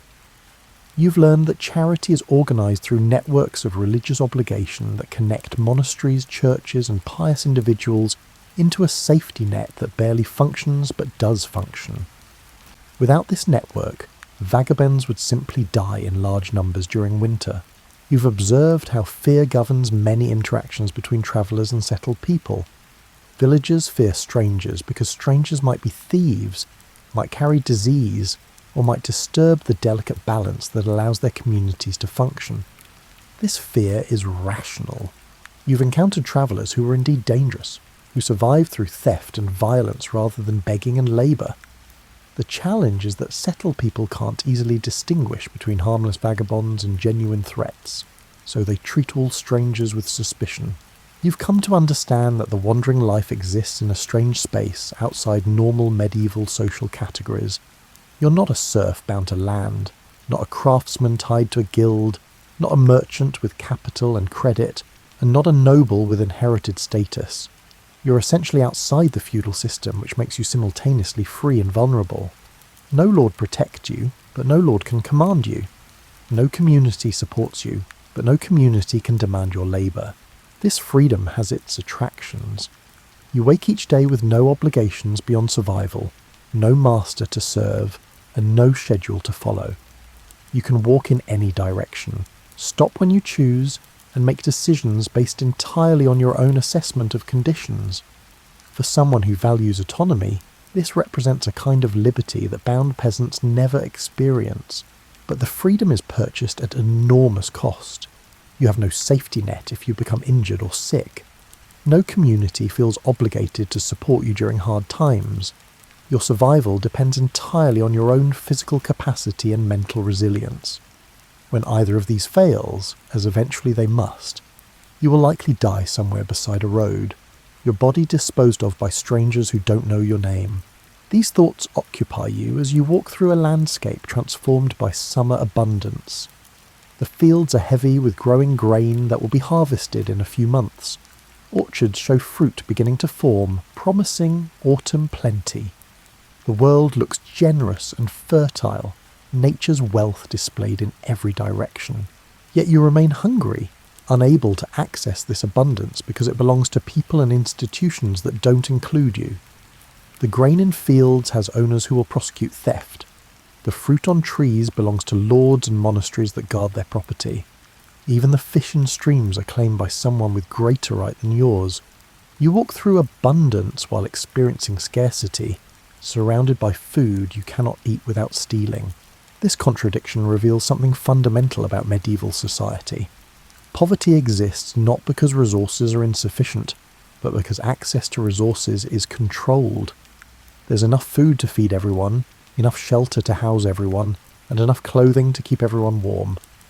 But these resources are distributed through systems of ownership and obligation that exclude people like you. You've learned to navigate these systems carefully, taking small amounts that might be overlooked rather than large thefts that would provoke pursuit. You pick fruit from trees on the edges of orchards, rather than the interior. You glean grain from fields after harvest, collecting what the official gleaners missed. You fish from streams using techniques that leave no evidence of your presence. This stealing without stealing represents a survival strategy developed over months of necessity. The ethical complexity of this situation occasionally troubles you. You've taken food that belonged to others, justifying the theft through your own hunger. You've slept in barns and shelters without permission, arguing that empty space costs the owner nothing. You've used resources, firewood, water, sometimes tools, that weren't yours to use. These actions violate the property rights that medieval society considers fundamental, yet refusing to take these resources would mean death, and you're not ready to accept that outcome. So you continue to exist in this ethical grey area, taking what you need while trying to minimise harm and occasionally leaving small compensations when possible. You tell yourself that survival justifies these compromises, though you're never entirely convinced. As summer progresses, you find yourself gravitating toward a region you've passed through several times now. It's not home, you have no home, but it's becoming familiar territory, where you know which villages are generous and which monasteries provide reliable charity. You recognise landmarks and can anticipate conditions ahead. The landscape has stopped being threatening wilderness and become something more like a very large, uncomfortable room you know how to navigate. You encounter other regular wanderers, people who seem to travel similar circuits at similar times. You don't become friends exactly. The wandering life doesn't encourage deep connections. But you develop a nodding acquaintance based on repeated encounters. You share information about road conditions, warn each other about hostile villages or generous monasteries, and occasionally travel together for a few days before separating again. One of these semi-familiar faces is an older woman who walks with a pronounced limp, carrying all her possessions in a bag made from a piece of old sailcloth. You've encountered her 4 or 5 times now over the months, always moving in roughly the same circuit through a region that spans about 50 miles.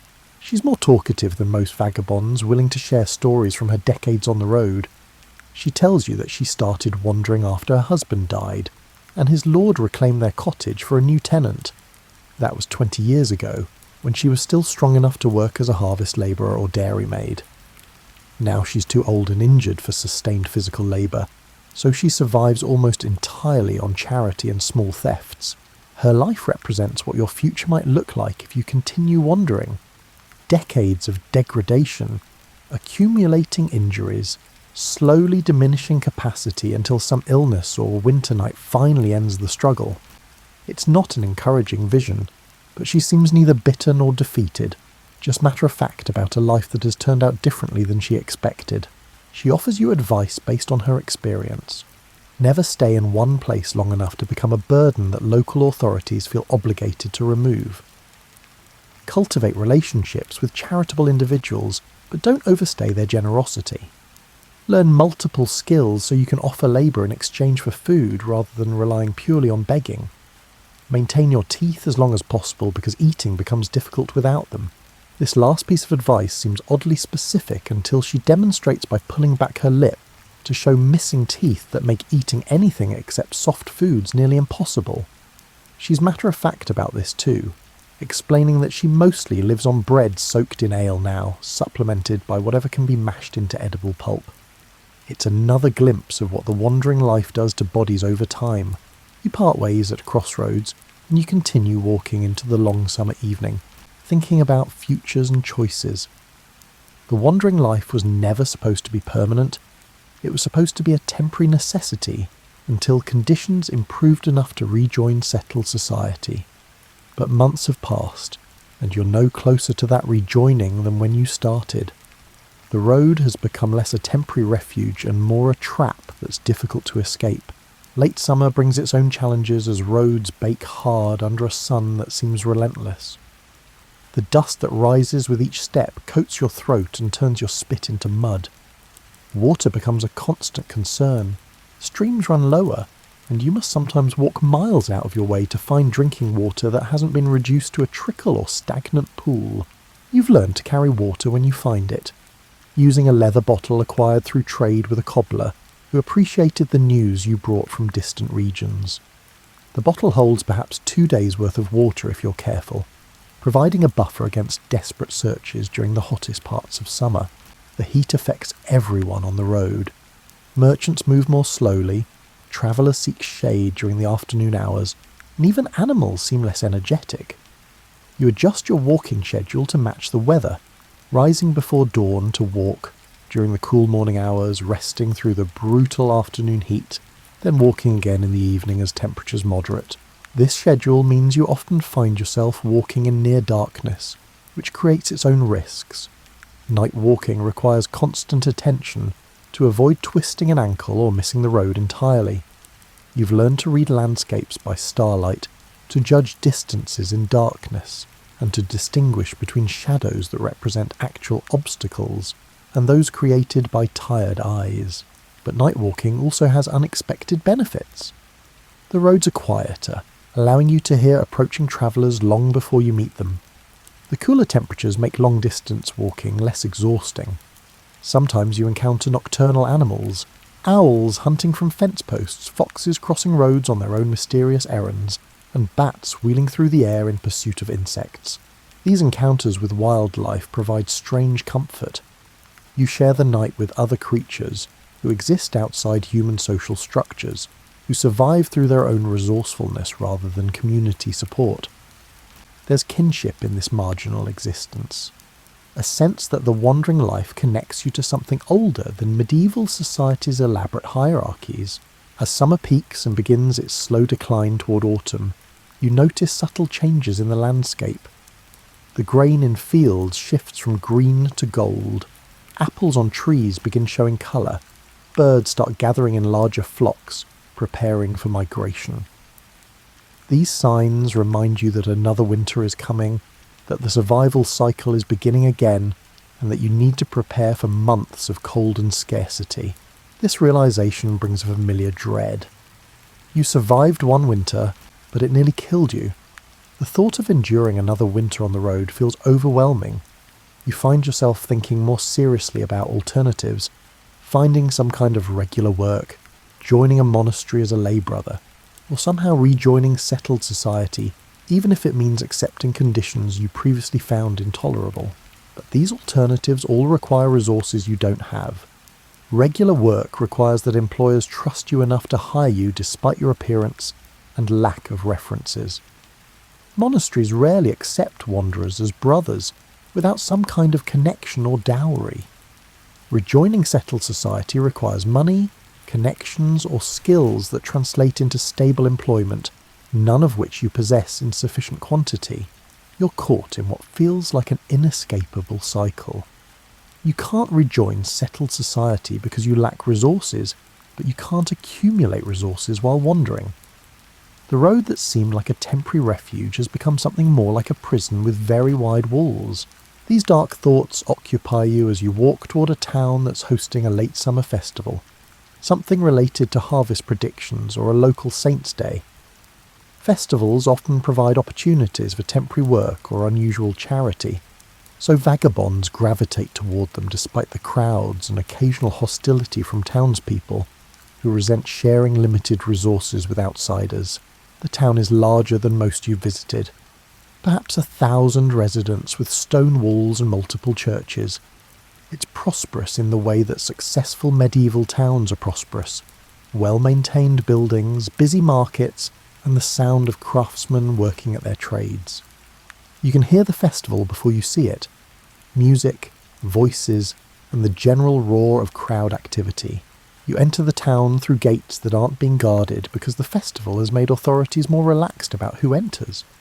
The streets are crowded with people from surrounding villages and regions, creating the kind of temporary anonymity that benefits vagabonds. In this mass of unfamiliar faces, you're just another traveller, not obviously different from hundreds of others. The festival includes the usual elements: food vendors, entertainers, merchants displaying goods, religious processions, and substantial drinking. You drift through crowds, observing but not participating, because participation requires money you don't have. Still, watching provides its own satisfaction. The colour and movement and energy feel nourishing after months of lonely roads and quiet fields. You spot someone who looks vaguely familiar. A man, perhaps your age, dressed well but not ostentatiously, watching the festival with the slightly detached expression of someone who's present physically but absent mentally. It takes you several minutes to place him, and when you do, recognition arrives with shock. He's from your old life, before the road. You knew him slightly, not friends exactly, but acquaintances who occasionally crossed paths in whatever capacity you functioned before becoming a vagabond. Seeing him here, solid and prosperous and settled, creates a strange collision between your past and present. He hasn't noticed you yet, and you have time to decide whether to approach him or disappear into the crowd. Approaching risks exposes how far you've fallen, and requires admitting that the life you once lived has been reduced to wandering and begging. But avoiding him means accepting that your old identity is completely lost, that you've been erased by the wandering life. After long consideration, you decide to approach. You make yourself as presentable as possible, brushing dust from your cloak, running fingers through your hair, straightening your posture from the habitual stoop of someone trying to appear smaller and less threatening. Then you move through the crowd toward him, watching as recognition slowly dawns on his face. His expression cycles through surprise, confusion, and something like embarrassment as he processes your appearance and obvious poverty. You greet him by name, keeping your tone casual, acting as though your meeting is ordinary rather than loaded with implications about success and failure. He recovers his composure and greets you politely, asking about your circumstances in the careful way that people ask questions they're not certain they want answered. You provide a brief, heavily edited version of how you came to be on the road, leaving out the worst parts and framing your wandering as more choice than necessity. He listens with the expression of someone performing a social obligation rather than showing genuine interest, and you understand that you're making him uncomfortable. Your presence reminds him that the security he takes for granted is fragile, that disaster can transform anyone from settled citizen to homeless wanderer. You're a walking cautionary tale, an embodiment of fears he'd prefer to ignore. The conversation is brief and ends with him offering you a few coins, not enough to fundamentally change your circumstances, but enough to buy several meals. You accept with thanks that are genuine despite your complicated feelings about the exchange. He disappears back into the festival crowd, probably relieved to escape your presence. You stand holding the coins, thinking about what just happened. Those few minutes of conversation have forced you to see yourself through someone else's eyes, to recognise how completely the wandering life has transformed you. You're no longer recognisable as whatever you used to be. You've become something else entirely, a vagabond, a wanderer, someone who exists outside the social categories that define identity in medieval society. This realisation is both liberating and devastating. Liberating because it means you're finally accepting what you've become, rather than clinging to a past that no longer exists. Devastating because it confirms that returning to your old life is probably impossible. You've travelled too far, changed too much, and become too alien to the world you once inhabited. You use the coins to buy food, not festival treats, but practical items like bread and cheese that will last for days. While eating, you watch the festival continue around you. All this celebration and abundance that you can observe but not fully join. You're present but separate, included but marginal, seeing everything while belonging nowhere. As evening arrives and the festival reaches its peak of drinking and celebrating, you slip away to find sleeping space in a stable on the town's edge. The stable keeper charges a small coin for space in the loft, and you pay it gladly, because sleeping indoors feels like luxury after months of exposed nights. Lying in the hay with festival sounds drifting in from the distance, you think about balance and survival. The wandering life requires constant adjustment, not too hopeful, which leads to devastating disappointment, but not too despairing, which leads to giving up entirely. You must find some middle ground where you accept your circumstances without being destroyed by them. You've survived this far through a combination of skill, luck, and stubborn refusal to quit. Perhaps that's enough.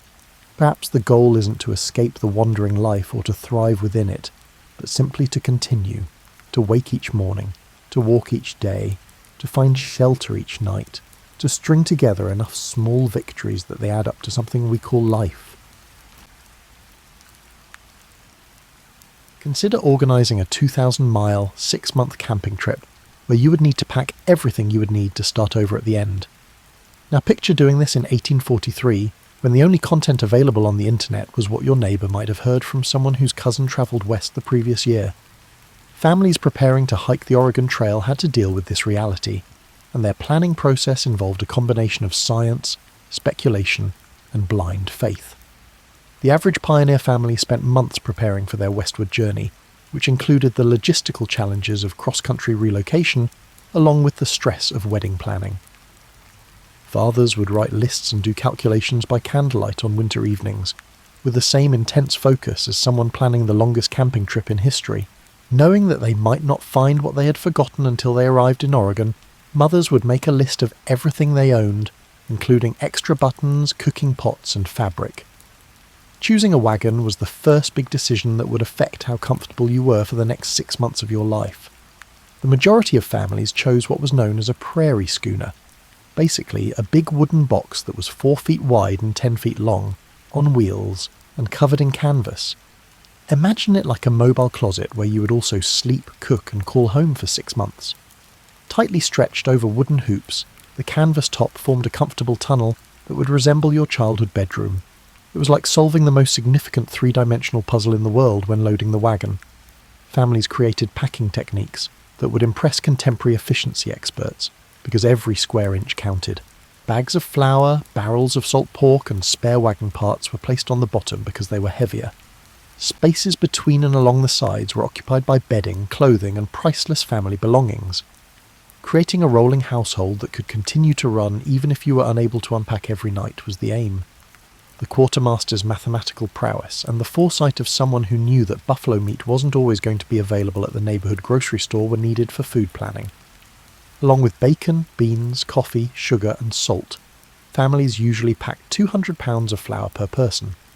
These were not gourmet ingredients, but they were foods that could be cooked over an open fire with little cooking equipment and would not go bad during months of travel. Women had a particularly difficult time choosing what to wear because they had to strike a balance between 1840s social norms and practicality. People in Oregon would judge you before you'd even found a place to live, so you couldn't exactly show up there in ripped and filthy clothes. Women therefore planned to wear their most expensive clothing on the actual journey while packing their best dresses at the bottom of trunks. Many developed the ability to wear skirts over functional bloomers to create respectable-looking ensembles that accommodated the physical demands of trail life. Parents had to think of themselves as both providers and entertainers for a 6-month journey, without playgrounds, rest stops, or toy stores, and their children's needs needed special attention. Books were heavy but necessary for both evening entertainment and education, making them valuable cargo. On tough days, simple toys like cloth dolls or carved wooden figures offered solace. During months of travel and outdoor living, parents frequently packed extra fabric, not only for repairs but also because they knew that by the end of the journey, their children would need new clothes because they had outgrown their starting sizes. Another important factor was medical supplies, and families put together what amounted to a travelling pharmacy, using whatever medical knowledge they could find and folk wisdom. Knowing that everyone would be impacted by the change in water and diet, they packed herbs for digestive issues. On a path hundreds of miles from the closest physician, bandages, laudanum for pain relief, and various tonics occupied valuable trunk space, signifying the difference between minor setbacks and possible disasters. The most difficult aspect of preparation was probably the emotional preparation. Families were leaving behind whole networks of connections, support systems, and accustomed lifestyles in addition to specific locations. They would bring family Bibles that functioned as both spiritual consolation and family history books, letters from loved ones, and small mementos from home churches. Although these objects were heavy and took up valuable space, they gave people who were going into an unknown future psychological stability. Families would get together for church services, farewell visits, and last communal meals as departure time drew near. These gatherings had the bittersweet feel of occasions that everyone knew might be final farewells. In addition to offering last-minute tips and forgotten supplies, neighbours would also pledge to write letters that they all hoped would somehow make it to Oregon Territory. As families left, friends and family wondered if they would ever cross paths again, causing entire communities' social fabric to be rewoven. Most families had what we might now identify as a mix of pre-exam anxiety and Christmas Eve excitement the night before departure. For the final time, children would lie in their comfortable beds while their parents made last-minute preparations downstairs. While attempting to commit details of homes they might never see again to memory, adults would stroll through empty rooms, making sure nothing important had been overlooked. Any sleeping arrangements they could make in and around their wagon would take the place of their actual beds tomorrow. Their accustomed kitchens would be converted into Dutch ovens and campfires. Any group of families that happened to be on their wagon train would become their neighbourhood. Everything that was familiar and comfortable was about to change into an adventure that would put all of their preparations to the test.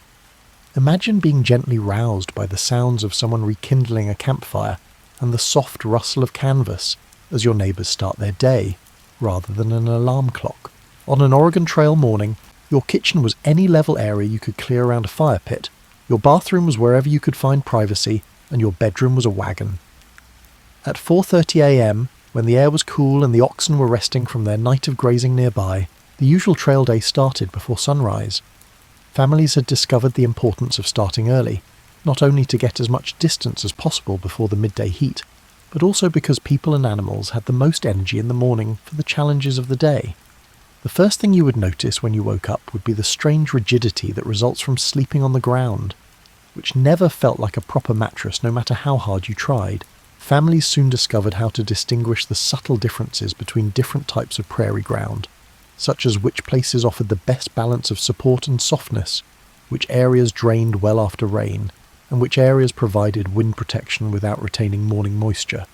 The rhythm of the morning ritual would grow as ingrained as breathing. The other parent would check on the animals, making sure the horses, mules or oxen had not wandered far during their night of grazing, while the other parent rekindled the cooking fire from carefully preserved coals. When they were old enough to assist, children would be given jobs like collecting buffalo chips for fuel, which may seem like a bad job until you realise that these dried droppings burned cleanly and were frequently the only fuel available on plains without trees. The meal was typically straightforward but comforting, and breakfast preparation started while the stars were still visible. In addition to its caffeine content, coffee was necessary because the morning ritual offered psychological solace and a sense of normalcy in an otherwise utterly bizarre way of life. In battered tin pots, the coffee was brewed over fires that seemed to have their own personalities and moods, and was frequently strong enough to dissolve horseshoes.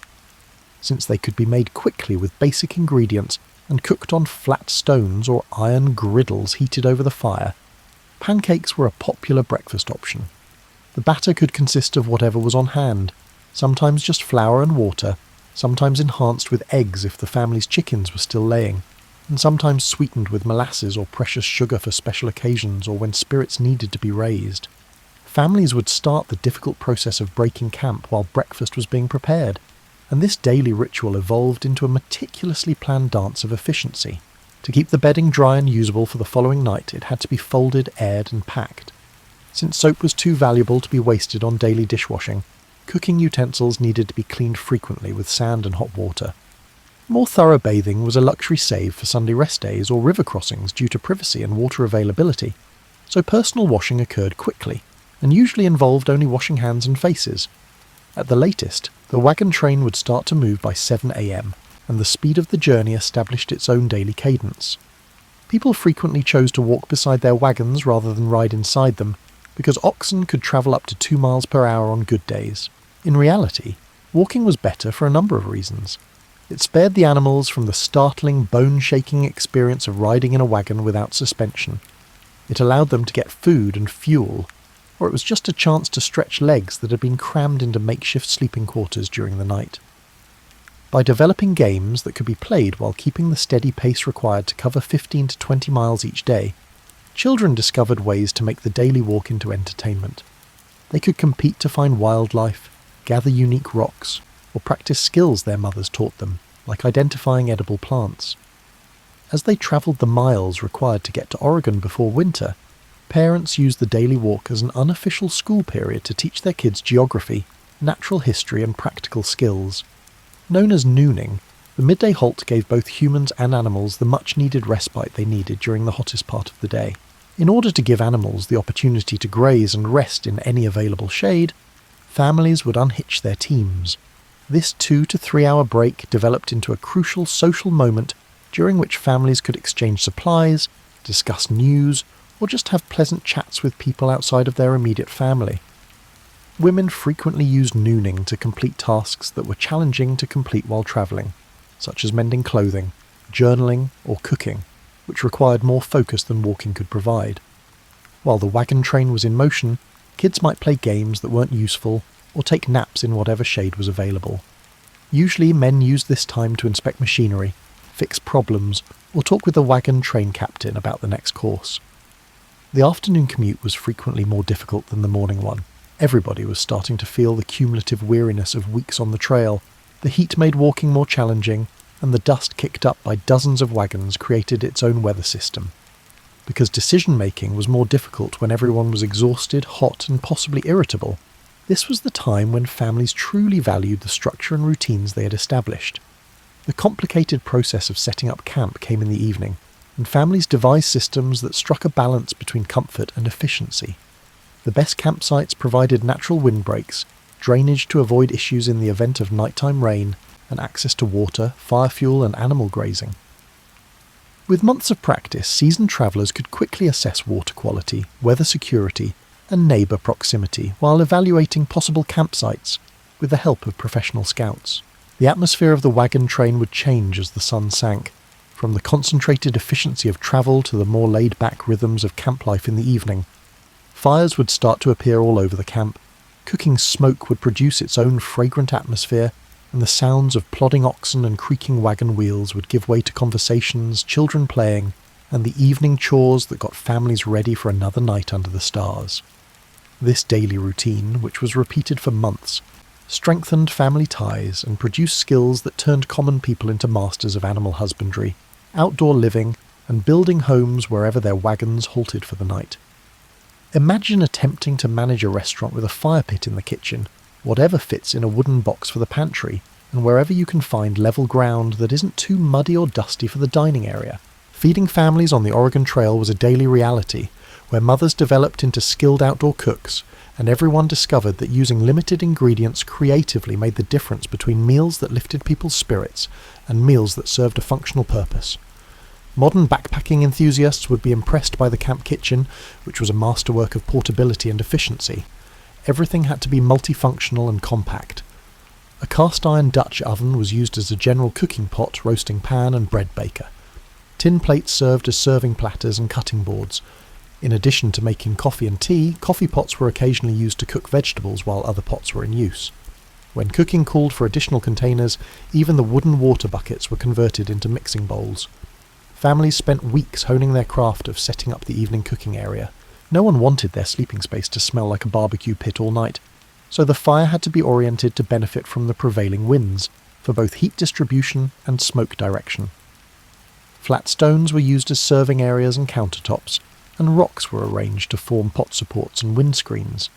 As a result, an outdoor kitchen was created that could use the most basic ingredients to create surprisingly complex meals. Modern bakers would find the skills needed to make bread on the trail both familiar and difficult. Like priceless heirlooms, sourdough starters were maintained with care and passed down through the generations, because a healthy starter meant fresh bread all the way, while a dead starter meant months of hardship and disappointment. The starter lived in jars or crocks that travelled in wagons, with the same attention to detail typically reserved for fragile china. Timing, temperature and technique had to be precisely synchronised when baking bread in a Dutch oven, which was similar to conducting a small orchestra. The heavy iron pot was covered with coals, which created an oven effect that could result in surprisingly light, crusty loaves. In order to develop an intuitive sense of temperature that would be useful in kitchens they would construct in Oregon, seasoned trail bakers would hold their hands close to the coals and count slowly. Along the trail there were special opportunities and challenges related to meat preparation and preservation. Families had to swiftly transform vast quantities of fresh meat into forms that would keep without refrigeration after hunting was successful. When they were available, buffalo provided roasts, steaks, and jerky raw materials that could be used for weeks to augment stored supplies. The wagon train spontaneously celebrated the sharing of fresh meat, because butchering large animals was a communal activity. The daily ritual of preparing beans demanded patience and forethought, which contemporary cooks may find hard to understand. Pots that travelled with the wagons were used to soak the dried beans overnight and then cook them slowly throughout the day. The beans would be flavourful and soft by the afternoon, ready to be mixed with wild onions, salt pork, or whatever vegetables could be picked from the trail. A successful pot of beans could provide a family with food for days and give them the comfort and protein they needed to get through challenging parts of the journey.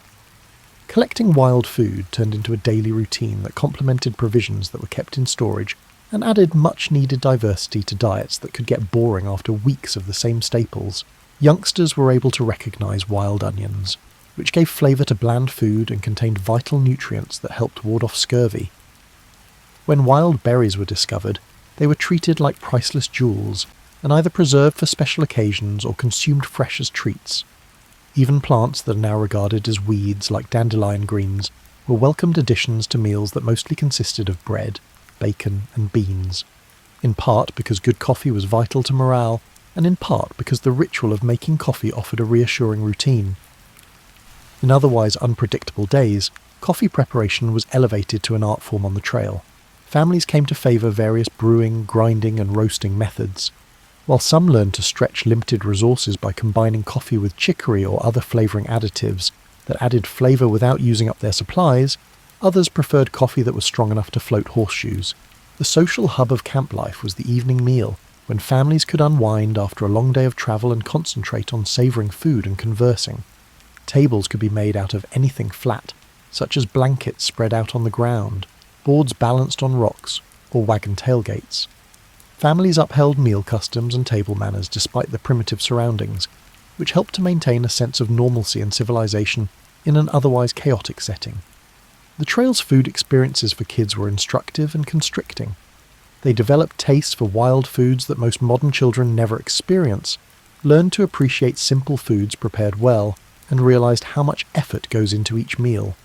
Not because trail food was especially tasty, but rather because it was connected to adventure, family time around campfires, and the satisfaction of meals that were genuinely earned through the day's work. Many kids later recalled it with surprisingly positive feelings. Wagon food storage required ongoing care to avoid pest damage, deterioration, and contamination from moisture and dust. Barrels of flour were sealed and periodically inspected for moisture damage or weevil activity. The brine used to store salt pork needed to be periodically refilled. Containers used for the storage of dried goods were designed to keep their contents dry and usable for everyday use, while withstanding the frequent jarring of wagon travel. After dinner, there was a community clean-up that bonded families and got everyone ready for the challenges of the following day. When soap was too valuable to spare, sand was used as an abrasive in hot water heated over the campfire to wash dishes. Cooking tools were washed, dried and packed to prevent damage during the night and to ensure they were available for meal preparation in the morning. The cosy sounds and scents of dozens of small communities celebrating the tranquil conclusion of another day on the trail would permeate the camp as families gathered around their fires following evening meals. Despite the challenges and uncertainty of the journey, the atmosphere created by the smell of coffee, wood smoke, and cooking food offered moments of true contentment and family closeness that many people later recalled as some of the happiest times of their lives. Imagine yourself lying on your back and gazing up at more stars than you have ever seen in your life. There are no streetlights or city lights, just a huge dome of sparkling points of light that makes you feel both incredibly small and incredibly connected to something vast and eternal. On the Oregon Trail, families learned to find rest and comfort during this time of night, in circumstances that would be difficult for even seasoned campers today. One of the biggest changes that families had to make was the gradual shift from house sleeping to wagon sleeping, which occurred as they established routines and systems that made their mobile homes into passably comfortable places to sleep. The interior of a covered wagon was about the size of a contemporary walk-in closet, but it had to provide a family with a bedroom, storage, and shelter during months of travel and in all types of weather.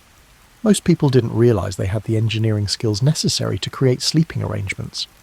If there were mattresses at all, they were typically made of feather ticks or straw, which could be replaced with new materials as needed. More often, families made sleeping surfaces out of blankets, quilts, and whatever padding they could arrange out of soft items like clothing. The objective was to use materials that could be readily packed and rearranged every day to provide enough cushioning to make sleeping on hard wagon floors bearable. Children's sleeping arrangements frequently required the most ingenuity, because their developing bodies required more rest than adults. But small spaces could not accommodate everyone lying flat at once. Families established arrangements in which, in favourable weather, children slept in hammocks hung from the wagon bows, or in which younger children slept crosswise at the wagon's foot while parents slept lengthwise. To make the most of the vertical space within the wagon cover, some families constructed sleeping shelves. Families' nightly sleeping arrangements were greatly influenced by the weather. Many people preferred to sleep outside under the stars when the weather was nice, taking advantage of the space and fresh air that came with sleeping outside while also using the wagon for storage and weather protection. Around the dying campfire, families would set up their bedrolls so that they were close enough to enjoy the last of the warmth, but far enough away to keep smoke and sparks out. Along the trail, the bedtime ritual developed into a treasured family custom that offered security and solace in a setting that was otherwise undergoing constant change. They would gather the children from their evening play, wash their hands and faces with precious water, and say prayers, which frequently included asking for protection for the night ahead and expressing gratitude for the day's safe travel. While adjusting to the particulars of trail life, these routines helped families stay connected to their home traditions. Families used innovative combinations of canvas screens, well-placed wagons, and unwritten agreements about respecting one another's needs for personal space to deal with the ongoing problem of privacy. Bathing, changing clothes, and other personal tasks required preparation and collaboration, which strained everyone's patience and flexibility, while strengthening family ties. There was a certain atmosphere created by the sounds of a wagon train going to sleep. The night would be filled with the sounds of settling animals, distant coyote calls, and the soft creaking of wagon covers in evening breezes as fires subsided and conversations cooled. These sounds, which at first frightened those used to sleeping indoors, eventually grew reassuring and recognizable, a nighttime symphony that symbolized security, camaraderie, and the prospect of another day's advancement toward Oregon. In order to regulate the temperature in the sleeping quarters of wagons, layering techniques that would appeal to contemporary outdoor enthusiasts were necessary. Families discovered how to modify their sleeping plans according to the weather, putting on or taking off layers of clothing and blankets to stay warm during nights that could start out warm, and end in frost or start out warm, and turn into storms that put the waterproofing of wagon covers to the test. For wagon sleepers, rain posed unique difficulties because, although the canvas covers were reasonably waterproof when they were first installed, weeks of exposure to the sun, wind and weather caused leaks and weak spots to form. Families discovered how to determine which parts of their wagon covers were most prone to leak, arranging sleeping quarters to prevent drips while maintaining the dryness of necessary items. In order to divert water away from sleeping areas during storms, some families created complex systems of internal tarps and channels. Trail sleeping's psychological components were just as crucial as its logistical components. Those who had always slept in permanent buildings had to get used to the constant movement, the strange noises, and the realization that they were only a thin canvas away from the wild. While adults occasionally found it difficult to cope with the vulnerability and exposure that came with sleeping outside, children frequently found this to be exciting rather than frightening. Around 4:30 a.m., the camp began to come alive, and the trail gradually began to wake up. Usually the first sounds were the soft movements of early risers checking on livestock and someone rekindling cooking fires. Because the day's journey would soon begin and everyone needed to be prepared to break camp and depart with the wagon train, families learned to wake up quietly and effectively. Every morning, regardless of the weather or time constraints, bedding had to be aired, dried and repacked. This daily practice became as important as feeding the animals or making breakfast because damp bedding could result in mould, sickness and sleepless nights. Families devised effective bedding handling procedures that saved time and guaranteed that everything would be cosy and dry for the following night's sleep. Water availability and privacy concerns limited personal hygiene before bed, but families stuck to whatever routines they could. Washing one's face and hands was commonplace when water was available, and families frequently saved a little heated water from cooking in the evening for washing before bed, which was both hygienic and psychologically soothing. Nighttime security measures mirrored the realities of traversing areas where there could be threats from both people and animals. When necessary, wagon trains set up defensive circles, with guards stationed to keep an eye out for issues and livestock kept inside. Families were able to share the comforts and difficulties of trail life in small, intimate camping communities, while still having physical security thanks to these arrangements. Families were engaging in one of humanity's oldest practices, creating shelter and finding rest in makeshift locations during lengthy travels, as they formed their sleeping arrangements each night. The knowledge and memories they acquired during these late hours were incorporated into family tales that would be passed down through the generations, introducing children and grandchildren to the spirit of adventure and tenacity that drove their forefathers across the continent in pursuit of new opportunities and homes. This part of our story will make you appreciate modern conveniences like hospitals, weather forecasts, and the ability to call for help when things go wrong, so settle down a little more in your cosy bed.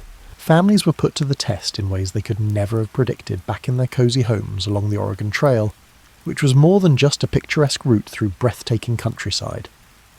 The most dramatic and perilous obstacles that families had to deal with were probably river crossings, which turned tranquil streams into barriers that could quickly endanger lives or destroy everything a family owned.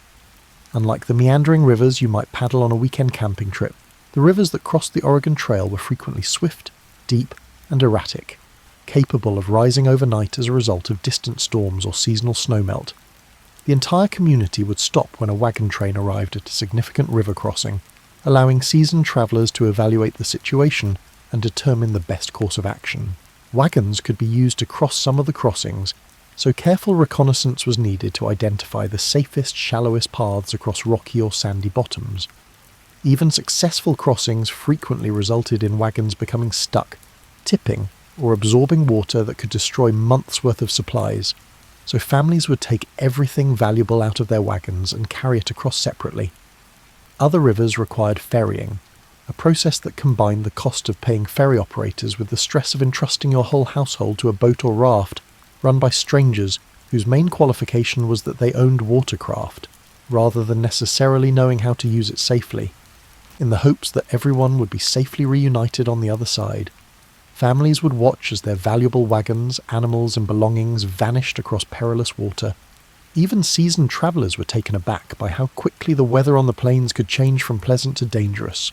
In the open prairie, thunderstorms were not like those most families had encountered in their settled or wooded home areas. Prairie storms, which could scatter livestock, flood campsites, and turn wagon covers into ineffective umbrellas that offered little protection from horizontal rain, appeared like freight trains of rain, hail, and lightning because there were no trees or structures to break the wind, because they could quickly destroy months' worth of carefully stored food supplies and pose a risk of injury to humans and animals with ice chunks the size of chicken eggs.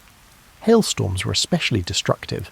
Even seasoned travellers could be caught off guard by storms that formed more quickly than they could be evacuated, even though families learned to identify the warning signs of severe weather and created emergency protocols to protect themselves and their belongings.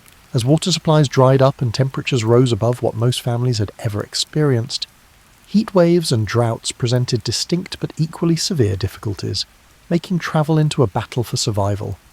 Extreme heat caused terrible suffering for oxen and other draft animals, and their suffering put families' ability to travel at risk. When it was feasible, people learned to travel at night when it was cooler, but this led to new navigational challenges and a higher chance of accidents in the dark. Since medical assistance was frequently hundreds of miles away, and folk remedies had to be used in place of professional medical care, illness on the trail was every family's worst nightmare. The most dreaded disease was cholera, which killed healthy adults within days of the onset of symptoms and spread quickly through wagon trains. In communities with doctors and adequate medical supplies, families would witness friends and neighbours pass away from illnesses that could have been prevented, from injuries from falls, animal kicks, or mishaps with cooking fires and tools to digestive issues brought on by changes in diet and water. Children were especially susceptible to the health hazards of trail life. As a result of necessity, parents learned how to treat wounds, set broken bones, and distinguish between symptoms that needed to be treated right away and those that could be handled with rest and simple cures.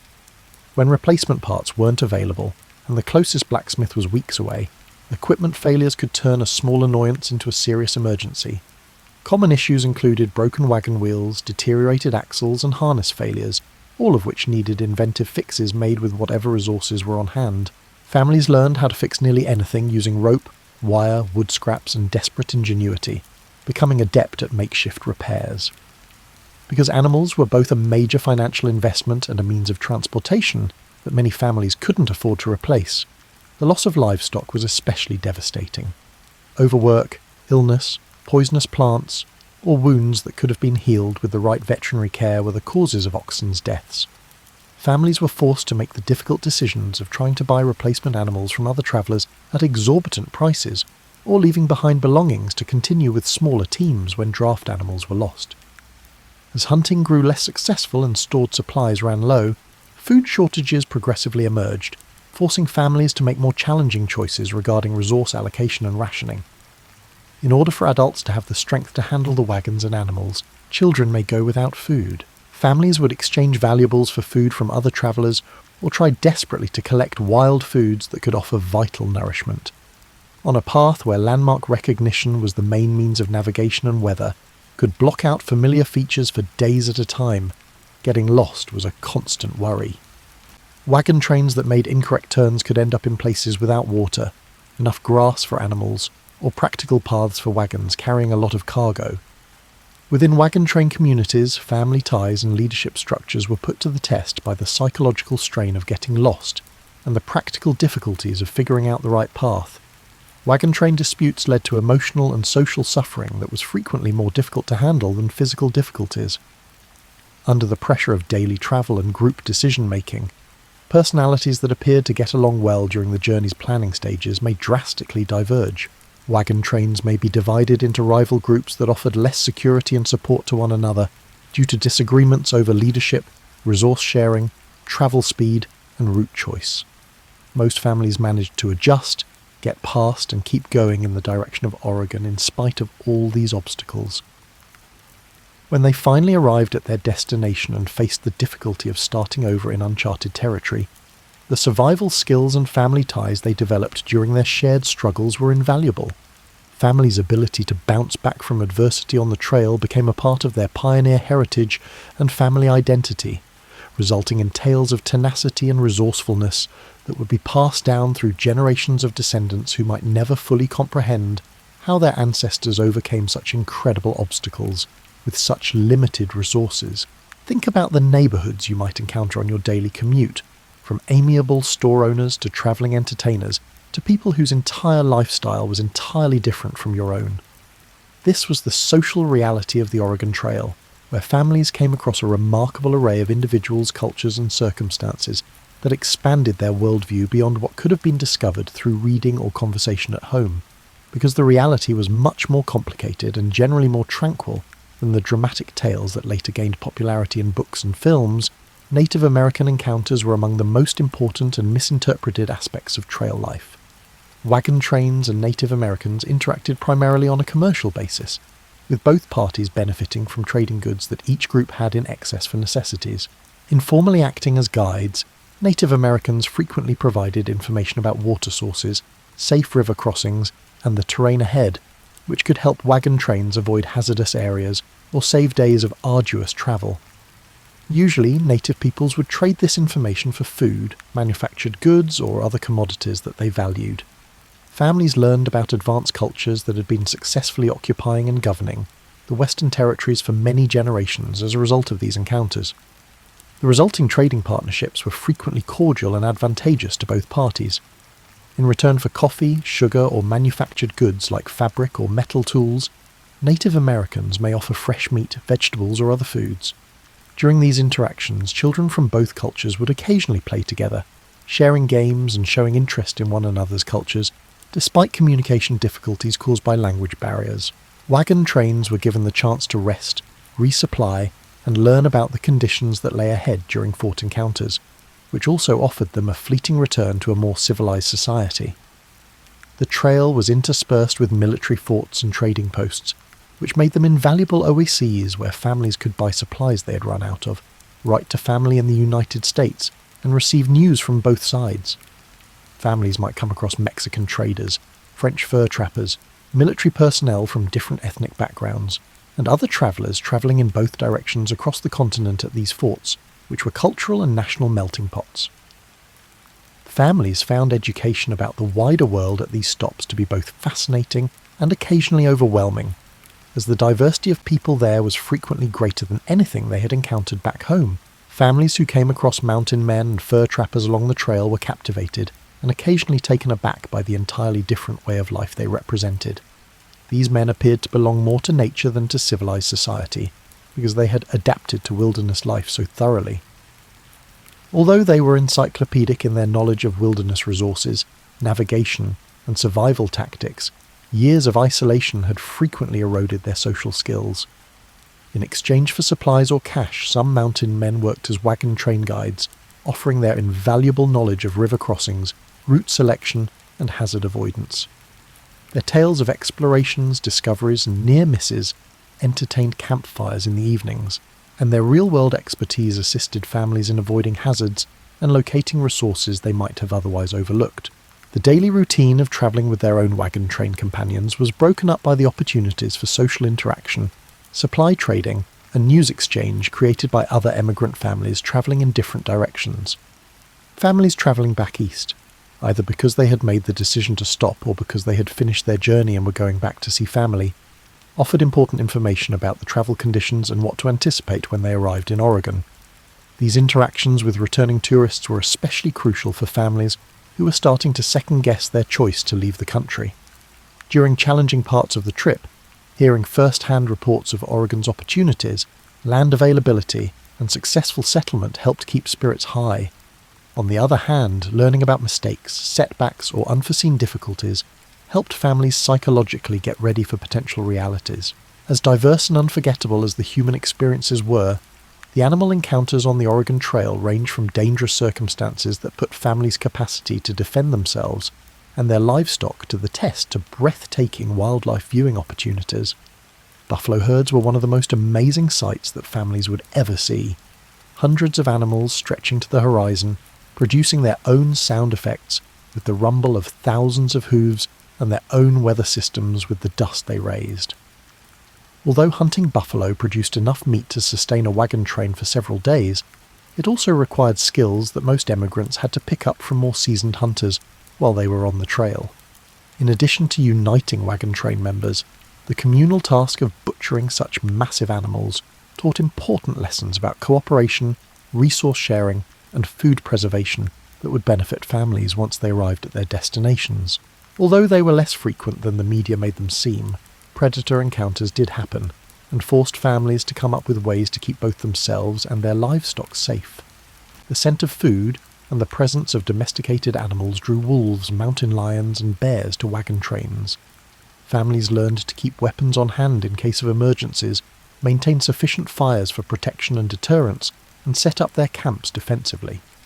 Although they occasionally made wagons and livestock dangerous, prairie dogs, ground squirrels, and other small animals entertained children. Mile-long prairie dog towns could result in places where wagon wheels or animal hooves could enter burrows and cause harm or damage to equipment. Families learned to read terrain more carefully and to foresee dangers that weren't immediately apparent as a result of these experiences. Families from the eastern regions, where hunting and habitat loss had already reduced wildlife populations, were often astounded by the species and abundance of birds along the trail. The daily entertainment and sporadic hunting opportunities offered by migratory waterfowl, birds of prey, and songbirds complemented food supplies and connected families to the continents and the season's natural rhythms. Every night, as wagons circled for safety and company, domestic animals from other wagon trains developed their own social dynamics, as dogs, cats, chickens, and other pets interacted across the makeshift communities. Dogs would form their own social groups and hierarchies, which occasionally reflected the bonds that were growing within their human families. Once they made it through the trip, cats were useful in keeping rodents out of the way of food supplies that were being stored. People who had chosen unusual life paths and were on the trail for reasons that didn't fit the usual emigration patterns were frequently the subjects of the most unexpected encounters. The trail community was enriched with diversity and stimulating discussions from missionaries who were going to start churches among Native American communities, scientists who were gathering specimens for institutions in the East, artists who were recording the Western landscape, and adventurers who were looking for experiences rather than settlement. These oddball explorers frequently had abilities, insights, or knowledge that helped entire wagon trains. A missionary's proficiency in a language could help them communicate with Native Americans. In times of medical emergency, a scientist's medical knowledge could be extremely helpful. It's possible that an artist's ability to observe things helped them recognize landmarks or predict weather patterns more precisely than the average emigrant. Through dramatic encounters with mail carriers and express riders, trail families were able to re-establish a connection with the wider world that they had temporarily abandoned. Between distant communities and government outposts, these professional travellers transported letters, newspapers, and official communications at a far faster pace than wagon trains. When they reached wagon train campsites, there was a lot of excitement and a chance to communicate with anxious family members back in the United States. As families grew closer to one another under the harsh circumstances of shared travel and mutual reliance, the social dynamics within individual wagon trains changed continuously. It is possible for people who appeared to get along during the planning stages to have personality conflicts that only surfaced under pressure. On the other hand, families that had previously appeared to have little in common may become friends for many generations. Wagon train leadership structures were continuously evaluated and improved because various circumstances required various kinds of knowledge and judgment. The elected captain may have great route planning skills but struggle with interpersonal conflict resolution. During certain difficulties such as crossing rivers, experiencing medical crises, or coming across potentially hostile groups, other travellers may show themselves to be natural leaders. Children learned things from the diverse range of people they met on the trail that they could not have learned in a homeschool. They developed social skills that would be useful in the diverse communities they would assist in creating in Oregon Territory, learned how to communicate across language barriers, and appreciated various cultural approaches to common problems. Generations of descendants were introduced to the adventure and variety of the trail experience through the cherished family stories that grew out of these encounters. Grandchildren would hear about the Native American chief who helped their grandfather's wagon train find water during a drought, the French trapper who taught their grandmother to identify edible plants, or the returning emigrant who alerted them to a hazardous river crossing in time to save lives and property. Imagine the moment you see the end of your journey coming. Not just another river to cross or another range of hills to traverse, but the real destination that has kept your hopes alive through every hardship and challenge of the trail. After months of waking up to the sound of creaking wagon wheels and the routine of setting camp before dawn. Families who had spent months concentrating on the day-to-day difficulties of travel without fully understanding how different their new home would be from everything they'd known before, found the approach to Oregon Territory to be both exhilarating and daunting. Gradually, the terrain started to shift from the arid splendour of the high plains and desert to the woods and mountains that would eventually become their new home. The initial view of the Columbia River was a poignant moment for many families, signalling the actual start of the end of their trail experience. The highway that would take them to the Willamette Valley and the farmland they had fantasized about during the challenging months of travel was this enormous waterway, which also served as the last significant challenge to be overcome. After the dry conditions of a large portion of the trail, it was nearly overwhelming to see that much water. There were particular opportunities and challenges associated with the last river trip down the Columbia. Families had to choose between attempting the challenging Barlow Road over the Cascade Mountains or taking a chance on the perilous river passage through the Columbia Gorge. Neither choice was simple, and both needed energy and resources that families may have believed they had already used up on the overland trip. Those who took the river route were forced to hire boatmen or load their wagons onto improvised rafts in order to move their belongings through rapids that had destroyed a great deal of property and taken many lives.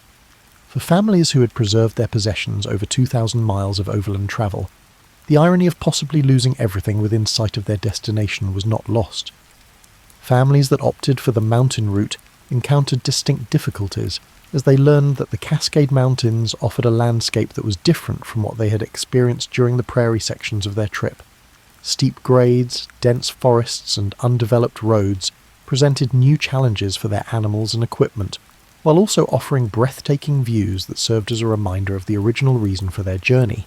After months of waiting and adversity, the actual arrival in the Willamette Valley was frequently unimpressive. Many families found themselves in an area that, although beautiful and fertile, needed the same pioneering skills they'd developed on the trail to build the homes and communities they'd imagined, without a welcoming committee or established community infrastructure. For families who were suddenly faced with decisions that would impact generations of their descendants, the land selection process was both thrilling and daunting.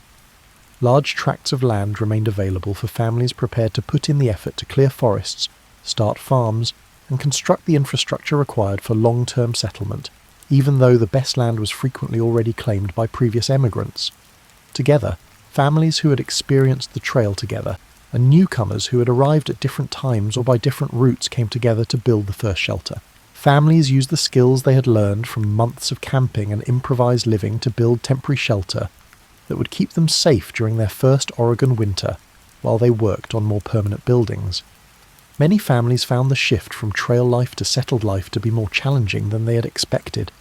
The routine of clearing land, planting crops, and building permanent homes could feel restrictive and monotonous after months of continuous movement and daily change. Some family members suffered from a sort of homesickness for the nomadic lifestyle they had left behind, especially the kids who had enjoyed the trail adventure. Families from diverse backgrounds with varying opinions about the best way to organise communities and varying methods of problem-solving from their trail experiences had to work together and compromise in order to establish communities in Oregon Territory. For the establishment of the government agencies, churches and schools that would transform Oregon Territory into a livable community, the social skills acquired during months of wagon train travel proved crucial. Families that had saved money for trail supplies and equipment found it difficult to adjust to the economic realities of starting over in a new territory. They now had to create revenue streams while pursuing their land claims. Many families were forced to combine farming with other jobs, using new skills they learned on the trail or skills they had honed back home. Because the demands of frontier life demanded adaptability and resourcefulness that went beyond conventional gender boundaries, women's roles in Oregon Territory frequently expanded beyond what had been feasible in their prior homes. These skills were crucial for frontier homemaking for women who had gained experience in managing outdoor cooking, handling livestock and repairing equipment during the trail experience. Children's education became a community priority, requiring families to work together to build schools and hire teachers in places without such facilities. Children who were educated by walking beside wagons and learning useful skills around campfires frequently demonstrated greater adaptability to the learning conditions of the frontier than adults had anticipated. Within a few years of the large emigrations, the success stories from Oregon Territory started to reach friends and family back in the United States, inspiring more families to follow suit and generating a feedback loop that kept the westward movement going for decades. More waves of emigration were spurred by letters that described the country's rich soil, temperate climate, and prospects for growth. But not all Oregon tales were triumphs. Families also described the hardships of frontier life, the distance from loved ones and familiar surroundings, and the arduous physical work needed to start successful farms in densely forested areas. Later emigrants were better equipped to handle the difficulties they would encounter after finishing the trail journey thanks to these more realistic accounts. Families that had walked the trail together continued to have close ties and support networks that helped everyone adjust to their new surroundings, forming community networks that were frequently based on the shared experience of the trail in Oregon Territory. The ties forged during these months of mutual reliance and adversity turned out to be enduring underpinnings for the communities that would come to characterize Oregon's early growth, through letters that shared updates from both sides and occasionally urged more family members to travel west. Trail families also kept in touch with friends and family who had stayed in the United States. These correspondence networks offered emotional support to people adjusting to drastically different lives and assisted in maintaining family ties over great distances. More than 150 years after the last major wagon trains finished their journeys to Oregon Territory, think about how the adventures we've been following together still shape American culture and family tales as you sink deeper into your cozy bed and pull your blanket a little closer. Along with their belongings, the families who travelled the Oregon Trail carried with them stories, skills, and values that would impact the character of communities across the region and help shape the future of the American West. The trail itself turned into a life-changing event that altered people's perspectives on difficulties, teamwork, and the potential for establishing new types of communities in addition to where they lived. Children who grew up in established agricultural communities had a different relationship with nature than children who had spent their early years walking beside wagons, learning to identify edible plants and assisting with livestock management. With the perspectives and abilities that proved crucial for success in frontier conditions, these trail-educated kids frequently rose to prominence as leaders and innovators in their Oregon communities. Families' ability to solve problems, such as repairing equipment using whatever materials were available, coming up with inventive ways to deal with food and water shortages, and modifying daily routines to accommodate shifting weather and terrain conditions, was shaped by months of trail travel and lived on in Western communities for generations. In frontier societies where survival occasionally hinged on everyone's ability to carry out whatever tasks were required, regardless of traditional gender expectations, women who had managed outdoor cooking, handled livestock, and made crucial decisions during trail emergencies frequently discovered that these experiences had prepared them for expanded roles. An extensive oral history that linked generations of Western families to their emigrant ancestors was produced by the storytelling customs that grew out of trail experiences. Grandchildren who had never seen a covered wagon would be raised on elaborate tales of buffalo hunts, river crossings, and the hardships of spending months sleeping outside. Themes of tenacity, resourcefulness, and cooperation that became fundamental values in Western societies were frequently highlighted in these family tales. Through preparation, cooperation, and perseverance, the trail experience showed that regular people could overcome extraordinary obstacles, lessons that were applicable well beyond the initial emigration context. A distinctive American mythology that emphasized both individual success and teamwork was also produced by the trail. Families had to be independent and resourceful to successfully complete the Oregon Trail journey, but they also had to rely on their wagon train fellows for support and assistance in times of need.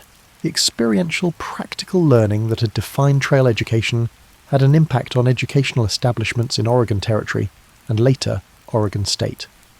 The recognition that frontier life required individuals who could combine intellectual capacity with practical problem-solving abilities was reflected in schools that placed an emphasis on practical skills in addition to traditional academic subjects. Early conservation attitudes in Western communities were shaped by the environmental consciousness that families gained from months of intimate observation of weather patterns, seasonal variations, and the availability of natural resources. Individuals who had personally witnessed the effects of resource depletion, water pollution, and overgrazing were frequently more in favour of sustainable land management techniques.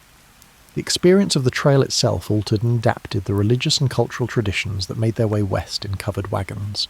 During months when worship sessions were conducted outdoors, around campfires, rather than in conventional buildings, churches in Oregon Territory frequently reflected a more pragmatic, informal approach to religious practice. Wagon trains had employed democratic decision-making procedures to settle conflicts, choose routes, and oversee local resources, which had an impact on the political institutions that arose in Oregon Territory.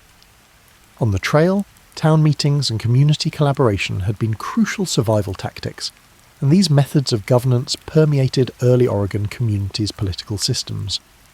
The folk medicine and practical first aid skills that families had acquired through trail travel had an impact on medical practices in frontier communities.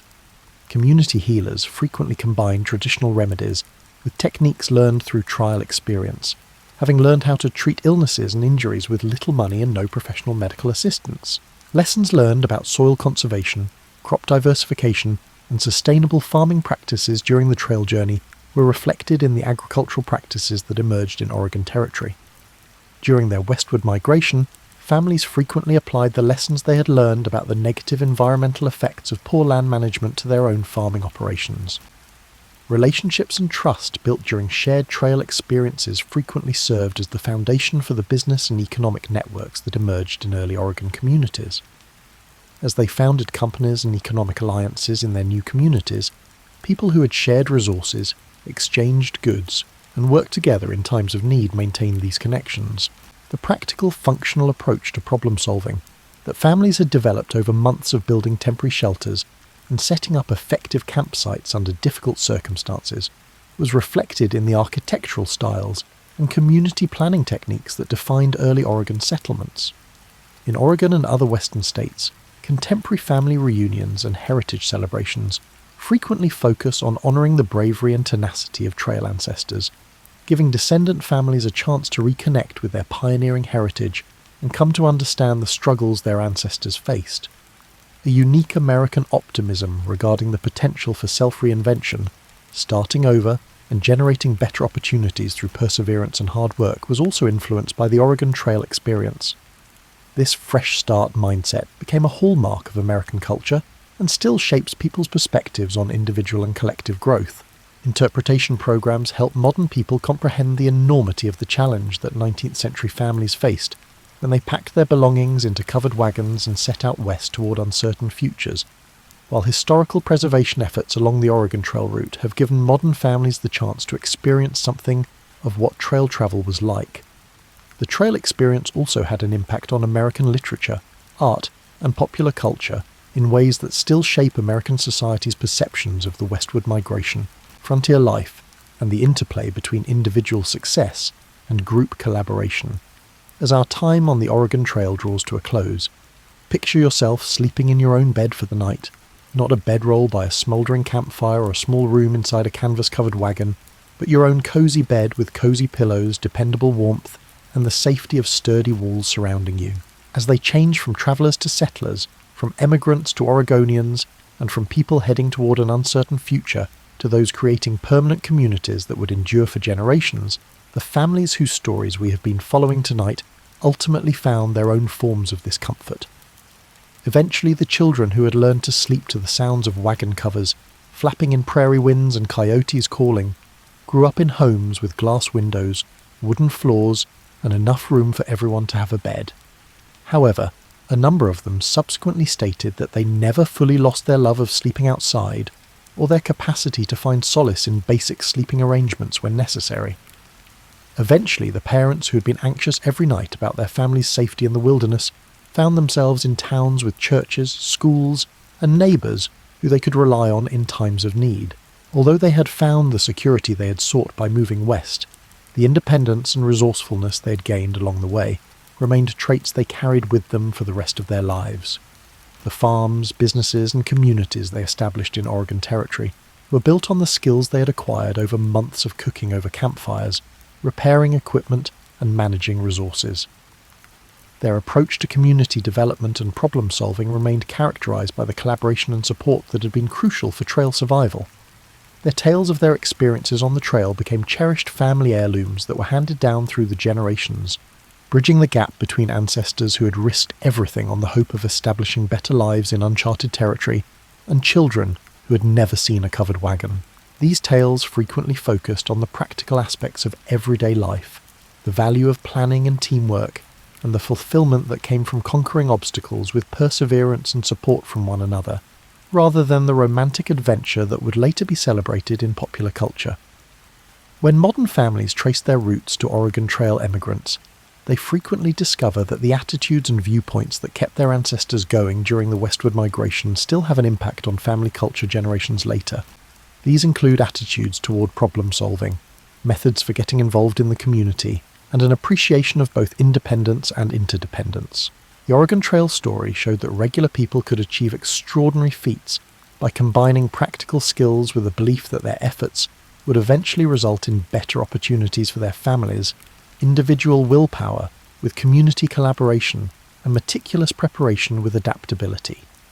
Tonight, as you get comfortable in your own bed, you may consider how the safety and convenience you take for granted are the result of people overcoming obstacles and creating communities by leaving behind comfortable surroundings in pursuit of better futures for their kids and grandkids. The soft sounds of your contemporary evening, possibly the distant hum of your heating systems, the distant sound of traffic or the familiar creaks of your house settling, are the same as the reassuring campfire sounds that eventually made it easier for trail families to go to sleep each night knowing that they were surrounded by people who shared their objectives and would support them through any difficulties that might arise the next day. The trail families eventually found what they were looking for, not just rich land or lucrative prospects, but the fulfillment that comes from showing themselves and their kids that willpower, teamwork, and ingenuity could overcome seemingly insurmountable challenges and open up new possibilities where none had previously existed. Their legacy endures not only in the neighborhoods they established and the families they reared, but also in the enduring American conviction that individuals can better their lot in life by working hard, supporting one another, and having the guts to go where others have gone in pursuit of better opportunities.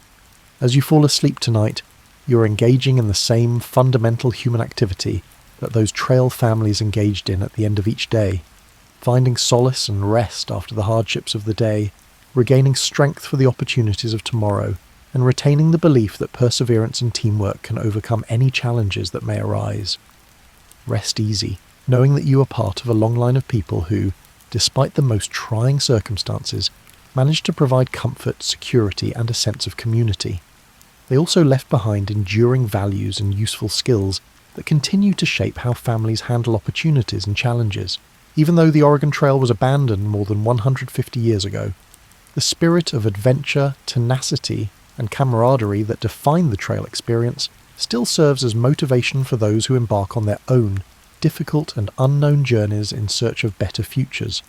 Sweet visions of campfire dinners, covered wagons, and the fulfillment that comes from realizing that regular people can achieve genuinely remarkable feats when they band together and help one another. Have you ever been looking through old photo albums and come across a picture that makes you stop and think? There are hints of stories you have never heard but somehow recognize in the faces, the clothing, and the way the light falls. When you venture into the realm of ancient myths, that is precisely what occurs. These are not merely dusty stories from long-gone societies. Rather, they are family portraits of the human spirit, glimpses of the things we have always feared, hoped for, and wondered about. Well, before there were textbooks, documentaries, or that one friend who always has the Wikipedia page open, there were storytellers. Imagine this. You're sitting around the first campfire in history when someone asked the question that started it all. So, how exactly did we get here? They had a lot of imagination too. The Enuma Elish is a wonderfully chaotic creation story that was told by the ancient Babylonians. Imagine the universe beginning with a family dispute that went totally wrong rather than with a big bang. Consider Tiamat, a primordial water goddess, to be the epitome of the helicopter parent who genuinely detests her children growing up and moving out. The younger gods, her children, are acting like teenagers with the ability to create universes, making too much noise and hosting cosmic parties. Tiamat literally becomes a nuclear parent after deciding that enough is enough. She makes monsters, and not just any monsters, but the kind that would make a director of a horror film cry with jealousy. They have serpent heads, scorpion tails, and dispositions that would drive a honey badger to retreat. Her scheme? Get rid of the young gods and bring some tranquility back to the universe. As is always the case with family drama, this is where things start to get interesting, and a little ridiculous. Marduk, her great-great-grandson, takes over. Young, ambitious, and equipped with divine weapons that would make any superhero envious, he is essentially the family's golden child. He has a net that can catch anything and winds that can topple mountains. If nature documentaries featured magic weapons and failed family therapy, the conflict between Tiamat and Marduk would be like watching a documentary about cosmic forces. Marduk defeats Tiamat not only by using physical force, but also by outwitting his elderly grandmother. He turns her body into the earth and the heavens by using her own chaotic waters against her. In divine real estate development, nothing is wasted. It's recycling on a global scale. The conflict between traditional and novel concepts, between the familiar chaos and the unpredictability of the order we could establish, is what makes this story so charming. Every family has a Tiamat, someone who recalls a time when everything was easier, even if that meant total chaos. The beginnings of the Norse people are delightfully strange in that specific Scandinavian way.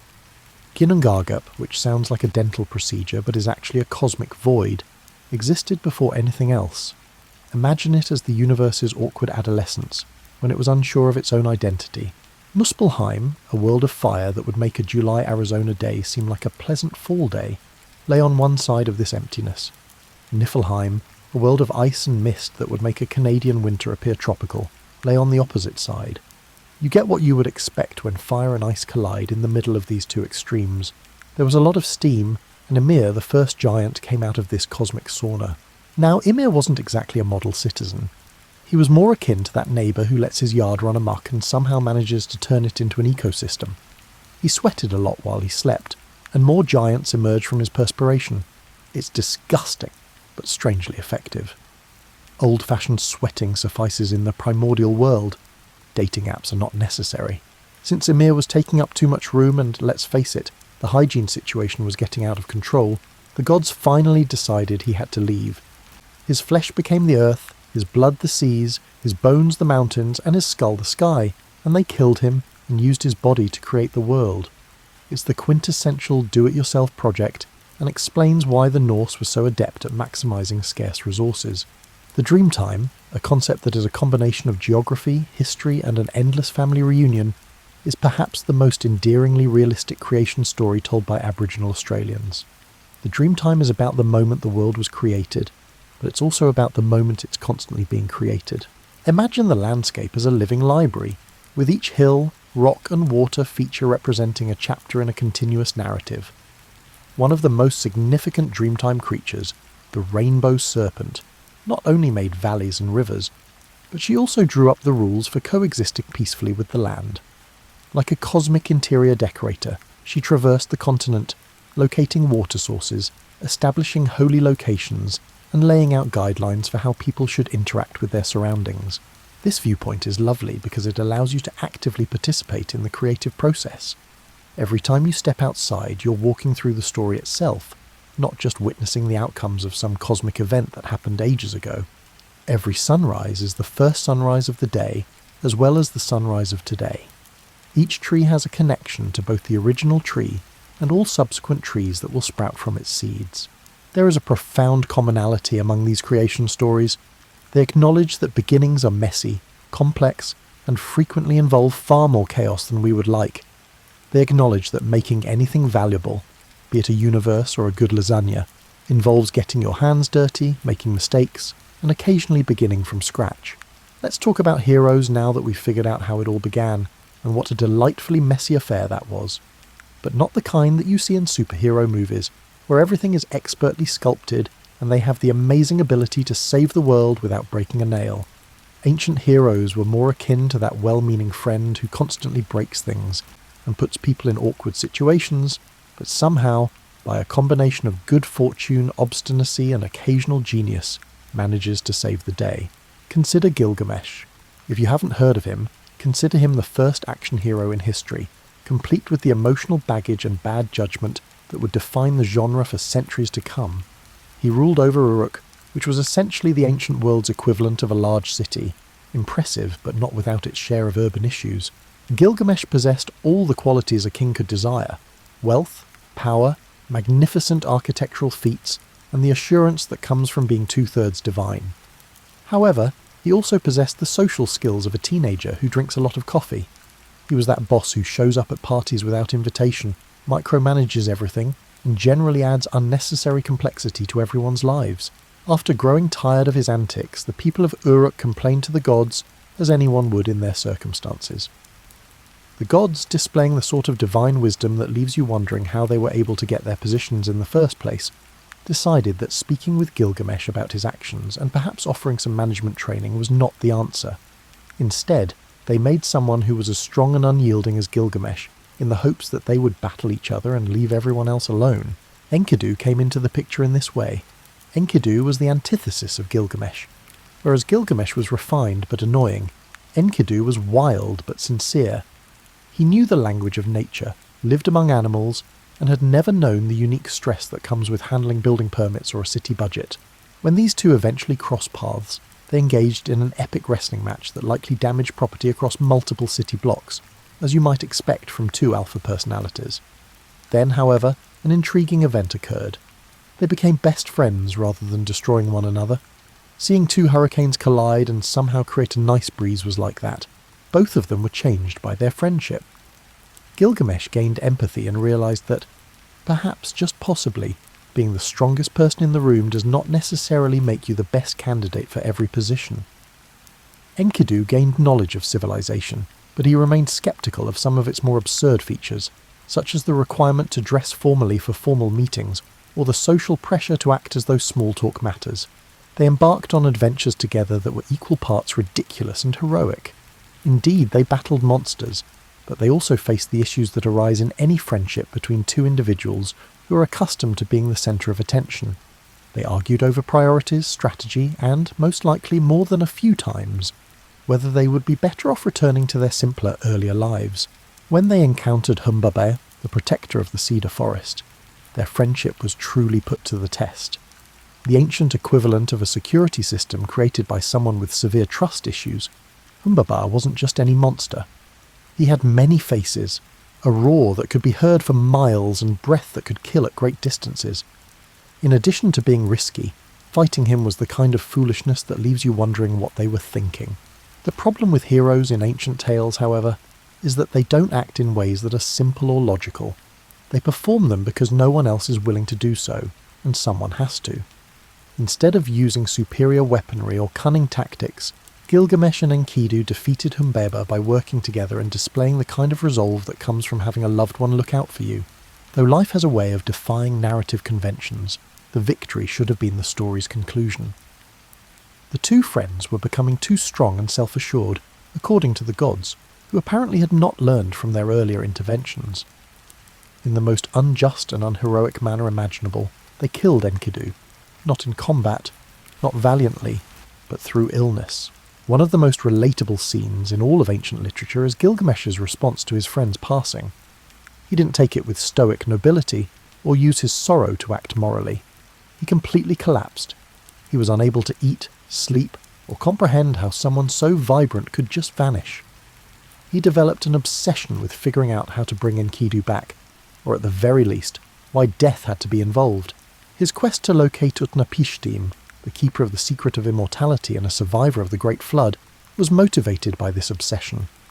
The trip was lengthy, risky, and full of the kinds of challenges that make you wonder if the final destination is worth the journey. Driven by the simple, desperate hope that perhaps, just possibly, there was a way to undo the unfixable, he traversed underworlds, climbed mountains, and crossed deserts.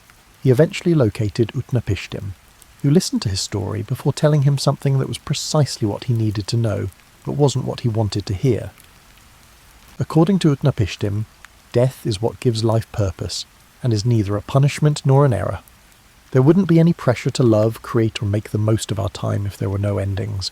However, Utnapishtim also told Gilgamesh about a plant that could bring back youth because ancient tales recognise that wisdom without hope is simply depression. Not exactly immortality, but the opportunity to begin anew, to apply the lessons he had learned to a new phase of his life. The plant was discovered by Gilgamesh. He had the ability to turn back time, regain his youth, and have another chance at everything. Then, in a moment of utterly human negligence, he put it down during a bath, and a serpent took it from him. You might anticipate that this will be the last crushing blow, the point at which our hero surrenders. Gilgamesh, however, laughed instead, the rueful chuckle of someone who has finally figured out the punchline to a cosmic joke, rather than the bitter laugh of defeat. He came to the realization that he had been searching in the wrong places for immortality. He was immortal because of his tale, his friendship with Enkidu, and his quest to comprehend life and death. Long after his physical body was gone, they would be remembered and cherished, told and retold. You should see what our ancestors had to deal with if you think dating is difficult now, with its apps and algorithms and the never-ending debate over who should pay for coffee. Classic love tales make the drama of contemporary relationships seem like a friendly argument about who gets to do the dishes first. These were not merely stories about a boy meeting a girl, falling in love and leading a happy life. These were epic tales of passion that had the power to literally alter the terrain, jealousy that could spark conflicts, and romantic actions that needed either divine intervention or extremely high insurance. The world's first tragic love song, Orpheus and Eurydice, was brought to us by the Greeks. Orpheus was no ordinary musician. He was the type of artist who could persuade rivers to alter their course, cause trees to uproot themselves in order to follow his music, and most likely persuade animals to harmonise with his melodies. He was essentially the result of combining all of the greatest musicians in history and endowing them with superhuman powers.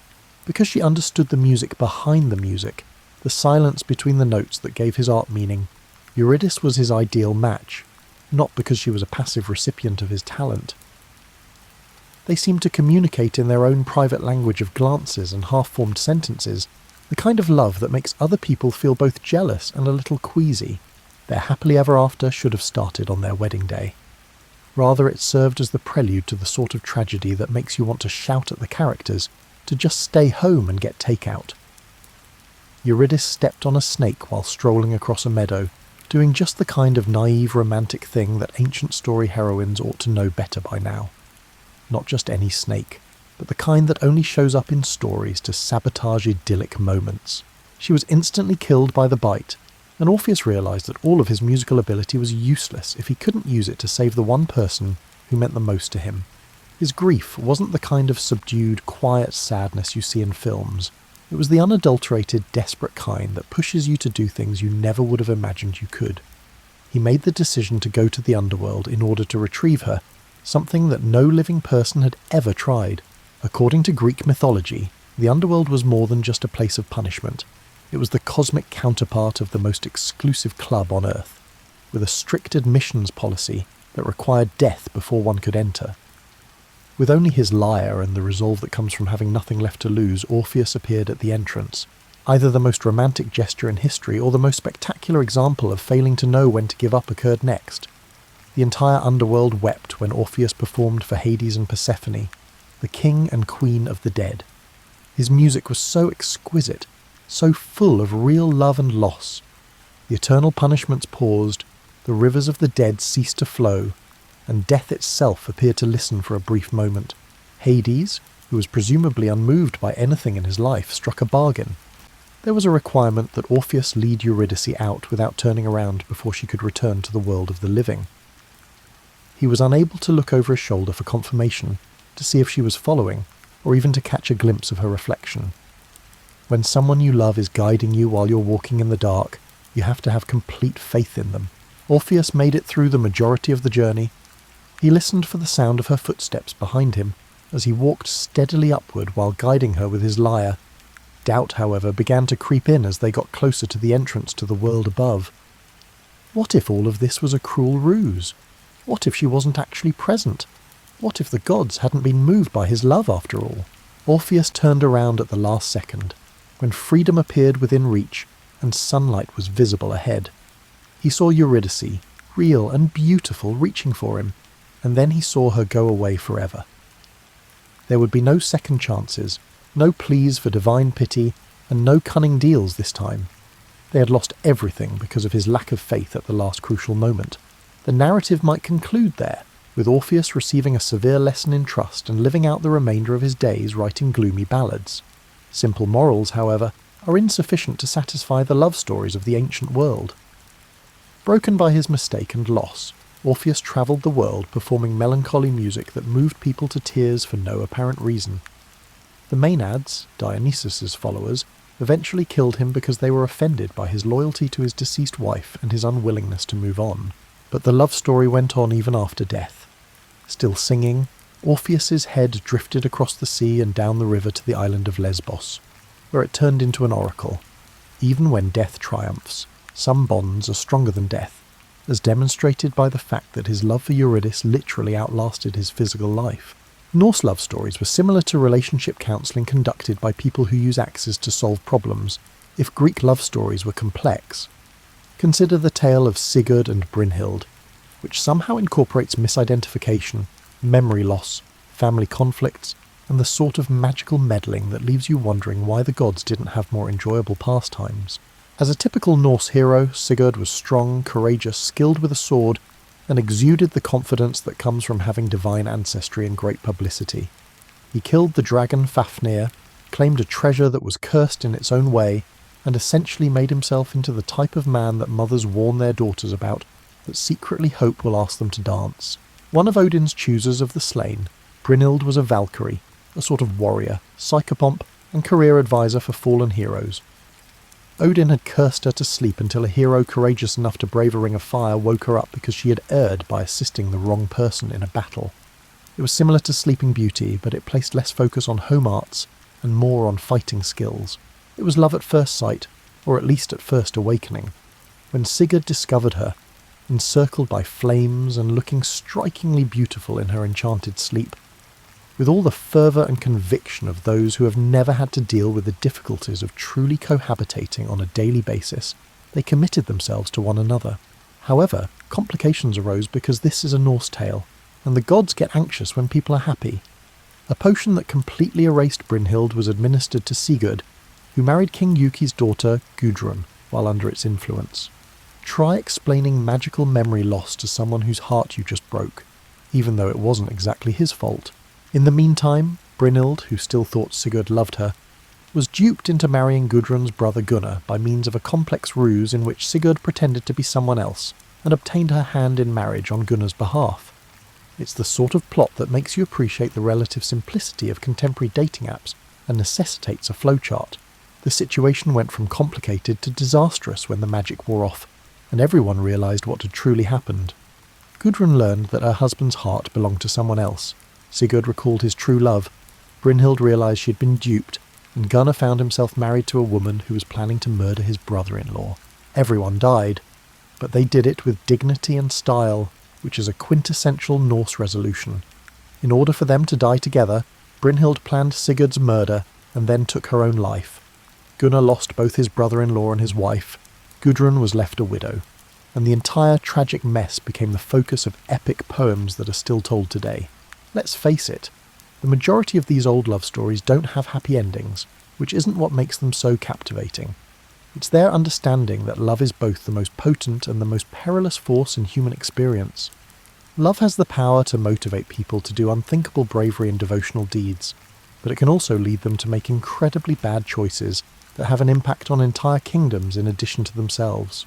Ancient storytellers recognise something that contemporary romance occasionally overlooks, that the intensity of love is directly correlated with its capacity for both creation and destruction. These weren't sterile fairy tales about meeting your true love and leading a conflict-free life.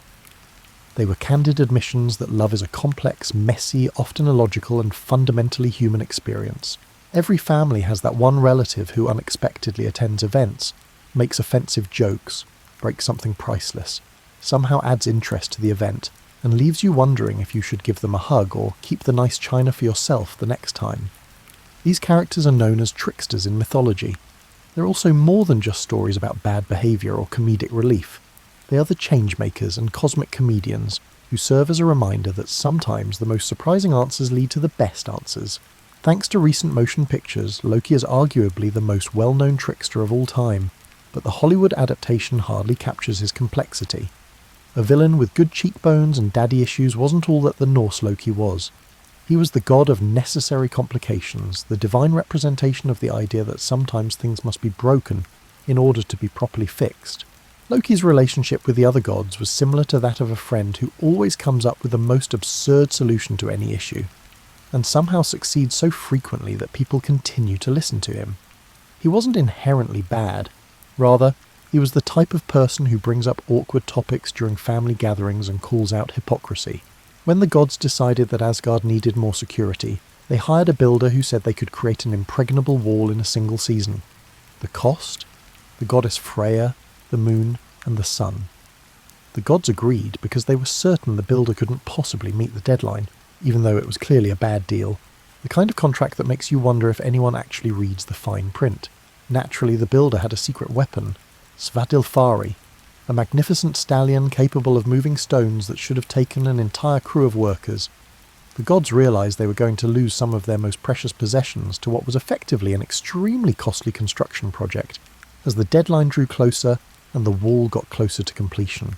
Loki's unique approach to problem solving was helpful in this situation. In a typically unorthodox move, he changed into a mare and enticed Svadilfari away just in time to prevent the builder from completing the wall. The plan was successful, but it had an unintended consequence. Loki gave birth to Sleipnir, an 8-legged horse that became Odin's mount, and possibly the most peculiar addition to any family tree in mythological history. Tricksters are willing to pay personal costs to solve problems that everyone else is too proud, too dignified, or too traditional to handle, as the story demonstrates. Not only did Loki save the gods from a bad deal, but he also effectively and strangely embodied the solution. Tricksters, however, are not exclusively Norse. Of all the Chaos agents, Anansi the Spider, the West African custom, is arguably the most endearing. Anansi was more of a purpose-driven strategic troublemaker than Loki, whose tricks frequently had unexpected repercussions that descended into cosmic drama.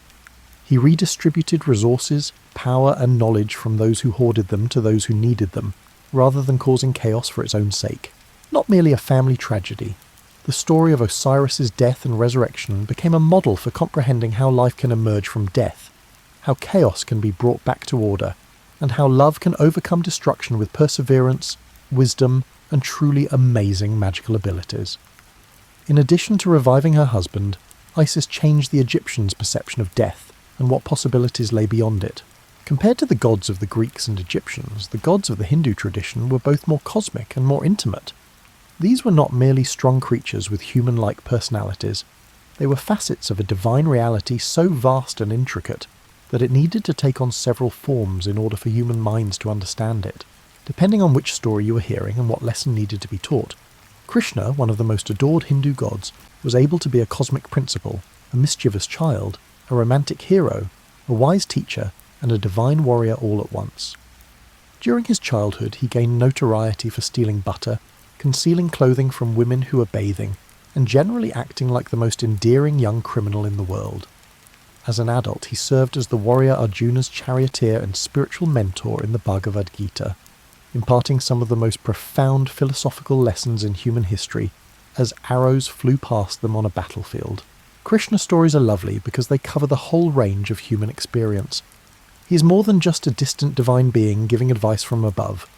As a grown teacher, he is aware of the weight of duty and moral responsibility, the complexity of love and relationships as a young man, and the joy of stealing candy as a child. He literally possesses multitudes, and his tales serve as a reminder that, if we know how to seek it out, divinity is woven throughout every moment of life and is not distinct from the everyday human experience. The Celtic Bridget, however, is arguably the most intriguing deity from any tradition. She was able to be both a pagan goddess and a Christian saint without anyone seeming to find this particularly odd. She was the goddess of healing, smithcraft, and poetry, three disciplines that may not seem connected until you consider that they are all about transforming raw materials into something more complete, beautiful, or useful than they were before. Bridget's forge was more than just a place to shape metal. It was a place to pound words out of inspiration, to strengthen broken objects, and to turn the commonplace materials of life into something that could be used for both utilitarian and religious purposes. She realised that when spiritual work and daily work are done with love, skill, and attention, there is no real difference between the two. The stories of Bridget did not vanish when Christianity arrived in Ireland. Rather, they changed somewhat. The goddess was transformed into St. Brigid, and for centuries nuns cared for her sacred fires in convents. Though they were no longer regarded as the abilities of an ancient Celtic deity, the talents she bestowed, poetry, craftsmanship, and healing, were now recognised as gifts from the Christian God. It was the pinnacle of cultural adaptation, respecting both traditional knowledge and contemporary insights without asking anyone to give up what had always worked for them. Let's now discuss monsters, which are essential to any good story and were present in some genuinely amazing ancient mythologies. However, these weren't merely arbitrary frightening objects meant to give people nightmares. They were fears given shape, anxieties disguised as scales, claws, and multiple heads, and issues that needed heroes, magic, or at the very least, excellent running shoes, because they couldn't be resolved with common sense. The Sphinx, a riddle with wings and a very short fuse, was a gift from the Greeks. Imagine what would happen if someone asked a committee of nightmare designers to create the most challenging client. Imagine a creature that has the head of a woman, the wings of an eagle, and the body of a lion. In addition to eating people, the Sphinx required them to pass a test, and failing it meant they would perish. Not only was her well-known riddle, what walks on 4 legs in the morning, 2 legs at noon, and 3 legs in the evening? A clever wordplay exercise. It was a question about the state of humanity, how we evolve over time, and the phases of life that everyone must experience if they are fortunate enough to live that long. The monster was defending a basic reality about life, not just a city. The Sphinx became so irate at having her riddle solved that she threw herself off a cliff when Oedipus gave the right response, that humans crawl as infants, walk upright as adults, and use canes in old age. Although it's a dramatic response, you have to respect her dedication to her work. She was more than a monster who enjoyed riddles. She was the embodiment of the questions that haunt people at night, and her mission was accomplished once those questions were resolved. But Medusa, whose tale has been repeated and reinterpreted so many times that it's easy to forget the original tragedy, was perhaps the most psychologically complex monster in Greek mythology. She was not born a monster. Rather, she was made into one as retribution for being attacked in the temple of Athena. Rather than punishing her assailant, Athena punished the victim by transforming her lovely hair into snakes and cursing her with a look that would make anyone who saw her turn to stone. Take a moment to consider the horror of Medusa's existence. She was isolated in a way that most people can't comprehend, rendered literally untouchable and unable to look at another person without killing them. She became the embodiment of both female anger and female helplessness. She was dangerous to everyone who came into contact with her, but she was unable to turn that danger into anything positive. It took cunning and divine help for Perseus to kill her in the end, not bravery or strength. He effectively turned her own power against her by using a mirror shield to get close to her without looking into her eyes. However, Medusa was not helpless even in death. Her blood turned into a poison that killed, and a medicine that healed, and her image became a symbol of protection, reminding evil that some types of suffering give one strength that is unbeatable. Like everything else in Norse mythology, the Norse had their own unique perspective on monsters, and it was more nuanced and ethically dubious than you might think. One of Loki's children was the world's serpent, Jörmungandr, which was so big that it encircled the entire world and held onto its own tail. It wasn't intentionally malevolent, it was simply so massive that its very existence posed an inherent threat to the stability of the universe. The god of thunder, Thor, was destined to battle Jörmungandr at the end of the world, Ragnarok. Both would perish in the conflict, the serpent from Thor's hammer and Thor from the serpent's poison. It was a perfect illustration of the Norse understanding that sometimes there are no winners in conflicts, and that the best course of action is to make sure that destruction serves a greater good. However, Fenrir, the wolf and one of Loki's offspring, was arguably the most fascinating Norse monster. Knowing from prophecy that Fenrir would ultimately kill Odin, the gods chose to bind the wolf with an unbreakable chain, rather than attempting to stop this fate with wisdom or kindness. It took cunning to bind him. They persuaded Fenrir that it was a test of his strength, and then wouldn't let him go when he demonstrated that he couldn't escape. The tale of Fenrir is the ideal example of how attempting to avert a future that is feared can actually bring it about. Even though the wolf had done nothing wrong, the gods' treatment of him, chaining him, was precisely the kind of injustice that would incite the wrath required to carry out the prophecy. Because they were afraid of him, they made their own enemy, demonstrating that sometimes the most dangerous monsters are the ones we create for ourselves. The Banshee, arguably the most psychologically complex monster of all, has Celtic roots. She was grief personified, the embodiment of loss that some families experience over many generations, but she wasn't evil in the traditional sense. Death was announced by her wailing, but she did not cause it. She only recognised it, gave it a voice, and made it impossible to downplay or ignore. The Banshee recognised a crucial aspect of human nature. We require our sorrows, losses and pain to be seen as genuine and noteworthy. She was dreadful not because she brought death, but rather because she made people face their mortality, and the knowledge that everyone they cared about would eventually pass away. However, she was also consoling in her own way.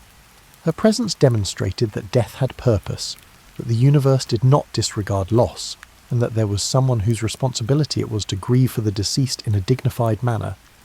She was the cosmic counterpart of the friend who attends funerals, brings casseroles to bereaved families, and ensures that no one must go through life's darkest times alone. As our journey through the world of ancient stories draws to a close, it is worthwhile to pause and reflect on the kind of magic that didn't require heroic quests or divine intervention. The commonplace enchantments that made everyday life a little more bearable, a little more meaningful, and a little more connected to the greater mysteries of existence. The most significant magic occurs in the pauses between the dramatic moments, in the everyday rituals that bind us to one another and to the cycles of nature. This is something that ancient peoples understood, but we occasionally forget in our haste to separate the logical from the miraculous. This is beautifully illustrated by the Japanese concept of kami. Often translated as gods or spirits, kami are actually more like the divine essence that permeates everything, including every tree, rock, river, mountain, well-made tool, act of kindness, and instance of flawless attention to a straightforward task. The word itself implies something above or superior, but not in the sense of being far away or unreachable. Instead, it's the characteristic that, when experienced with the appropriate level of awareness, elevates ordinary things to extraordinary. A master potter does more than simply mould clay. They work with the fire, the kami of the earth, and their own hands to create something useful and beautiful. By learning to work with weather, soil and seasons in ways that respect both ecological balance and human needs, a gardener engages in the continuous dialogue between human intention and natural processes.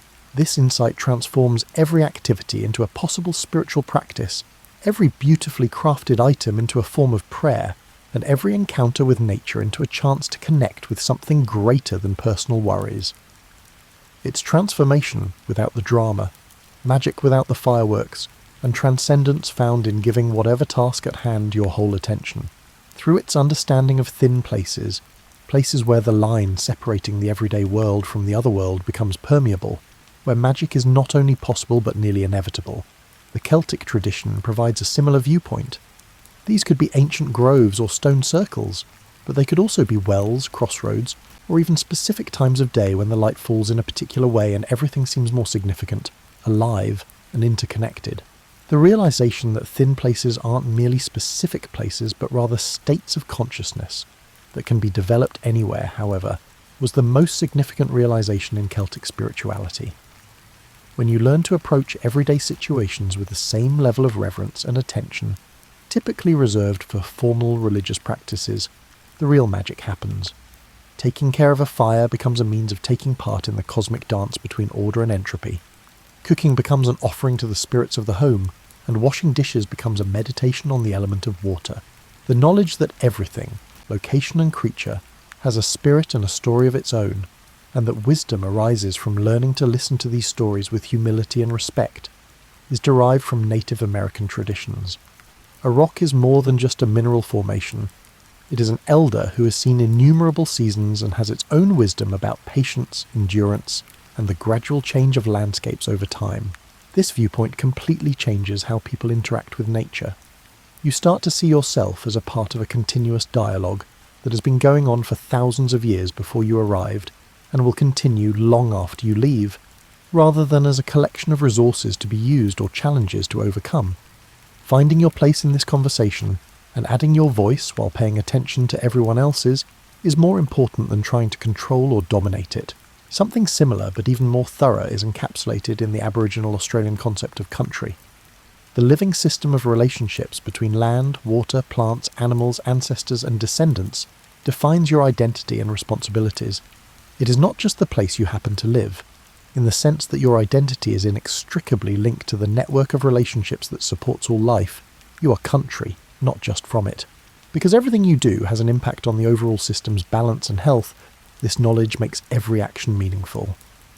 Taking water from a spring is more than just a practical issue. It's a way to communicate with the water spirits and calls for appreciation, acknowledgement, and close attention to reciprocity. Foraging is only one aspect of gathering food plants. Another is engaging in a relationship that necessitates understanding the seasons, migration patterns, soil conditions, and the requirements of all other organisms that share resources. Developing the sensitivity and wisdom to live in harmony with all the forces, both visible and invisible, human and more than human, that enable life is what all these traditions have in common, rather than gaining control over the world. They acknowledge that, rather than existing independently of nature, humans are merely one species within a complex web of interdependence that necessitates ongoing care, support, and care. Supernatural abilities or drastic changes are not promised by this type of commonplace magic. Rather, it provides something perhaps more valuable, a way of life that acknowledges the sacred aspect of everyday life, that finds connection and meaning in the most basic activities, and that turns everyday life into a continuous spiritual practice without requiring anyone to give up their obligations or withdraw from society. You may be wondering what exactly we're supposed to do with all these stories of gods and heroes, monsters and tricksters, tragic love stories, and creation myths that start with chaos as our journey through these old tales comes to an end. These aren't merely amusing artifacts from the early days of humanity. They are inheritance records, psychological maps, and guides to navigating the intricacies of life that haven't evolved as much as we may believe. The ancient storytellers recognise something that our modern culture occasionally finds difficult to grasp. Wisdom isn't just about learning new things or using cunning to solve problems. It involves cultivating the ability to live with uncertainty, to find purpose in flaws, to hold on to hope when loss is unavoidable, and to acknowledge the sacred aspects of everyday life. Think about the beginnings described in the creation stories. They make no guarantees about the neatness, orderliness, or predictability of beginning anything worthwhile, be it a new way of life, a relationship, a universe, or a creative endeavour. Rather, they recognise that all significant creations come from some kind of chaos, necessitate the dismantling of earlier plans, and entail some trial and error that cannot be prevented by better planning. According to the Babylonian tale of Marduk and Tiamat, sometimes progress necessitates a direct confrontation with the past, not to destroy it out of resentment or impatience, but to respect what it has given us while making room for new opportunities. We are reminded that every beginning entails letting go of something else, and that this letting go is a necessary part of the process rather than a result of poor planning, by the Norse understanding that creation necessitates sacrifice, that Ymir's death was required for the world's birth.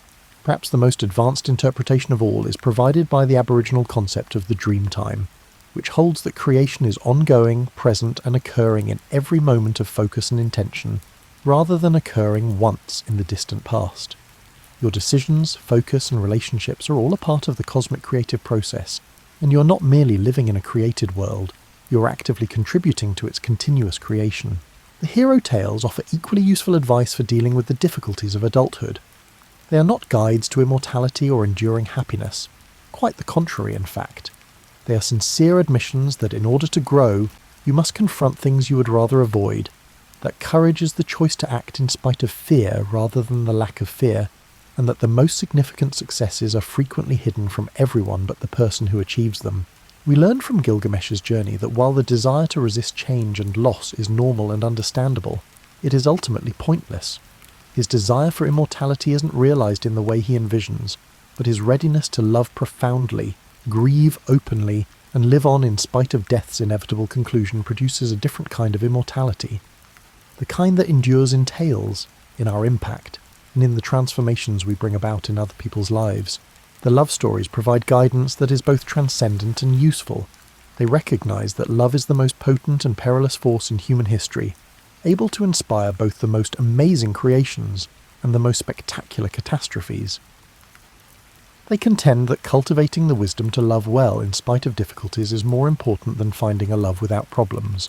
We learn from Orpheus and Eurydice the value of faith in things we cannot see or control, the necessity of trust in relationships, and how doubt can sabotage even the strongest bonds. They also teach us how love transcends physical proximity, and how caring for someone profoundly alters you in ways that last long after they are gone. Perhaps the most useful advice for surviving in the modern world can be found in the trickster stories.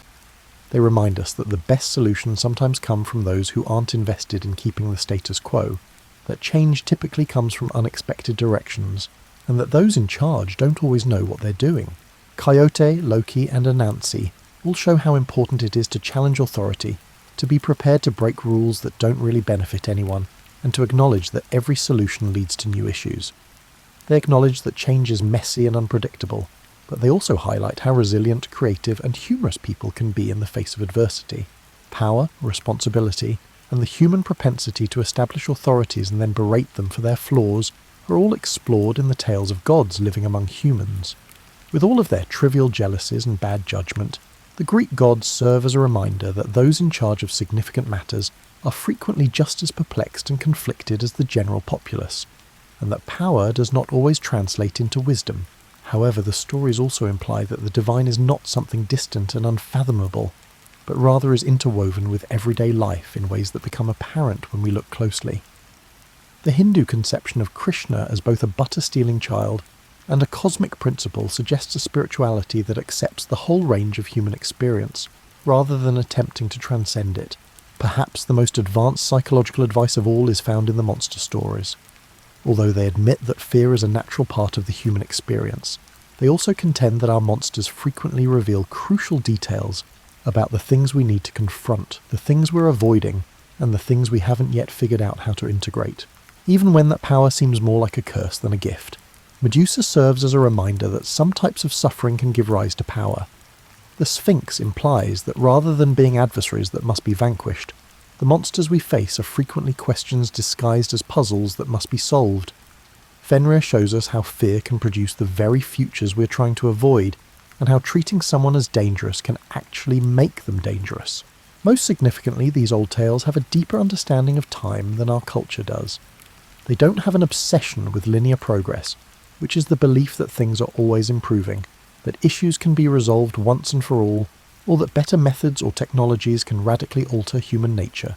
Rather, they acknowledge that human existence is cyclical, that the same basic problems arise in every generation, and that wisdom is not in finding a permanent solution to these problems, but rather in creating the abilities, viewpoints, and behaviours that enable each generation to face them with dignity, ingenuity, and support from one another. We are reminded that destruction and creation are partners in an eternal dance, that loss and renewal are part of the same process, and that every ending contains the seeds of new beginnings by the seasonal cycles that occur in so many mythologies, from Persephone's yearly journey between worlds to the Norse understanding of Ragnarok as both ending and beginning. Compared to our achievement-oriented culture, this cyclical view of time offers a different relationship to both success and failure. It implies that difficulties frequently precede periods of growth, that setbacks are not irreversible defeats, but rather organic components of larger patterns, and that the objective is not to reach a perfect state, but rather to acquire the fortitude and insight necessary to face whatever lies ahead. When you close this collection of stories and go back to your own life, with its unique blend of routine tasks and sacred moments, ordinary responsibilities and extraordinary possibilities, you take with you the wisdom of thousands of generations who have grappled with the same basic questions you do. How do you find meaning in an uncertain world? How can you accept loss and still love deeply? How do you remain hopeful when you recognise the challenges? In the vast network of relationships that binds all life together, how do you find your place? The solutions these tales provide are neither straightforward nor definitive.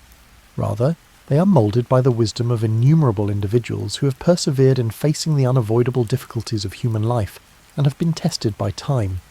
They serve as a reminder that we are not alone in our difficulties, that the same questions that keep us up at night are the same ones that have always kept people up, and that participating in such an age-old discussion can be both humbling and consoling. The knowledge that the journey itself is significant, that the questions are just as significant as the answers, and that each generation has the chance to contribute its own voice to the grand ongoing narrative of what it means to be human in a mysterious and great universe, are perhaps the things that the myths offer more than simple answers or happy endings. You can therefore rest in the knowledge that you're surrounded by stories as well as blankets as you turn off the light and go to sleep. These stories are held in place not only by your immediate surroundings, but also by the collective wisdom of all those who have ever gazed at the same stars, pondered the same mysteries, and managed to turn their confusion and longing into stories that continue to comfort and guide those who follow them. Your life, with all its everyday magic and everyday heroism, is one of the newest chapters in this timeless book. The ancient stories are still being written. Rest easy knowing that you are a part of something far more expansive and exquisite than you could have ever dreamed when you first opened these pages. Sweet dreams, fellow human being on the eternal journey. Word count. About 7,000 words. Anansi's strategy of stealing fire from the sky god is a prime illustration of it. Nyame, the sky god, owned fire and kept it locked away for his exclusive use.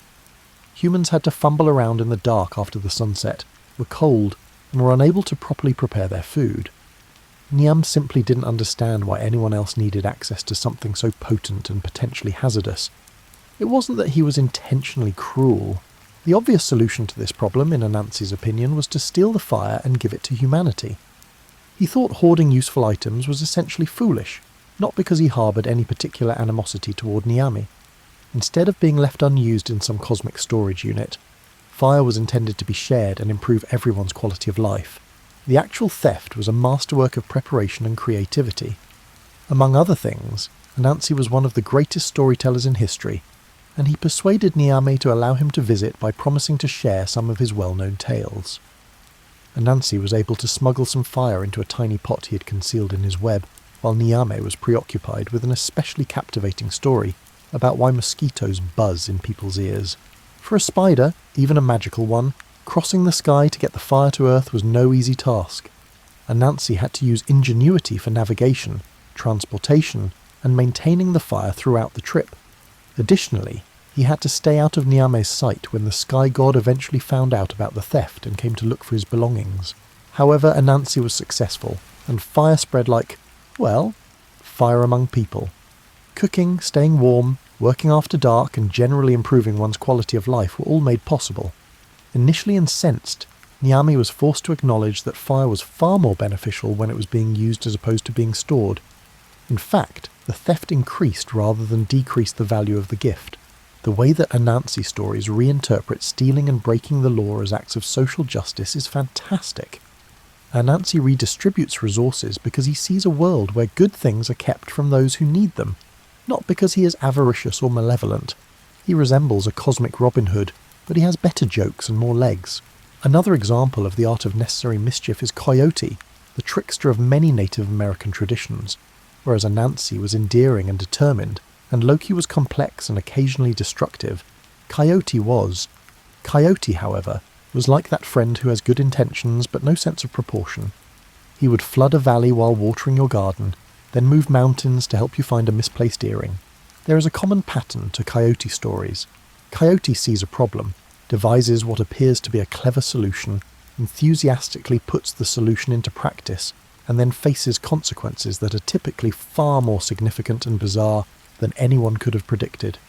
He is the divine representation of both the necessity of trying new things, even when you are unsure of how they will turn out, and the law of unintended consequences. His attempt to introduce salmon to the Columbia River's inhabitants is among the most charming of Coyote's tales.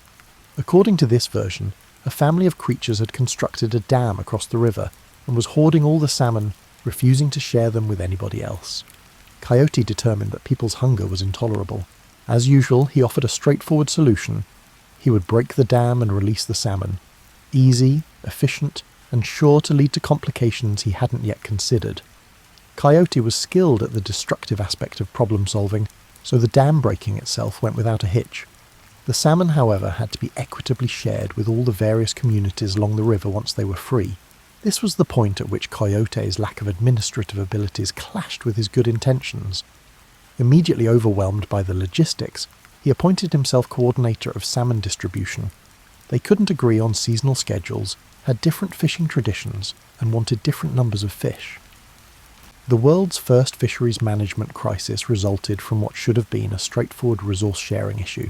Coyote ultimately resolved the issue by essentially stating that salmon would migrate in cycles, arriving in large quantities for a portion of the year before departing to spawn. Although it wasn't the sophisticated long-term fix he had hoped for, it did the trick. Everyone received salmon. The salmon was able to procreate and carry on the cycle, and Coyote gained insight into the distinction between destroying and repairing things, the understanding that change is messy.